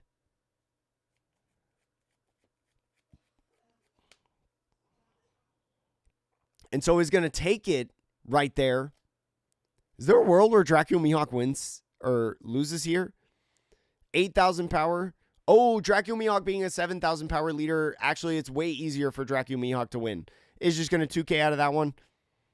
The next swing, Trilithium would be able to get extra counter, but goes in with 2 1Ks right now. Is trying to get him to go all in.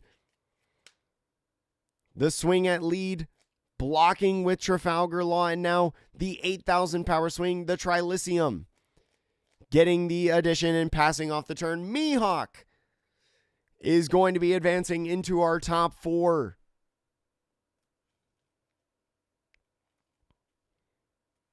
Winning the game right there with Law and Beppo. A weird game, I feel like. That was a weird game. From forgetting that Tashigi can tap herself to protect herself from Marcus Mars to that final turn being a little weird from the Mihawk, but he was still in a really good spot, being a 7K leader and having a lot of counter in hand. That was an interesting game. That was an interesting one, chat.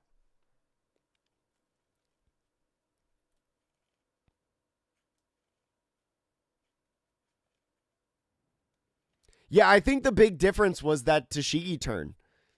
I genuinely think that big difference was the Tashigi turn. I think that changed the game. I think that kind of, it didn't seal the deal for Emu, but I think it was, I think it lowered his win percentage in that game exponentially. Emu's not farming everyone, Lunar.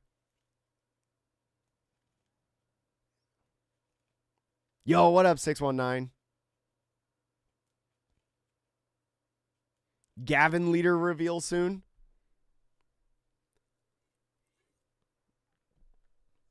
Gavin would be a blue-black leader. What is Gavin's favorite deck to play, chat? Does anybody know? Ooh. Chat, they're doing a new series of tournaments? This looks like a new tournament. I will post, chat, for anyone who does not know, in our Discord server, I will post deck lists from this tournament. I can guarantee that I will post the winner and the second place list. And I follow a lot of these players on Twitter, and I'm very active on Japanese One Piece Twitter. So I typically see a lot of other lists from this tournament.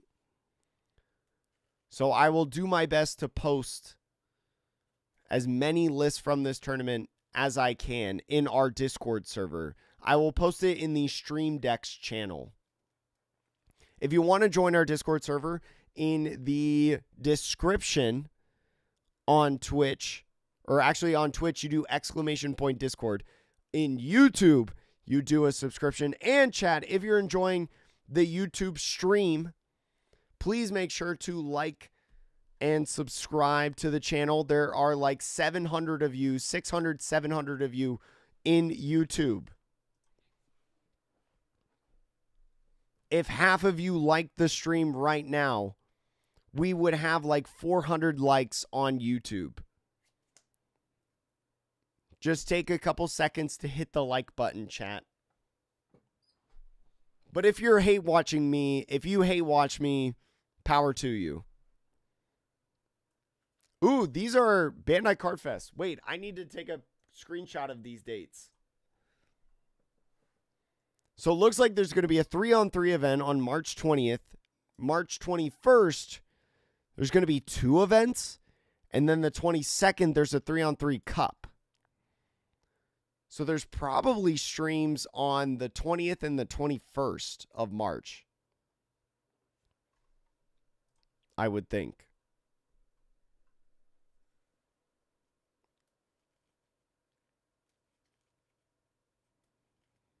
These aren't OP15 reveals. Chad, if you're going to debate, be polite. Be polite.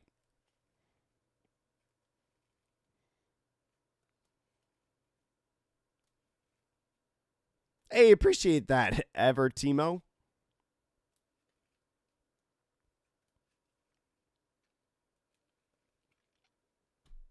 What does Ikailakai say? Does Ikailakai say that Emu beats Boa? Or does he say that Emu loses to Boa? What does he say? His answer is my answer, an official opinion. Because he has tested the matchup, I have not. Chad, here we go, top 4. Oh, he tried to flip it really fast. All right, top 4. Wait a minute, that was the wrong way. 2 Mihawks and 2 Boas are left. Chad, this has been a long stream, 3 hours. It's been a long day at the office for the casting crew. That was actually kind of funny.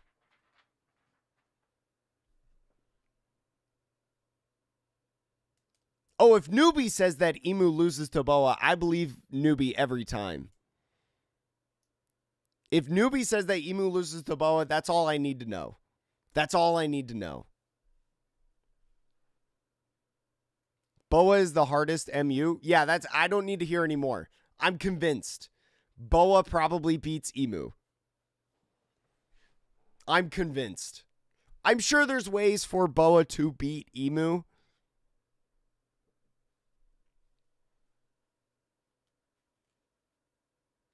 Emu can beat Boa if Emu goes second.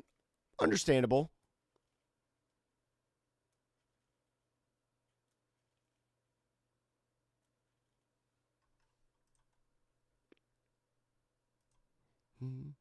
Chad, how are you doing today? What's good? It's tough for Emu against Boa. I would assume so. Like, not being able to remove the bodies and Boa having unblockable at the end, where like they constantly burn your life at a certain point and they add life. I feel like it's hard, but I haven't tested the matchup, so I don't know. Boa needs second in the matchup. We need Sormil to pitch his opinion on the matchup. It's Boa versus Mihawk, Chad. Who wins?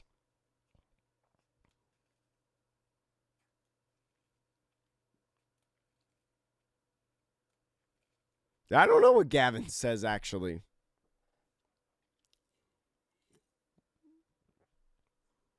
Yo, Yogurt, congrats on your pre-release win. You and me both.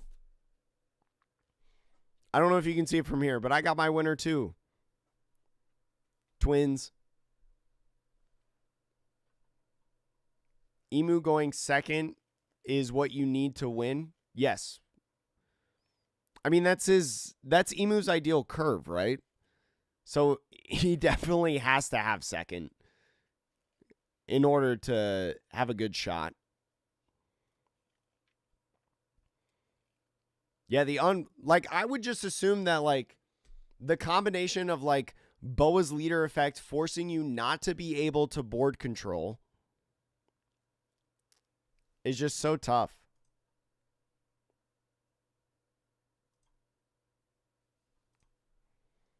Boa Hancock. Chad, it's the kid. Chad, our Boa player that we saw previously in this tournament, still alive. In the top 4 round, he's going to be going up against Mihawk. Okay, so it is guaranteed going to be in the finals. Boa Hancock, or wait, actually, no. No, it's not guaranteed. Nothing's guaranteed right now. Both of the semifinal matches in this tournament are Boa Hancock versus Dracul Mihawk, chat. The two new decks in 14. Looks like Boa is going first. Chat, Boa going first. Do you think Boa wins or Dracul Mihawk wins? It could be a mirror match in the last one. Yeah, both of these players look young. Both of these players look young, chat. This is awesome.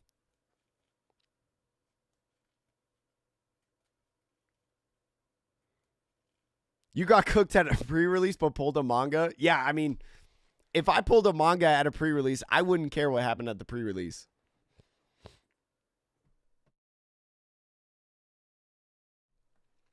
Chad, thank you so much for sticking with me right now in this stream.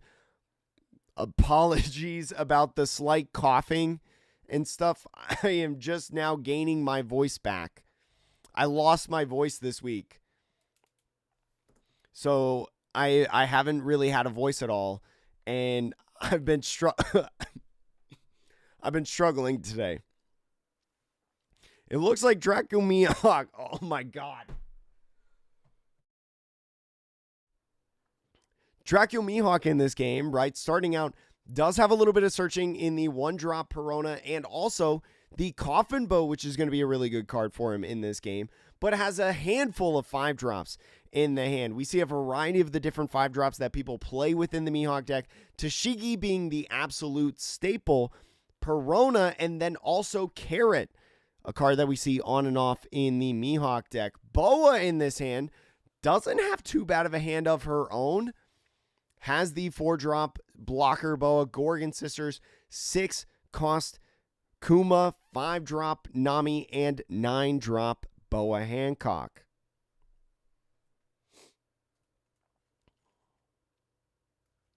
Big F for Caster in chat. I'm trying, chat. I try for you guys. I try my best for you guys. And if you like that, please make sure to like the stream. Make sure to follow me on Twitch as well, just like Joss.Farm, Lipe, and Blood Diamond for following me. Make sure to subscribe on YouTube as well as we chase 23,000 subscribers. All right, here we go, chat. Dracul Mihawk going first. Oh, looks like Dracul Mihawk was going first in this game. I thought Boa was for some reason. Looks like Coffin Boat is going to be the play. Great card to play on turn 1. Finds a Kiku. It's going to be a nice card. 2 done. Nothing to play. No 1-drops or anything like that for Boa. No Sengokus in this tournament so far that we've seen from our Boas. Now going off to Dracul Mihawk's 3-dawn turn is going to go ahead, play Perona. Perona is going to find 7 cost Shanks. Going to be a very, very nice card within this matchup, right? Boa being able to swarm the field with a ton of bodies, whether that's from triggers or no. Shanks is going to be a really nice one to have, and also having a 2K in that Tashigi there. Nice little protection Tashigi. Boa going in with that blocker is going to look at that top 3, set up a potential Kuma play in the next turn, having that even curve. We see Gorgon Sisters there. Is going to be so nice right now. Is going to look for putting the Gorgon Sisters on top. No, is going to put...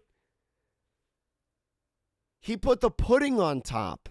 Why did he put the pudding on top? Oh, because he's going to draw for turn and then...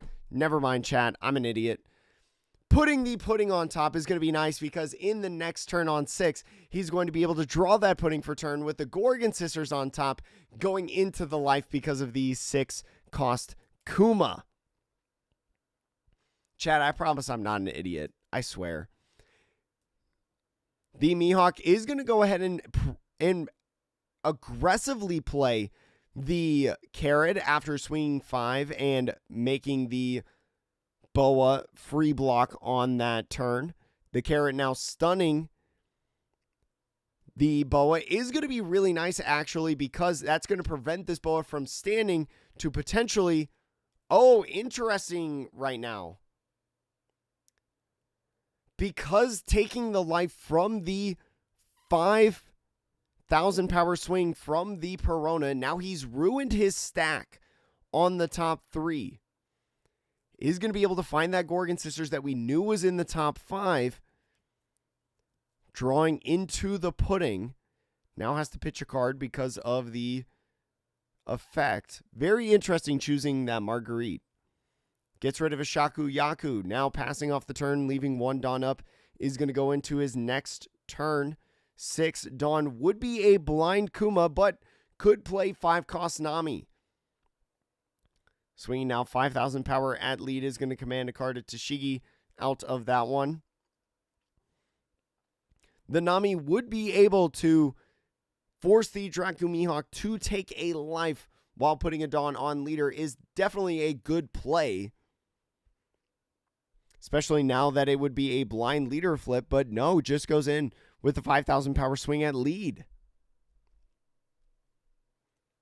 So ends up taking that life. Now playing the Silver's Rayleigh to get rid of the carrots. So was trying to see if Dracu Mihawk would get rid of a life, putting him in that 3 life range to where Silver's Rayleigh with that on play effect can get rid of a 7,000 base power or less character. Definitely a great play, as Carrot would be huge in this matchup. Definitely like that play if I'm the Boa Hancock. I didn't see it at first. All credit to this kid, who is definitely smarter than I am, as he's in top 4 of the Season 2 area finals, and I'm sitting in my house watching it.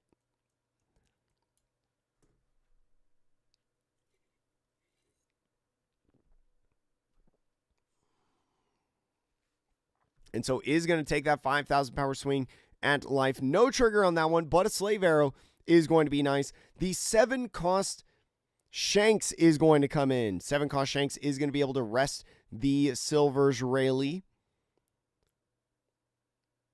Now tapping the 3 for the I know you're strong, so I'll go all out from the very start. Is going to be able to stun 2 7-cost or less. We've seen this event time and time again, and that's why if you watched my Market Watch video that I posted a couple weeks ago on the channel, you would know that this card is one that I mentioned that you should get for your Mihawk deck. God, chat. Sometimes I'm right.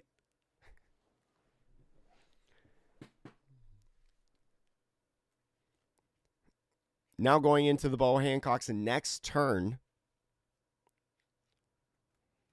Does have a couple different options, right? 8 Dawn in total to work with. Is going to attach 1 now. Swing 6,000 at leader. Or 5,000, I'm sorry, at leader because of the minus 1,000 power on the Shanks. I like all these tokens that they're starting to do now in the championships. It's very helpful for a viewer's perspective. So he drew before the Marguerite search because of his leader effect, and then he drew after he drew for the Marguerite search.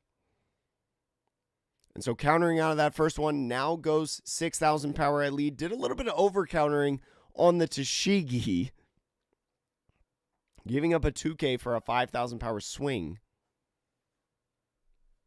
So now is going to go take that life, another coffin boat, and is going to go for the Kuma. Kuma, a great play, right? Getting rid of the Marguerite, a dead card in your hand, is going to be a heal, going back up to 3 life.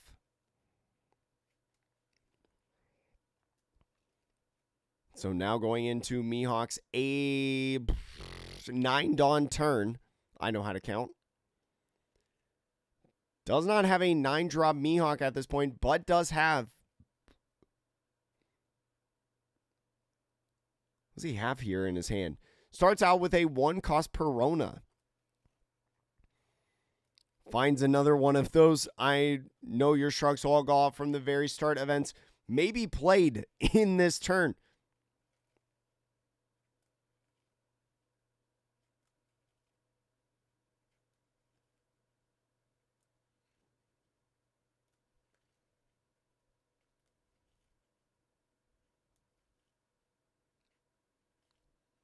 So Draco Mihawk now, 8 Dawn left. What do you do here?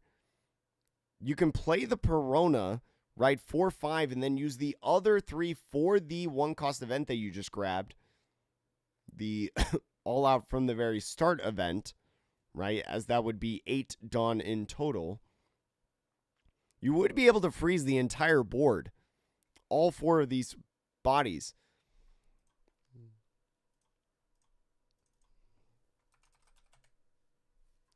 Considering that the Perona, if you do not know. Oh, yeah, the Perona prevents a 5-cost or less from not being rested. So I actually can't touch this Kuma, especially because the Kuma is an 8-cost. So actually would not work the way that I think it would. And off the 7,000 power swing does go ahead and counter out of that. Now the 9,000 power swing from Shanks takes in no trigger, just another Kuma, another good card. And the Perona is going to come down to go ahead and stun the Marguerite and Boa, using leader effect to restand some Dawn. Does have 4 Dawn left. The 1-cost event only stuns 7 costs or less, not original cost. So wouldn't be able to stun the Kuma if he used it, but would be able to stun the Rayleigh at least. Kuma on the turn that it's played, it gets that +2 cost until the end of your opponent's next turn. And as we just played it on Boa's last turn, has that +2. And so is just going to go for another Coffin Boat. Just going to be drawing cards now. So ends the turn. Restanding 3 Dawn. You've got a couple counter events in the hand. The Marguerite and the Boa do become active. The Perona saying they can't be rested. So now the -1,000 coming in for the Boa side because of the Shanks that is rested. He did not freeze the Kuma. He did not. I was saying earlier that he could not do it. Starts out with the Silver's Rayleigh swing at lead.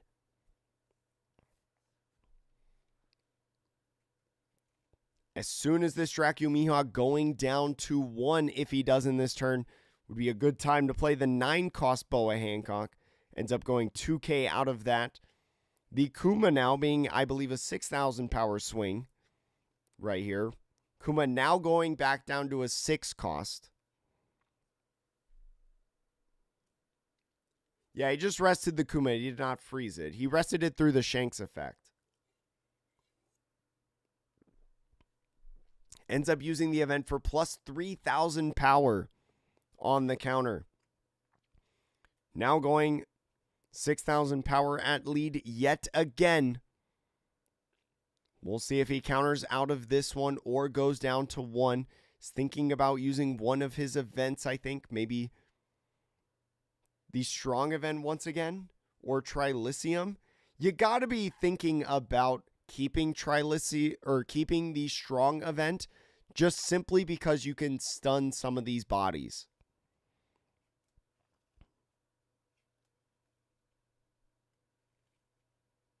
And so does end up using Trilithium to get +4,000 power. And the 9-cost Boa coming in is going to put the Dracula Mihawk to 1 while making the Boa 3. Boa looking pretty strong in this game, in my opinion. You do have the opportunity as the Dracula Mihawk now at this point.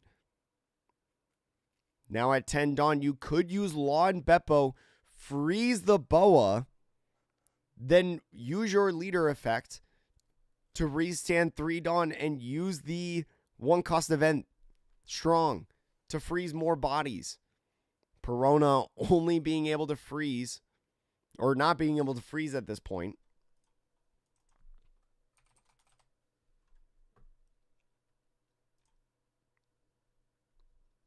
Because it's only on the on-play effect, the on-KO spitting out a 5-cost from the hand.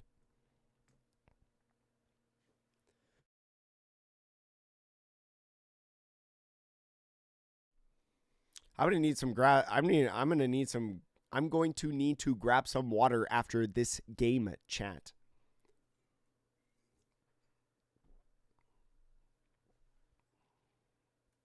Boa, considerable amount of counter in hand at this point. I need to stop saying at this point. I say that too much, chat. What is it? How do you pronounce it? Try Kilioko. I don't know how to say that word. Yeah, just resting Kuma for the fun of it. I wonder if you do that play like I mentioned with resting the Boa. Resting the Boa with Law and Beppo make you a 7k leader. Right? You swing Shanks to rest the Boa blocker so then you don't go down to 0.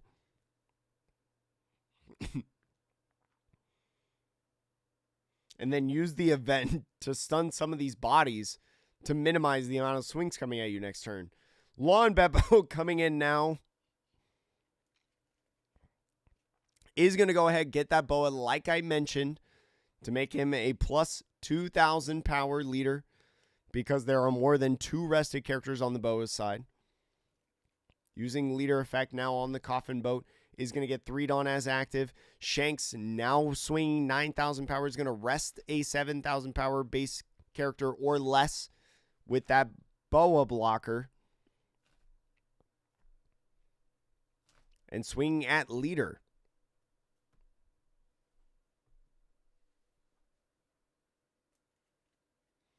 I'm not sure, Joshua, but I'll post it in the Discord. Ends up taking the life and gets a Boa trigger. The 9-cost Boa, no counter on it, is going to be a trigger. Potentially to play a character with 6,000 power or less and a trigger from your hand. The only option that he has on that is either Gloriosa or Gorgon Sisters, but chooses to put it in the hand, does not want to give up the counter.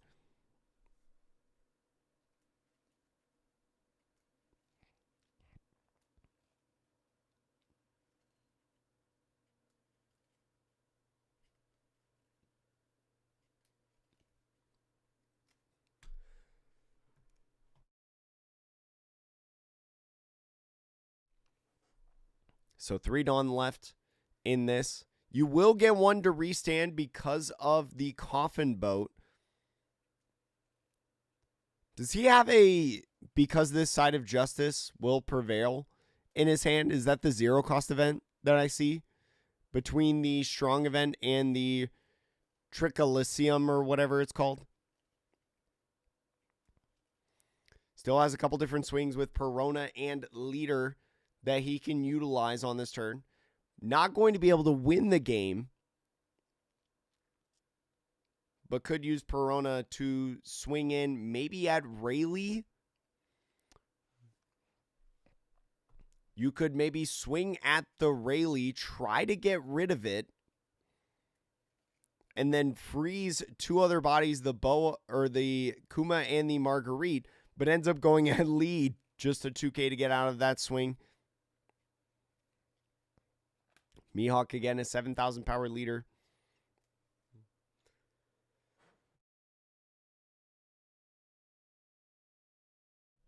Swinging 7,000 power at lead, now taking it, no trigger. It's going to be a Hiyori 2k. Is just going to pass off the turn with the 4.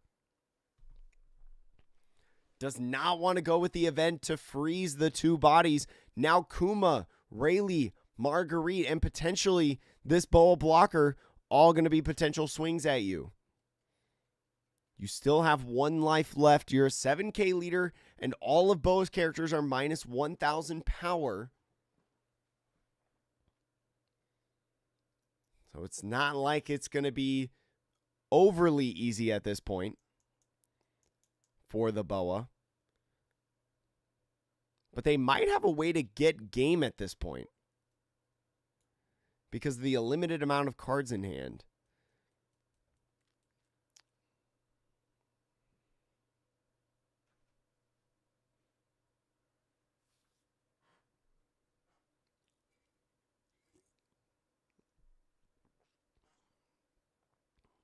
Yeah, it's wild that they haven't gotten Gorgon Sisters. They set them up to get Gorgon Sisters on the board, but then they they disregarded it entirely to play Marguerite, which I thought was really interesting. But the body actually has been nice, even though it constantly gets frozen.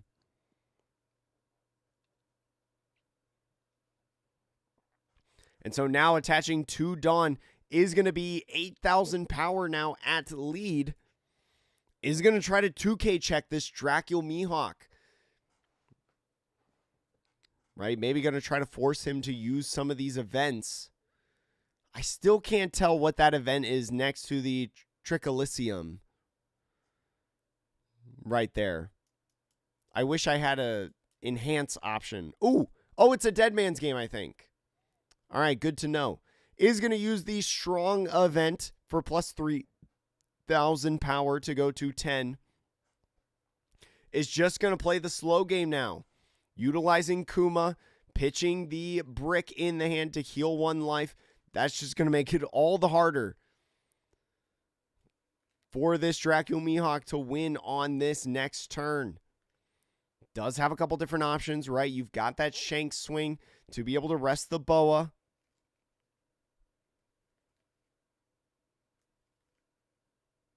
I like the Kuma play.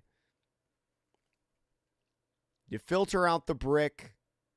Looks like Dead Man's Game coming in is going to rest the 2 Dawn, right? Especially because Shanks will rest the boa blocker. Now Slave Arrow, not going to be a card that you're going to use in this turn. 9,000 power coming in at lead. Especially with leader effect. DMG really only costing 1 Dawn in this deck.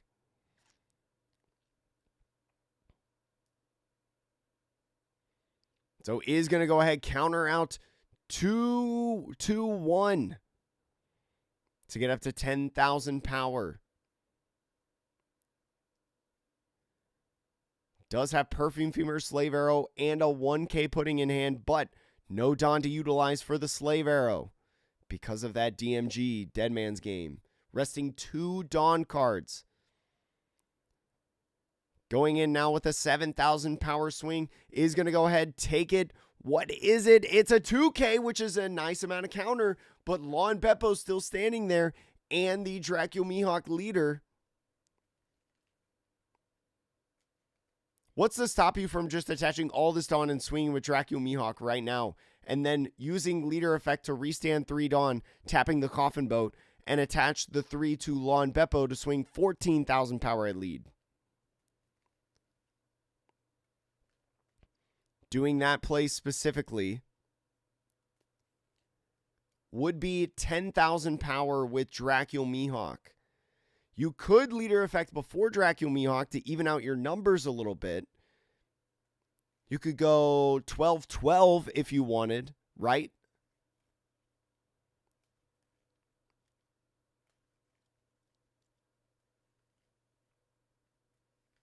And so is just going to go with an 11,000 power swing with Lon Beppo taking the life. What is it? It's another 2K, but with the leader effect on the Coffin Boat, restanding 3 Dawn, attaching 8 Dawn in total is going to be a 13,000 power swing, and Mihawk advancing into the finals, taking down Boa with the help of plenty of freezing effects, stalling effects in the game, and finally at the very end, Dead Man's Game. Demonic 9-Sword style. Wait, what's it called? Demonic 9-Sword style Aurora Dead Man's Game? Or DMG for short. What a good game. Boa Hancock did not play Iran or Gorgon Sisters, but a close game through and through, I think. Definitely a good one. And one of the reasons why Dracul Mihawk, I think, is very popular in this tournament. When he sees the curve, when he finds his pieces, he is such a strong deck. Definitely has surpassed my expectations in this tournament today. Whew.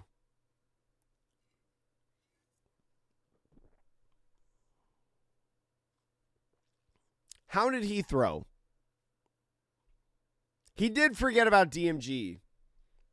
But I think that's why he played the Kuma, right?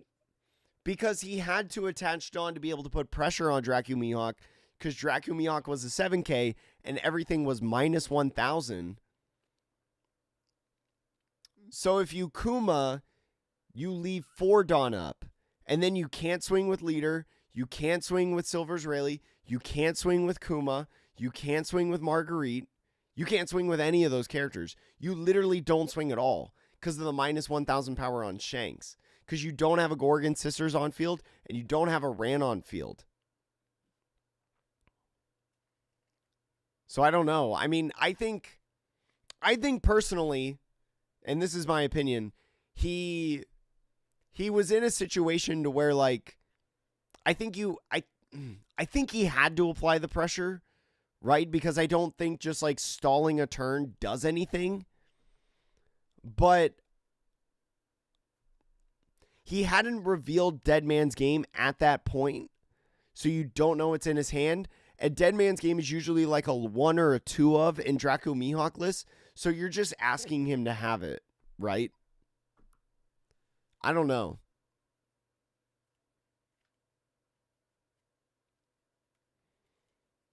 I did think it was really interesting that he did have the opportunity to play Gorgon Sisters off life, but chose not to because of the Marguerite.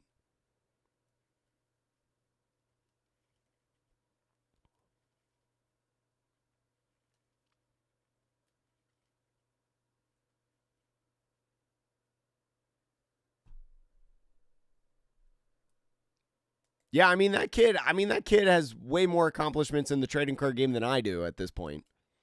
I would love to know his reasoning of why he triggered the Marguerite to mess up his stack. What's the reasoning for that?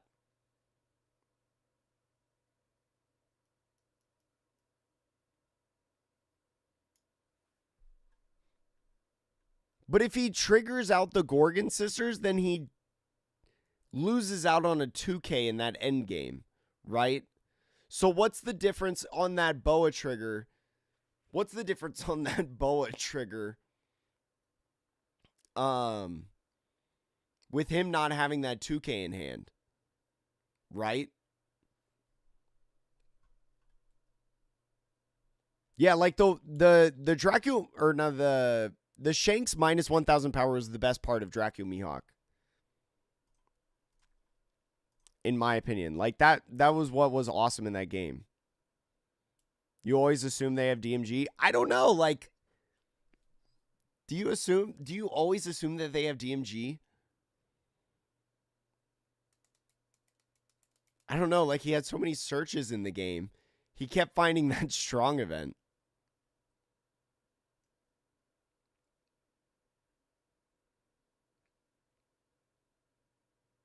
I don't think you can get top 4 in a major championship like this where you had to be invited to be able to play and just say that yellow players are trigger happy.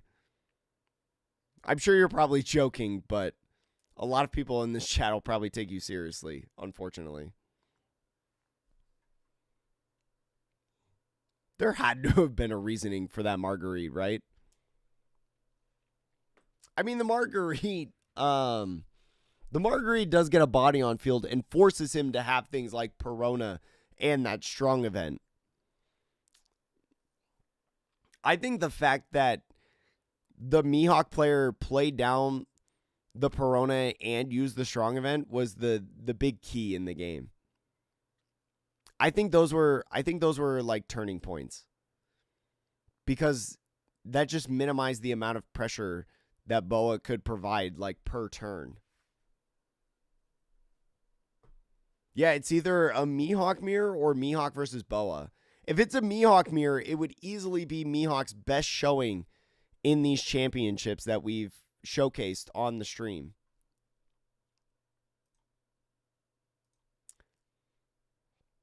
Mello, thank you so much for following over on Twitch.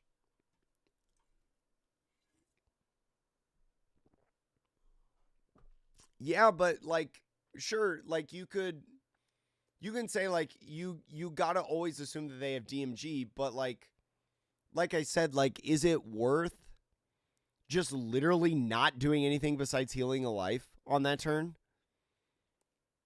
Like, because that's the trade-off, you know? So, like, what gets you closer to winning? Leaving Fordon open and just not swinging at all? Or is it doing what he did and just saying, okay, if you have DMG, you have DMG? Because you haven't shown it to me yet. You haven't revealed it, so maybe you don't have it.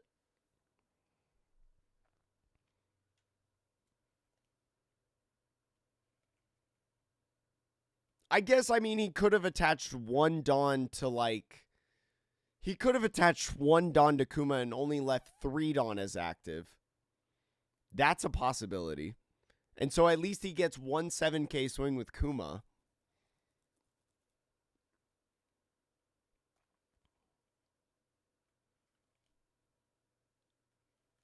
Yo, Caleb, good luck on your box of PRB01. That's crazy.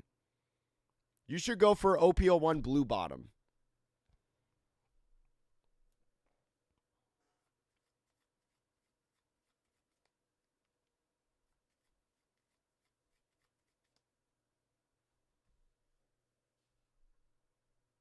Yeah, Rayleigh was a great play.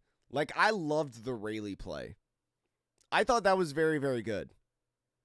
The Rayleigh play was really nice. To be able to get rid of that carrot. Because carrot would have caused him problems for a while.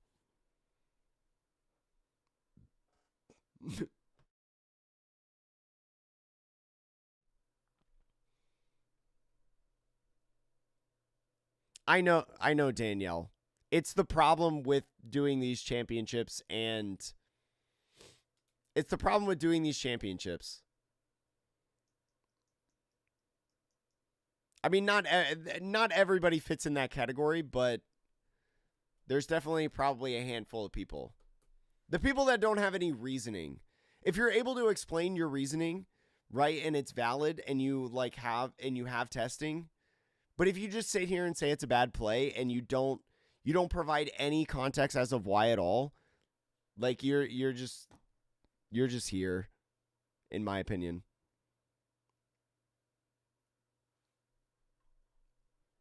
The one swing wasn't the difference, especially considering he having the second Kuma on field. AK on the Kuma was the quote-unquote misplay, but at the same time, it really isn't. Yeah, like, I don't know if that was a misplay. Because, like, he knew that he had the strong event in hand, right? Because he searched for it earlier. So, like, you know that if you swing 7, he can just get out of it like that in 8. So you ask him then to have a 4K event like the Trick Elysium, you know? So, I mean, I don't know.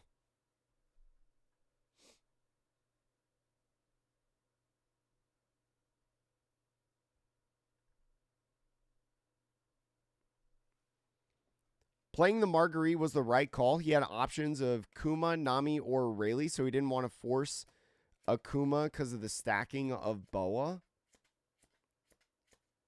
Yeah, I guess, I mean, not doing the Kuma play allowed him to play Rayleigh, as people were saying in chat earlier. So, like, now I can see the Marguerite play a lot more. That makes way more sense, right? Because it enabled him, because the carrot was on the field, right? At the time. Because Marguerite was off a trigger. And so it had been his first 5 on turn. Or it just enabled him, if Karen hadn't been on the field as of yet. No, because he played Kara right away. Right? Like, didn't he swung with leader and then played down Carrot to freeze the Boa, and then use leader effect to restand 3 Dawn and swing 5 with the Perona, which then triggered the Marguerite. So I guess, that play makes a lot more sense, actually, now. Interesting. I don't know if I would have thought that if I was him in that moment. I think I would have been too focused on the Gorgon sisters in life. Yeah, there should be only one match left, the finals. I don't have the starter 4-cost blocker boa. Is there a good choice to use the OPL1 4-cost blocker boa? Yes and no. And the reason I say that, so the boa blocker, the starter deck boa blocker, there's not really anything replacing it, right? Because not only do you get Arrested Dawn on your leader to be able to use a leader effect, but on top of that, you get to look at your top 3 to set up something like a Kuma, right? To be able to know what card it's healed. So it's like, it's at a value that's not really replaceable. But if you have to look for a replacement, I would say that 4-cost blocker boa is not bad, right? You do get a blocker. If you're aggressive with the blocker, you do get to draw one if you have a small hand size, right? Or on the block, you get to draw 1 card. I wouldn't play the OPO1 boa, but if you don't have the starter deck boas, like, you can only do so much, right? Like, but there's not really replacing the starter deck boa. Unfortunately. I wish I had a better answer for you. Yeah, it went, yeah, the carrot came out before the marguerite.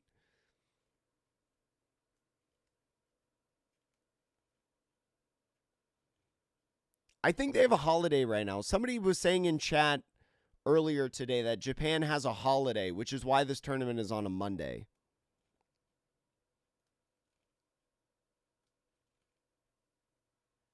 No, I think the Marguerite play was fascinating.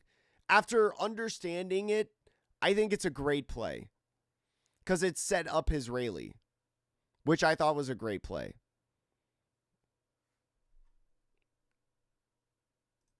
All right, chat, it's time for the finals. We know a Dracula Mihawk is in the finals, chat. What do you think? Do you think it's Boa or Mihawk? Oh, I think it's a mirror match. Chat, Dracula Mihawk mirror match. I think he just said Dracula Mihawk mirror match. Dracula Mihawk guaranteed winner.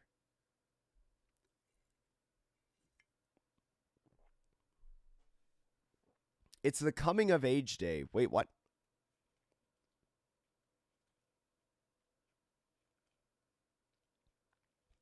Mihawk mirror match. Chat, let me know right now. Let me know right now in the chat. What are the most important cards in the Mihawk mirror match?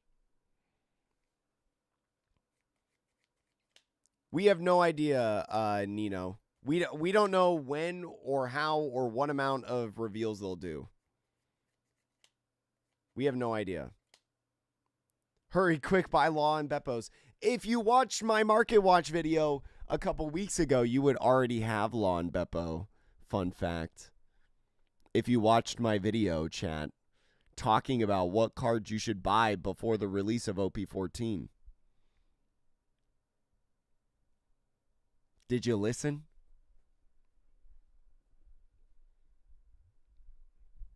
Although anybody could have told you that, to be honest.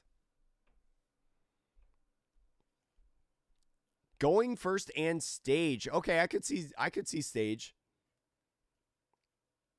SP Zoro. Oh, did you get the PRB SP Zoro?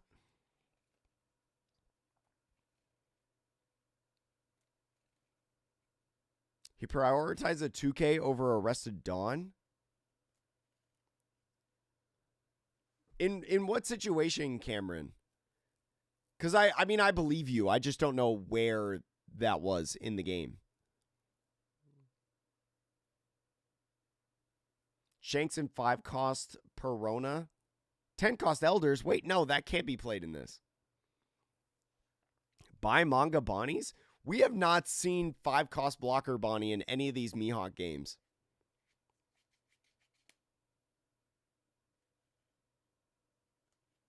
I know, Angel. And guess who told you guys 2 weeks ago to buy the I Know You're Strong card? Who told you guys 2 weeks ago to buy it when it was like $1, the alternate art dash pack? Who told you guys like 2 weeks ago?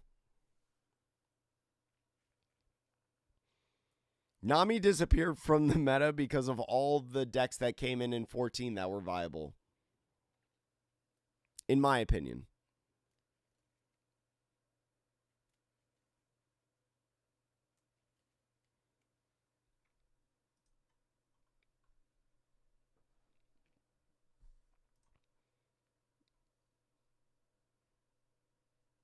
Chat, thank you so much to everybody being here. I appreciate all of your support.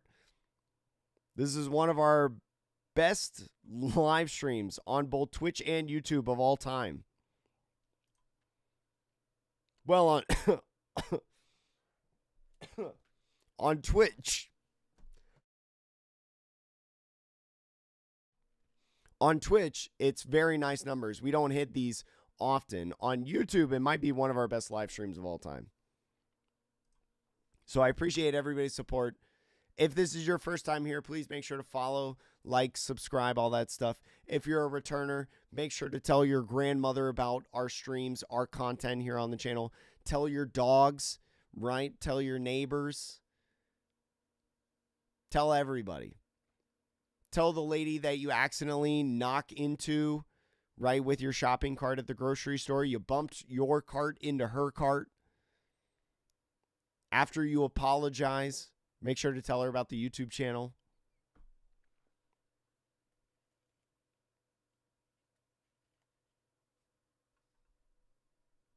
Defia, you're a terrible person. I am going to make sure that I never see or think about you ever again. Have a good day. You need it.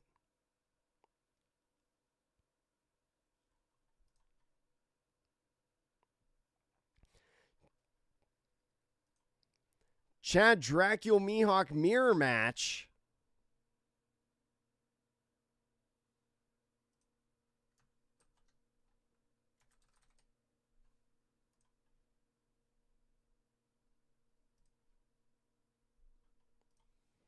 Dracula Mihawk versus Dracula Mihawk.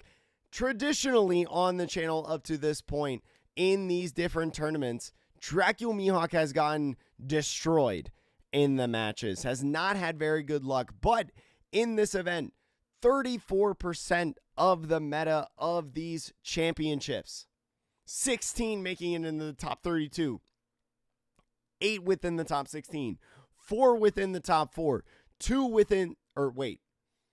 within the top 8, 2 within the top 4, and mirror match in the finals. Easily Dracula Mihawk's best day in these championships in OP14.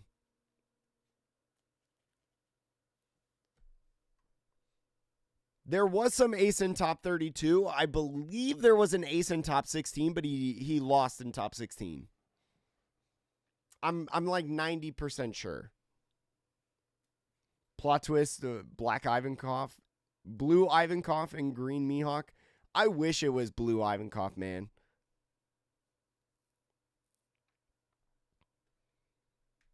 Hey, Alejandro, I'll tell anybody this. Enjoy whatever deck you want to enjoy. Doesn't matter if it's the best deck. Doesn't matter if it's a funny deck, a rogue deck. Just enjoy the decks you want to enjoy. If you want to go super try hard, play the best decks.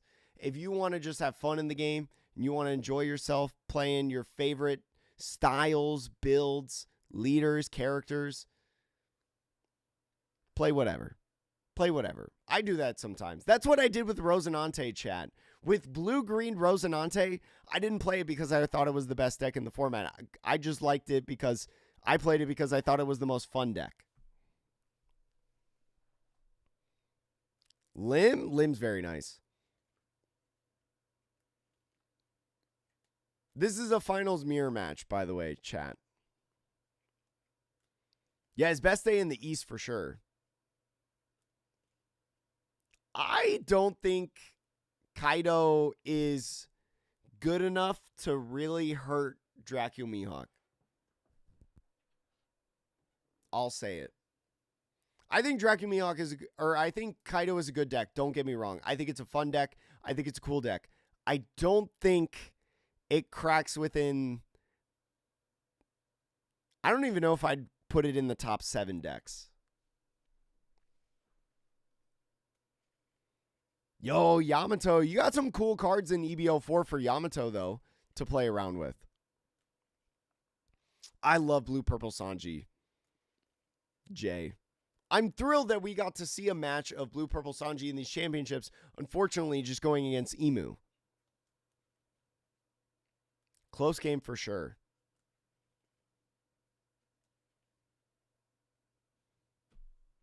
Top 15, Kaido probably is top 15. Top 7, I don't think so. Top 10, there's a debate. Definitely within the top 15. I haven't crunched the numbers, but I feel like in the top 15 decks, Kaido is in there. He might be like 15th or 14th. So this is the player on the right side. Chat, after their mulligan, they do have a Kiku in the hand. Nice little 2K as well as a 5-cost Garrett that we saw showcased in the top 4 round. Oh my gosh, they just flew by. That had a couple 7-cost Shanks in the hand. Player on the left side, no Shanks, but Law and Beppo, as well as a 1-cost Perona due to a little bit of movement and a 2K as well as the strong event. I think Emu is in the top 4. I don't know about post-rotation, Fadra, because I'm not going to think about post-rotation until after Nationals in February. I think it's worthless to think about rotation until Nationals in February. And so going in with this one player on the right side, going first, just going to pass, does not play the Kiku Nojo down on the field. Interesting, especially because you can go 5-5 in the next turn.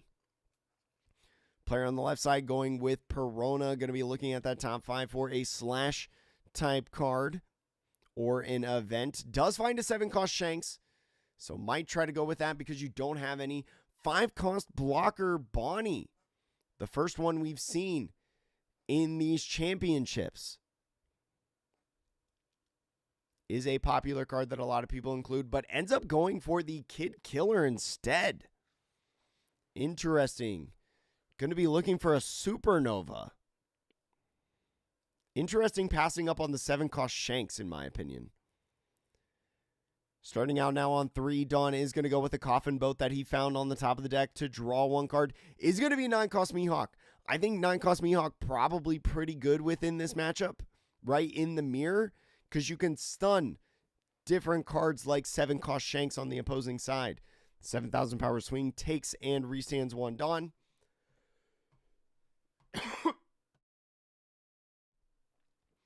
Now it's going to start off with a 5,000 power swing on the left side. Taking that life, going down to 4. Is thinking about the Trick Elysium.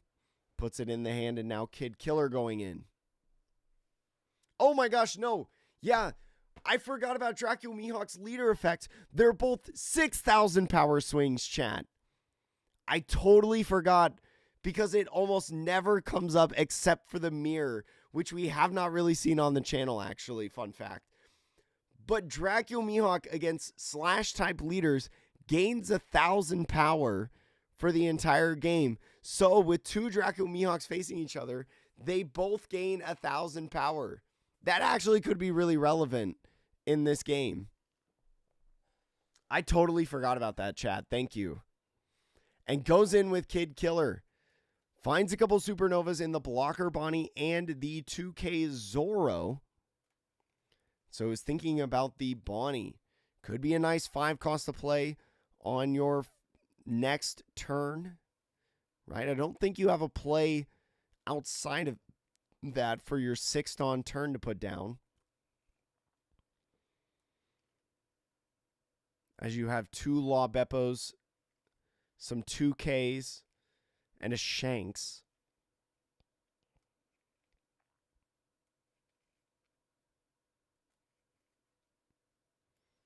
And so now going in with the carrot is just going to try to proactively put it down just in case Dracula Mihawk has anything to rest. Using leader effect, restanding some Dawn. Now swinging 7 at lead and leaving 1 Dawn. Is going to take that life, put it in the hand, go down to 3. 2 Dawn active on the defensive side because of the coffin boat, restanding 1 Dawn. I'm sorry, an 8,000 power swing, not 7,000 power swing. God, I'm not going to remember the plus 1,000 power for Dracula Mihawk. It looks like my camera froze too, actually, chat, so that's fun. Oh, now we're back. So we drew a Tashigi on the turn. So that could be an option that you play down on the field instead. Tashigi, a very nice card. You got to be careful, though, when it's rested because of that carrot. Carrot would be able to freeze it.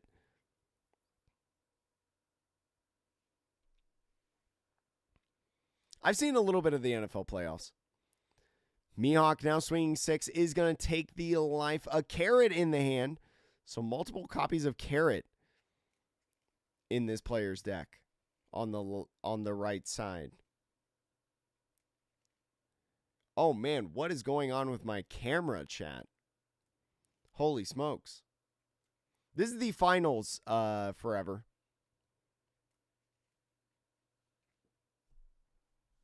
Holy cow, my camera is not doing well.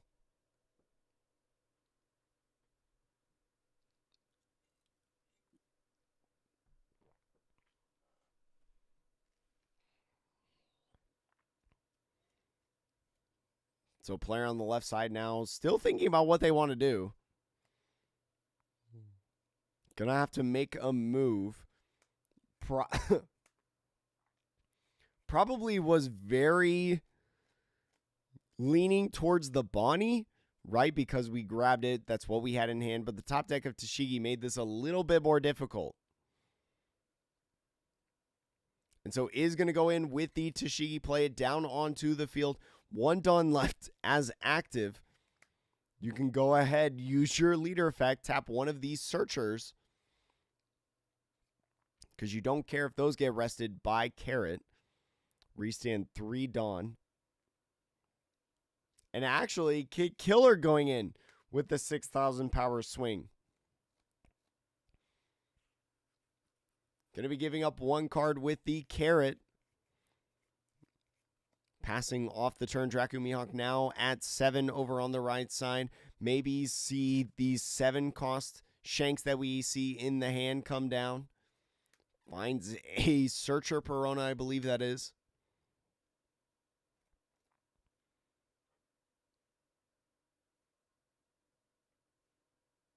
And so is going to go ahead, play that Shanks using the leader effect on the Shanks instead of the coffin boat to restand 3 Dawn. Is going to go ahead and res the Tashigi. Now the carrot, once the carrot swings, will be able to freeze the Tashigi. And so is going to do that, attaching 1 Dawn, now swinging 7. Is going to 2K check his opponent over on the left side.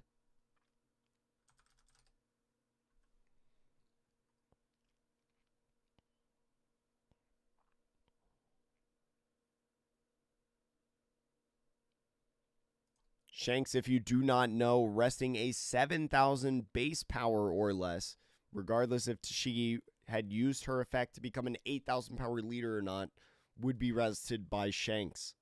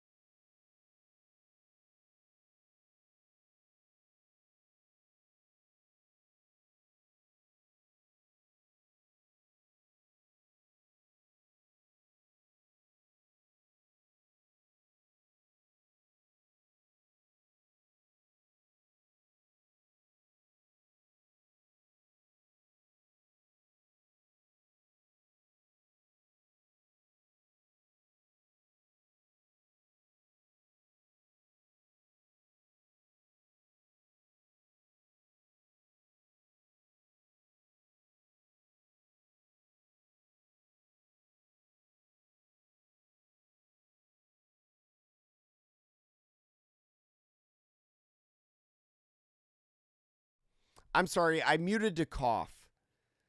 And I forgot to unmute. Crap. Perona going to be searching. Does already have 7 cost Shanks in there. Could find an event. Does find the Trichelysium. Thank you, chat. Appreciate your help. I've been trying to mute to cough so then you guys don't hear this horrendous, ugly cough when, you know, because my voice. Ends up going with the Trichelysium event. Putting it in the hand. Now using the Tashigi event, even though Tashigi Frozen is going to be an 8,000 power leader.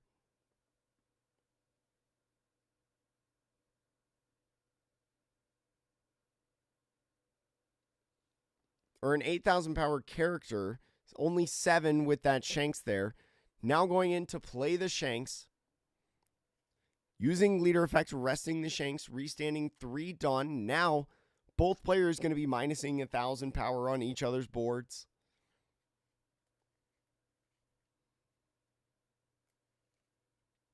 Holy cow, we are just throwing these minus 1,000s everywhere right now. This is a mess. And so now swinging 6,000 power. Is swinging 6,000 at Carrot. Uses a 2K to get out of that one. Not using the 1K Perona. And uses the Strong event. This event we've seen all day today in this championship. I know you're strong, so I'll go all out from the very start. Freezing 2/7 costs or less on the field. Perfect for Shanks and Carrot in the mirror match. Now Shanks not going to be able to rest a body. Carrot not going to be able to freeze a body. And Tashigi, because we use the Tashigi effect to plus 2,000 power through the opponent's turn, Tashigi now is potentially going to be able to restand. 9-cost Mihawk is in the player on the right side's hand. Could be a great card to play down on this turn and utilize for your leader effect to stun one of these characters. And 9-cost Mihawk is what's going to be played. Using leader effect is going to stun a 9-cost or less. Cannot attack. Or cannot be rested, I think, is actually the specific wording on the Mihawk. There is a difference. One of your opponent's characters, which was the Shanks, with the cost of 9 or less, cannot be rested until the end of your opponent's next end phase. That means that Shanks cannot attack. Shanks cannot be rested through the Dracula Mihawk's leader effect. And is not going to be minus 1,000 in a future turn on the player on the right side's board. Probably a very good card in the mirror match. And so I think is taking this swing of 8,000 power going down to 1. Coffin Boat going to be drawing a card, passing off the turn. Coffin Boat restanding 1 Dawn. So Shanks, even though will restand, will not be able to be rested.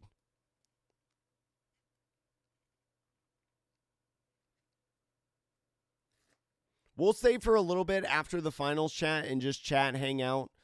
But typically, yeah, they don't do any reveals after the finals.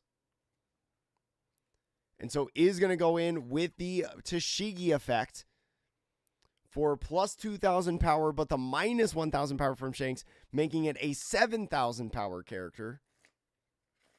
So much math to be done in this game.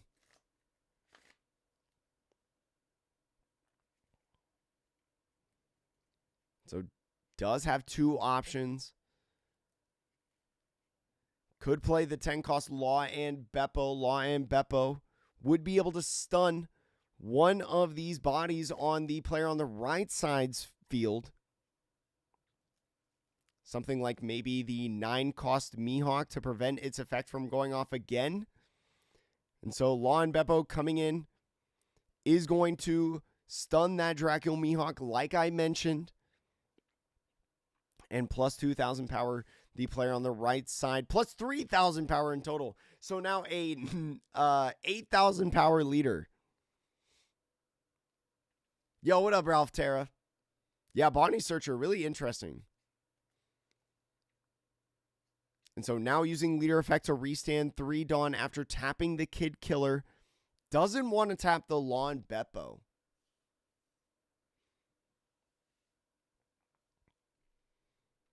Does not have another one of those I know you're strong, so I'll go out from the very start events to be able to once again freeze this carrot. So do you try to swing into it now at this point? You can swing with the Tashigi. You can swing with the leader. Not with the Shanks, though. The Shanks being stunned from the secret rare Mihawk.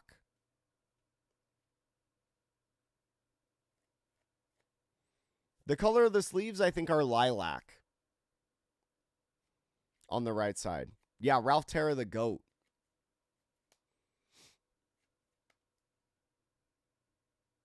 Yeah, you can replace the 5-cost Bonnie SEC with Perona. That's fine. Probably. You probably don't want to run a Supernova engine, though, then, in your deck. And so now attaching 1 Dawn is going to be a 9,000 power swing, if my math is correct. I think at Carrot. So it does have a Trick Elysium event. But I don't know if you have enough counter to be able to save Carrot on the Tashigi swing. Has 5 cards in hand right now. 2 Dawn attached to the Tashigi is going to be another 9,000 power swing.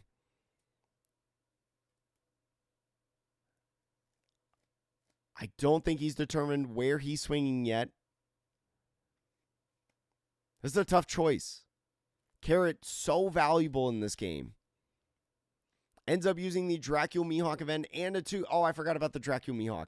The SEC Dracula Mihawk, if you do not know, on opponent's attack once per turn. If you discard a card from hand, you can give a character or leader plus 2,000 power for a battle. So using that in a 2K to get out of that swing.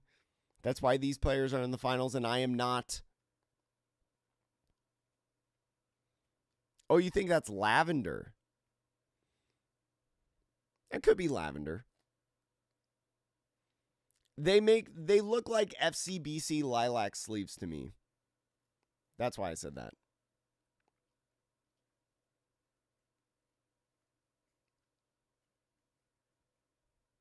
There's been some crazy games today, Ralph Terra.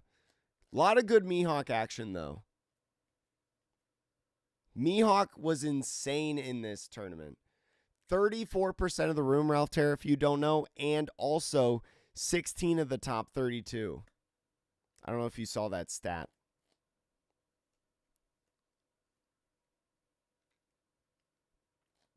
Full 10 Dawn turn. Does have a Lawn Beppo that he could utilize himself, but not before the Carrot swing. The Carrot is going to be swinging at the Kid Killer and stun the Tashigi, kind of forcing him to use that Kid Killer effect to restand 1 Dawn, especially because the player on the left side does not have Coffin Boat on the field. Maybe he's just trying to get rid of these little searchers, but now swinging 9,000 power at lead. Lots of cards in hand for the player on the left side. 9,000 to an 8,000 power leader. Just a 2K gets out of that swing. Law and Beppo coming down onto the field. Oh, gotta determine the resting is going to rest and freeze the Law and Beppo on the left side, making the right side Dracula Mihawk 8,000 power. Now using leader effect on the Coffin Boat to restand 3 Dawn is going to just end the turn and restand 1 more. I don't have the sound, Troy, just because it's a little distracting to a lot of people to hear both my commentary and the Japanese casters. I've gotten feedback in the past that it's a little hard to hear, so I just have it as mine. And so starts out with the Tashigi swing here. Or actually, no, Tashigi is frozen. My apologies. I got distracted for a second. So full 10 Dawn. Has another Lawn Beppo that he can put down if he wants.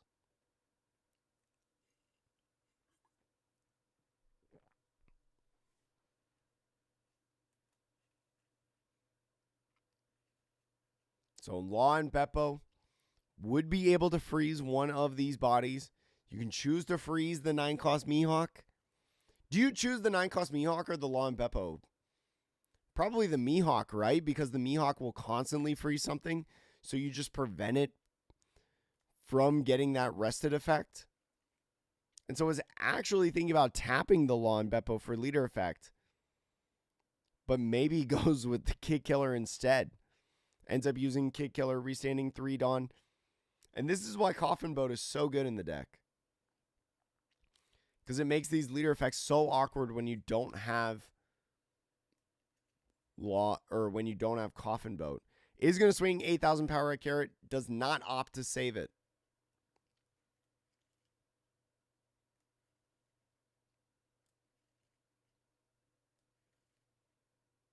I know we've had some young kids in these rounds. Like, even this player on the left side looks pretty young. I mean, I think he's out of high school maybe. But yeah, we got young players playing in this.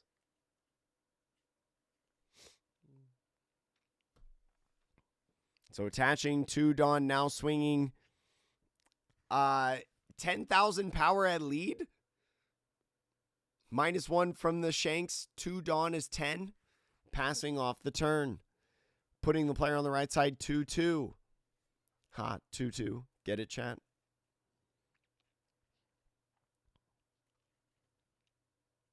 Finding another Perona off the top of the deck. Does have a Law and Beppo of his own. This is the finals, Alex.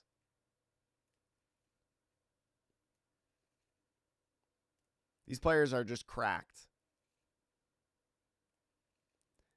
So Shanks now going in. An 8,000 power swing to an 8,000 power leader. It's just a 1K to get out of this. Man, this is why the plus 1,000 actually matters a lot in the mirror match. Because that was just a 1K to get out of the Shanks swing. And now this 11,000 power swing from Law and Beppo is just a 4K counter event to get out of it, to go to 12. Law and Beppo coming in once again is going to freeze the Law and Beppo that is rested. Coffin Boat now restanding 3. Both players just sitting at 8,000 power leaders for this game. Is going to go ahead and use the I know you're strong, so I'll go all out for the very start event. So now not only one of the Law and Beppos is frozen, but also the 7-cost Shanks and 5-cost Tashigi, minimizing the amount of swings that the player on the left side is going to be able to provide in the next turn.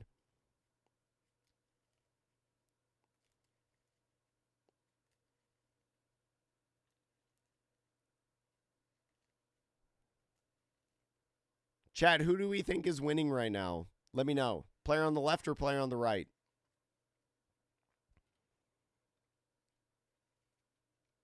We do have a Law and Beppo on the side of the left. We could go to 8,000 power once again. What would you play over, though? Would you play over Tashigi or Kid Killer? You probably play over Kid Killer, right?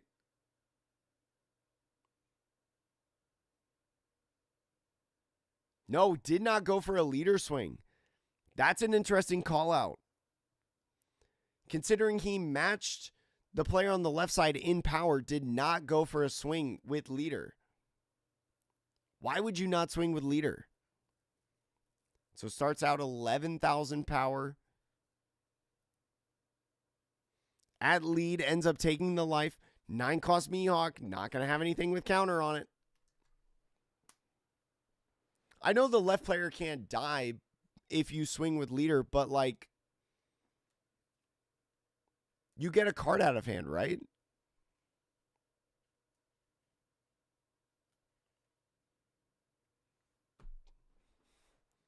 Ralph, you're cheering for the left side because of the 1-cost Bonnies. I know you're a big believer in the search.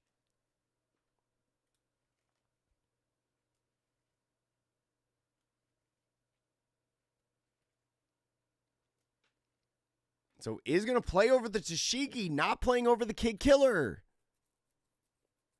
Interesting. Stuns the Mihawk yet again.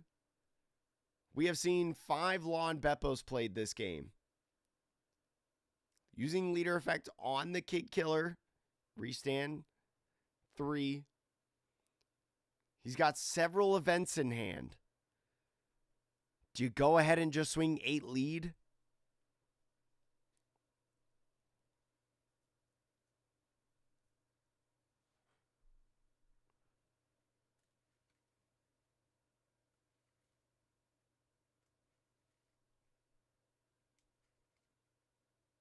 This game is fascinating. I need like Ralph Terra or Noel to like watch this game and explain everything to me. Like the reasonings for everything. There's so much to like learn about this game, I feel like.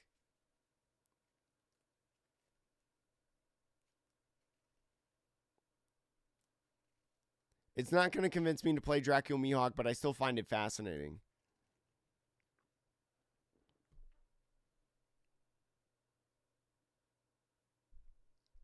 And so now he's thinking about leader. And he passes off the turn 2. Mirrors the player on the right side, not swinging with leader. Worrying about stuff like Paradise Waterfall, right? Would be able to restand the Dracula Mihawk SEC. I think the damage modifiers or the power modifiers are magnetic, actually.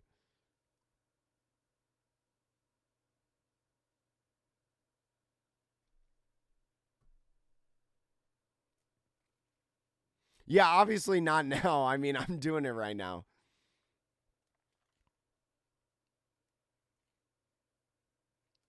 Is going to go with Perona. To look at that top 5. What are you looking for on this Perona?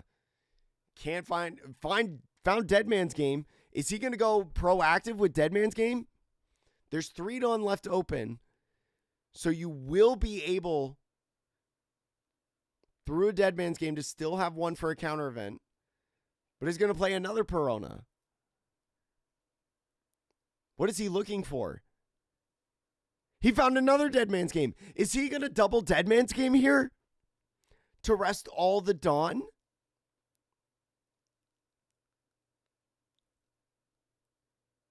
No way. No way. I mean, he's got 2 Lawn Beppos and a Shanks to swing with at lead. If he's got no Dawn left, he can't use the counter events. So he only has 1, 2, 3 1Ks in hand. The double Perona search for double Dead Man's Game. You do have to remember, though, that Dracula Mihawk on the left side is an 8,000 power leader.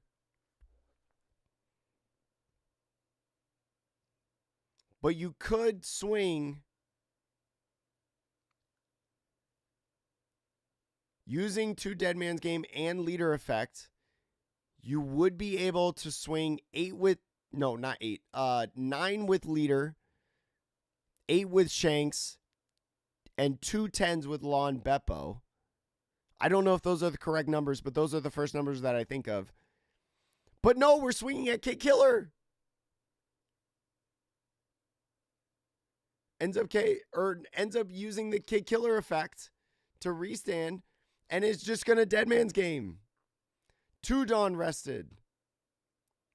2 Dawn rested. Leader effect on the Coffin Bow will restand 3 Dawn. And he's going to go with these 3 swings that he has left. Lawn Beppo, 10,000 power swing, now at lead. You have to swing. Why would you, hold on, chat. Explain to me why you would swing leader at Kid Killer first. Ends up taking the life. Putting another 1K in hand. Looks like player on the right side for the double Dead Man's Game. going to win this. The 10,000 power swing from Law, and Beppo can only match it at this point, right? Oh, no. Had 3 1Ks, which puts him to 11. But the Shanks now on the swing, claiming the game because no Dawn left open. Oh, my goodness. What an insane game.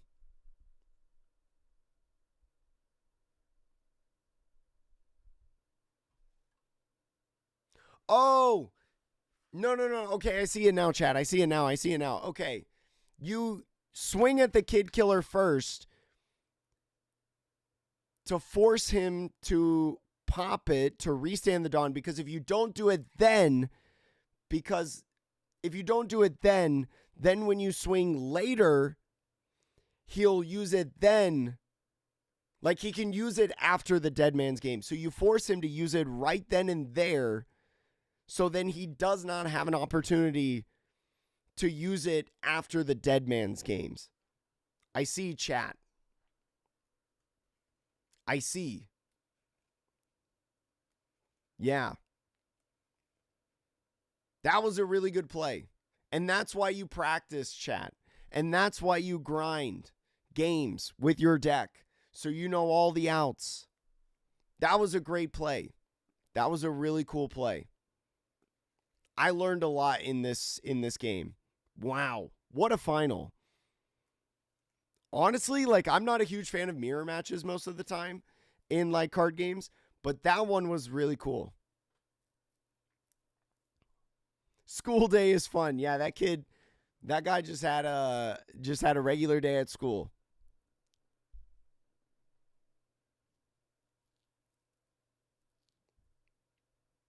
You never swing your leader at lead. You lose out on Dawn by getting it to 8. So there was never a world where he swings leader at face anyways. But if you're an 8K leader, though, why not?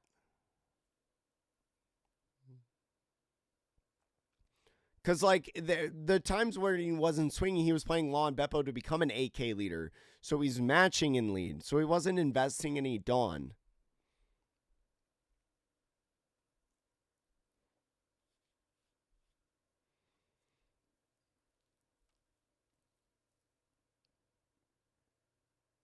Yeah, using leader effect on Kid Killer, like, I think pretty much just lost him the game. Well, I don't know. Wow, this kid is tall, by the way. I don't know if it, like, lost him the game, but it definitely punished him. Dang, look at those trophies, chat. Chat, claps in the chat for this person. Claps in the chat for this person for winning, for being excellent. Probably not banned, because they typically never do reveals after the tournament is over.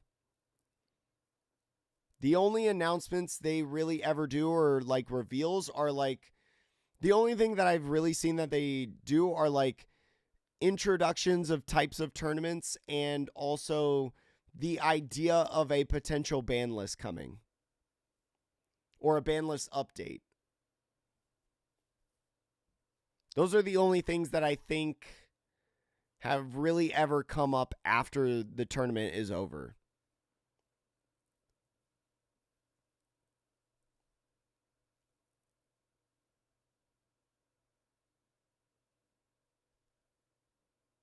Yeah, like, I mean, their brains are fried. I mean, you're asking that player to have double DMG, and he only had it because he searched Perona twice, and he found DMG both Peronas. That was crazy. Chad, keep in mind, not only did he have double DMG, but he had Perona searches to find the DMGs.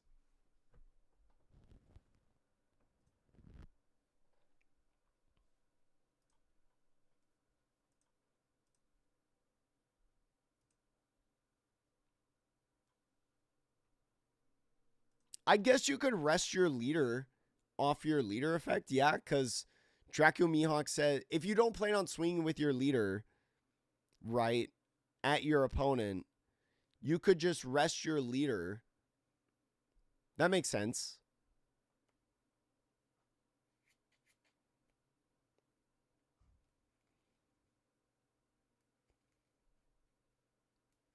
Yeah, I know these trophies are huge.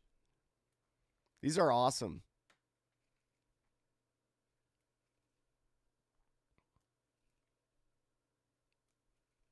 So he found Austin, he found double DMG off back-to-back Perona searches to be able to rest the Dawn to go for the win. It was incredible. DMG stonks up. Yeah, it was an awesome game. I highly encourage Austin to watch the VOD. The VOD is free. The VOD is public to be able to watch. Chat, if you're on YouTube or Twitch, regardless of the platform, I have this up publicly, so you could go back and rewatch it if you want.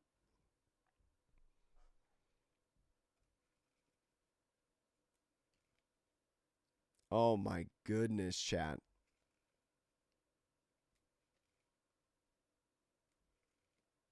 That was an insane game. I mean, the real thing was the Kid Killer, right? Like, I don't know if keeping the Kid Killer active to be able to utilize for a Dawn, because that would have meant that he had only one Dawn to work with on the counter. And the lawn or the Shanks at the end swung. The Shanks at the end swung 11. Oh my gosh, yeah. If he had left the Kid Killer up, as active and utilized that Kid Killer effect, he could have used the Trichelysium event to get to 12 and get out of these Shanks 11,000 power swing. It literally lost him the game. Using the leader effect on the Kid Killer literally lost him the game. That's incredible. That's crazy.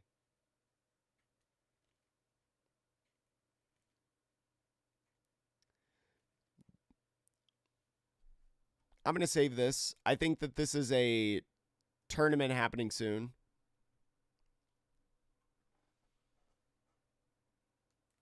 It sounds like a tournament's happening during Cardfest weekend, chat.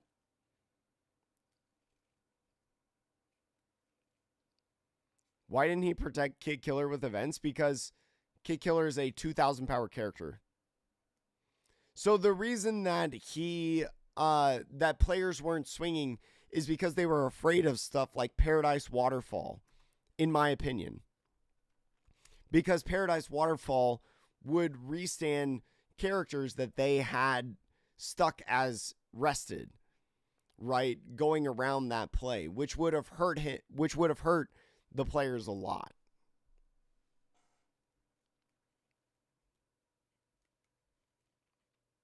He should have done either the Lawn Beppo that he played on that turn or his leader.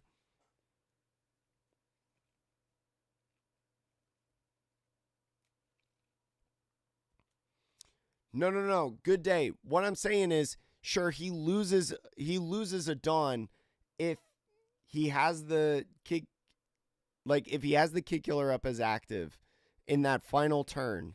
What I'm saying is he has 3 Dawn as active, right? And the Kid Killer would be active. The player then has to decide to use DMG for the 3 Dawn. And so then after the DMGs are used, you then use the Kid Killer effect to restand 1 Dawn.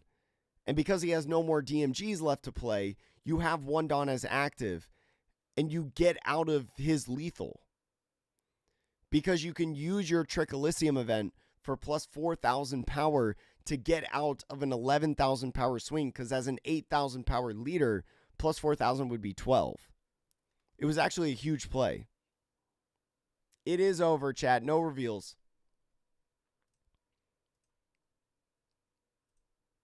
They just turned off the music on my side. Chat, Hold on, let me get a little closer to you guys. Chat, that's going to be all for the stream. Thank you so much to everybody that was here. We almost had 800 people in the stream at one point. We had 796 people at one point in the chat. That's absolutely insane. That's probably one of the best YouTube streams that we've ever had. And Twitch, I mean, we had 60 to 70 people the whole time, which is awesome. Right? Thank you, chat. I appreciate you. Thank you so much for watching. If you missed any of the tournament, the VOD is public on both Twitch and YouTube that you can go ahead and watch for free. Make sure on the stream as well, if you're on YouTube, to like the stream so then more people can help find our channel. Subscribe if you liked the stream so then you can come by again. I do every single Japan Championship, right? Whether that's live streaming or as individual videos if I'm traveling or something like that during the championship, which does happen from time to time. And if you're on Twitch, make sure to follow because I multi-stream as well. We'll probably stream on Tuesday, chat. I'm going to be playing in the Chinos Cup on Tuesday, so we're going to be live for that. Dracula Mihawk ended up winning, Nico. We're going to be streaming on Tuesday in the Chinos Cup. We're going to be grinding for Nats. We're going to be doing a lot of Nats practice and more videos coming on the YouTube channel soon. Chan, I'm going to go to bed because it's 1:30 a.m. If you like the individual videos of these rounds with the English translations of the cards on screen, I'll start working on that tomorrow morning, and I'll get top 32 out as soon as possible, and then I'll do 2 per day, as I usually do with these Japan Championships. Thank you so much, chat. Fun stream today. Great tournament. And I'll see you next time, chat. Have a great night. Have a great day wherever you are in the world. Love you, chat. Have a great day. Mwah. You're cute today, chat. I don't know if anybody's told you that. Dracula Mihawk won, by the way. Chat. Tournament's over.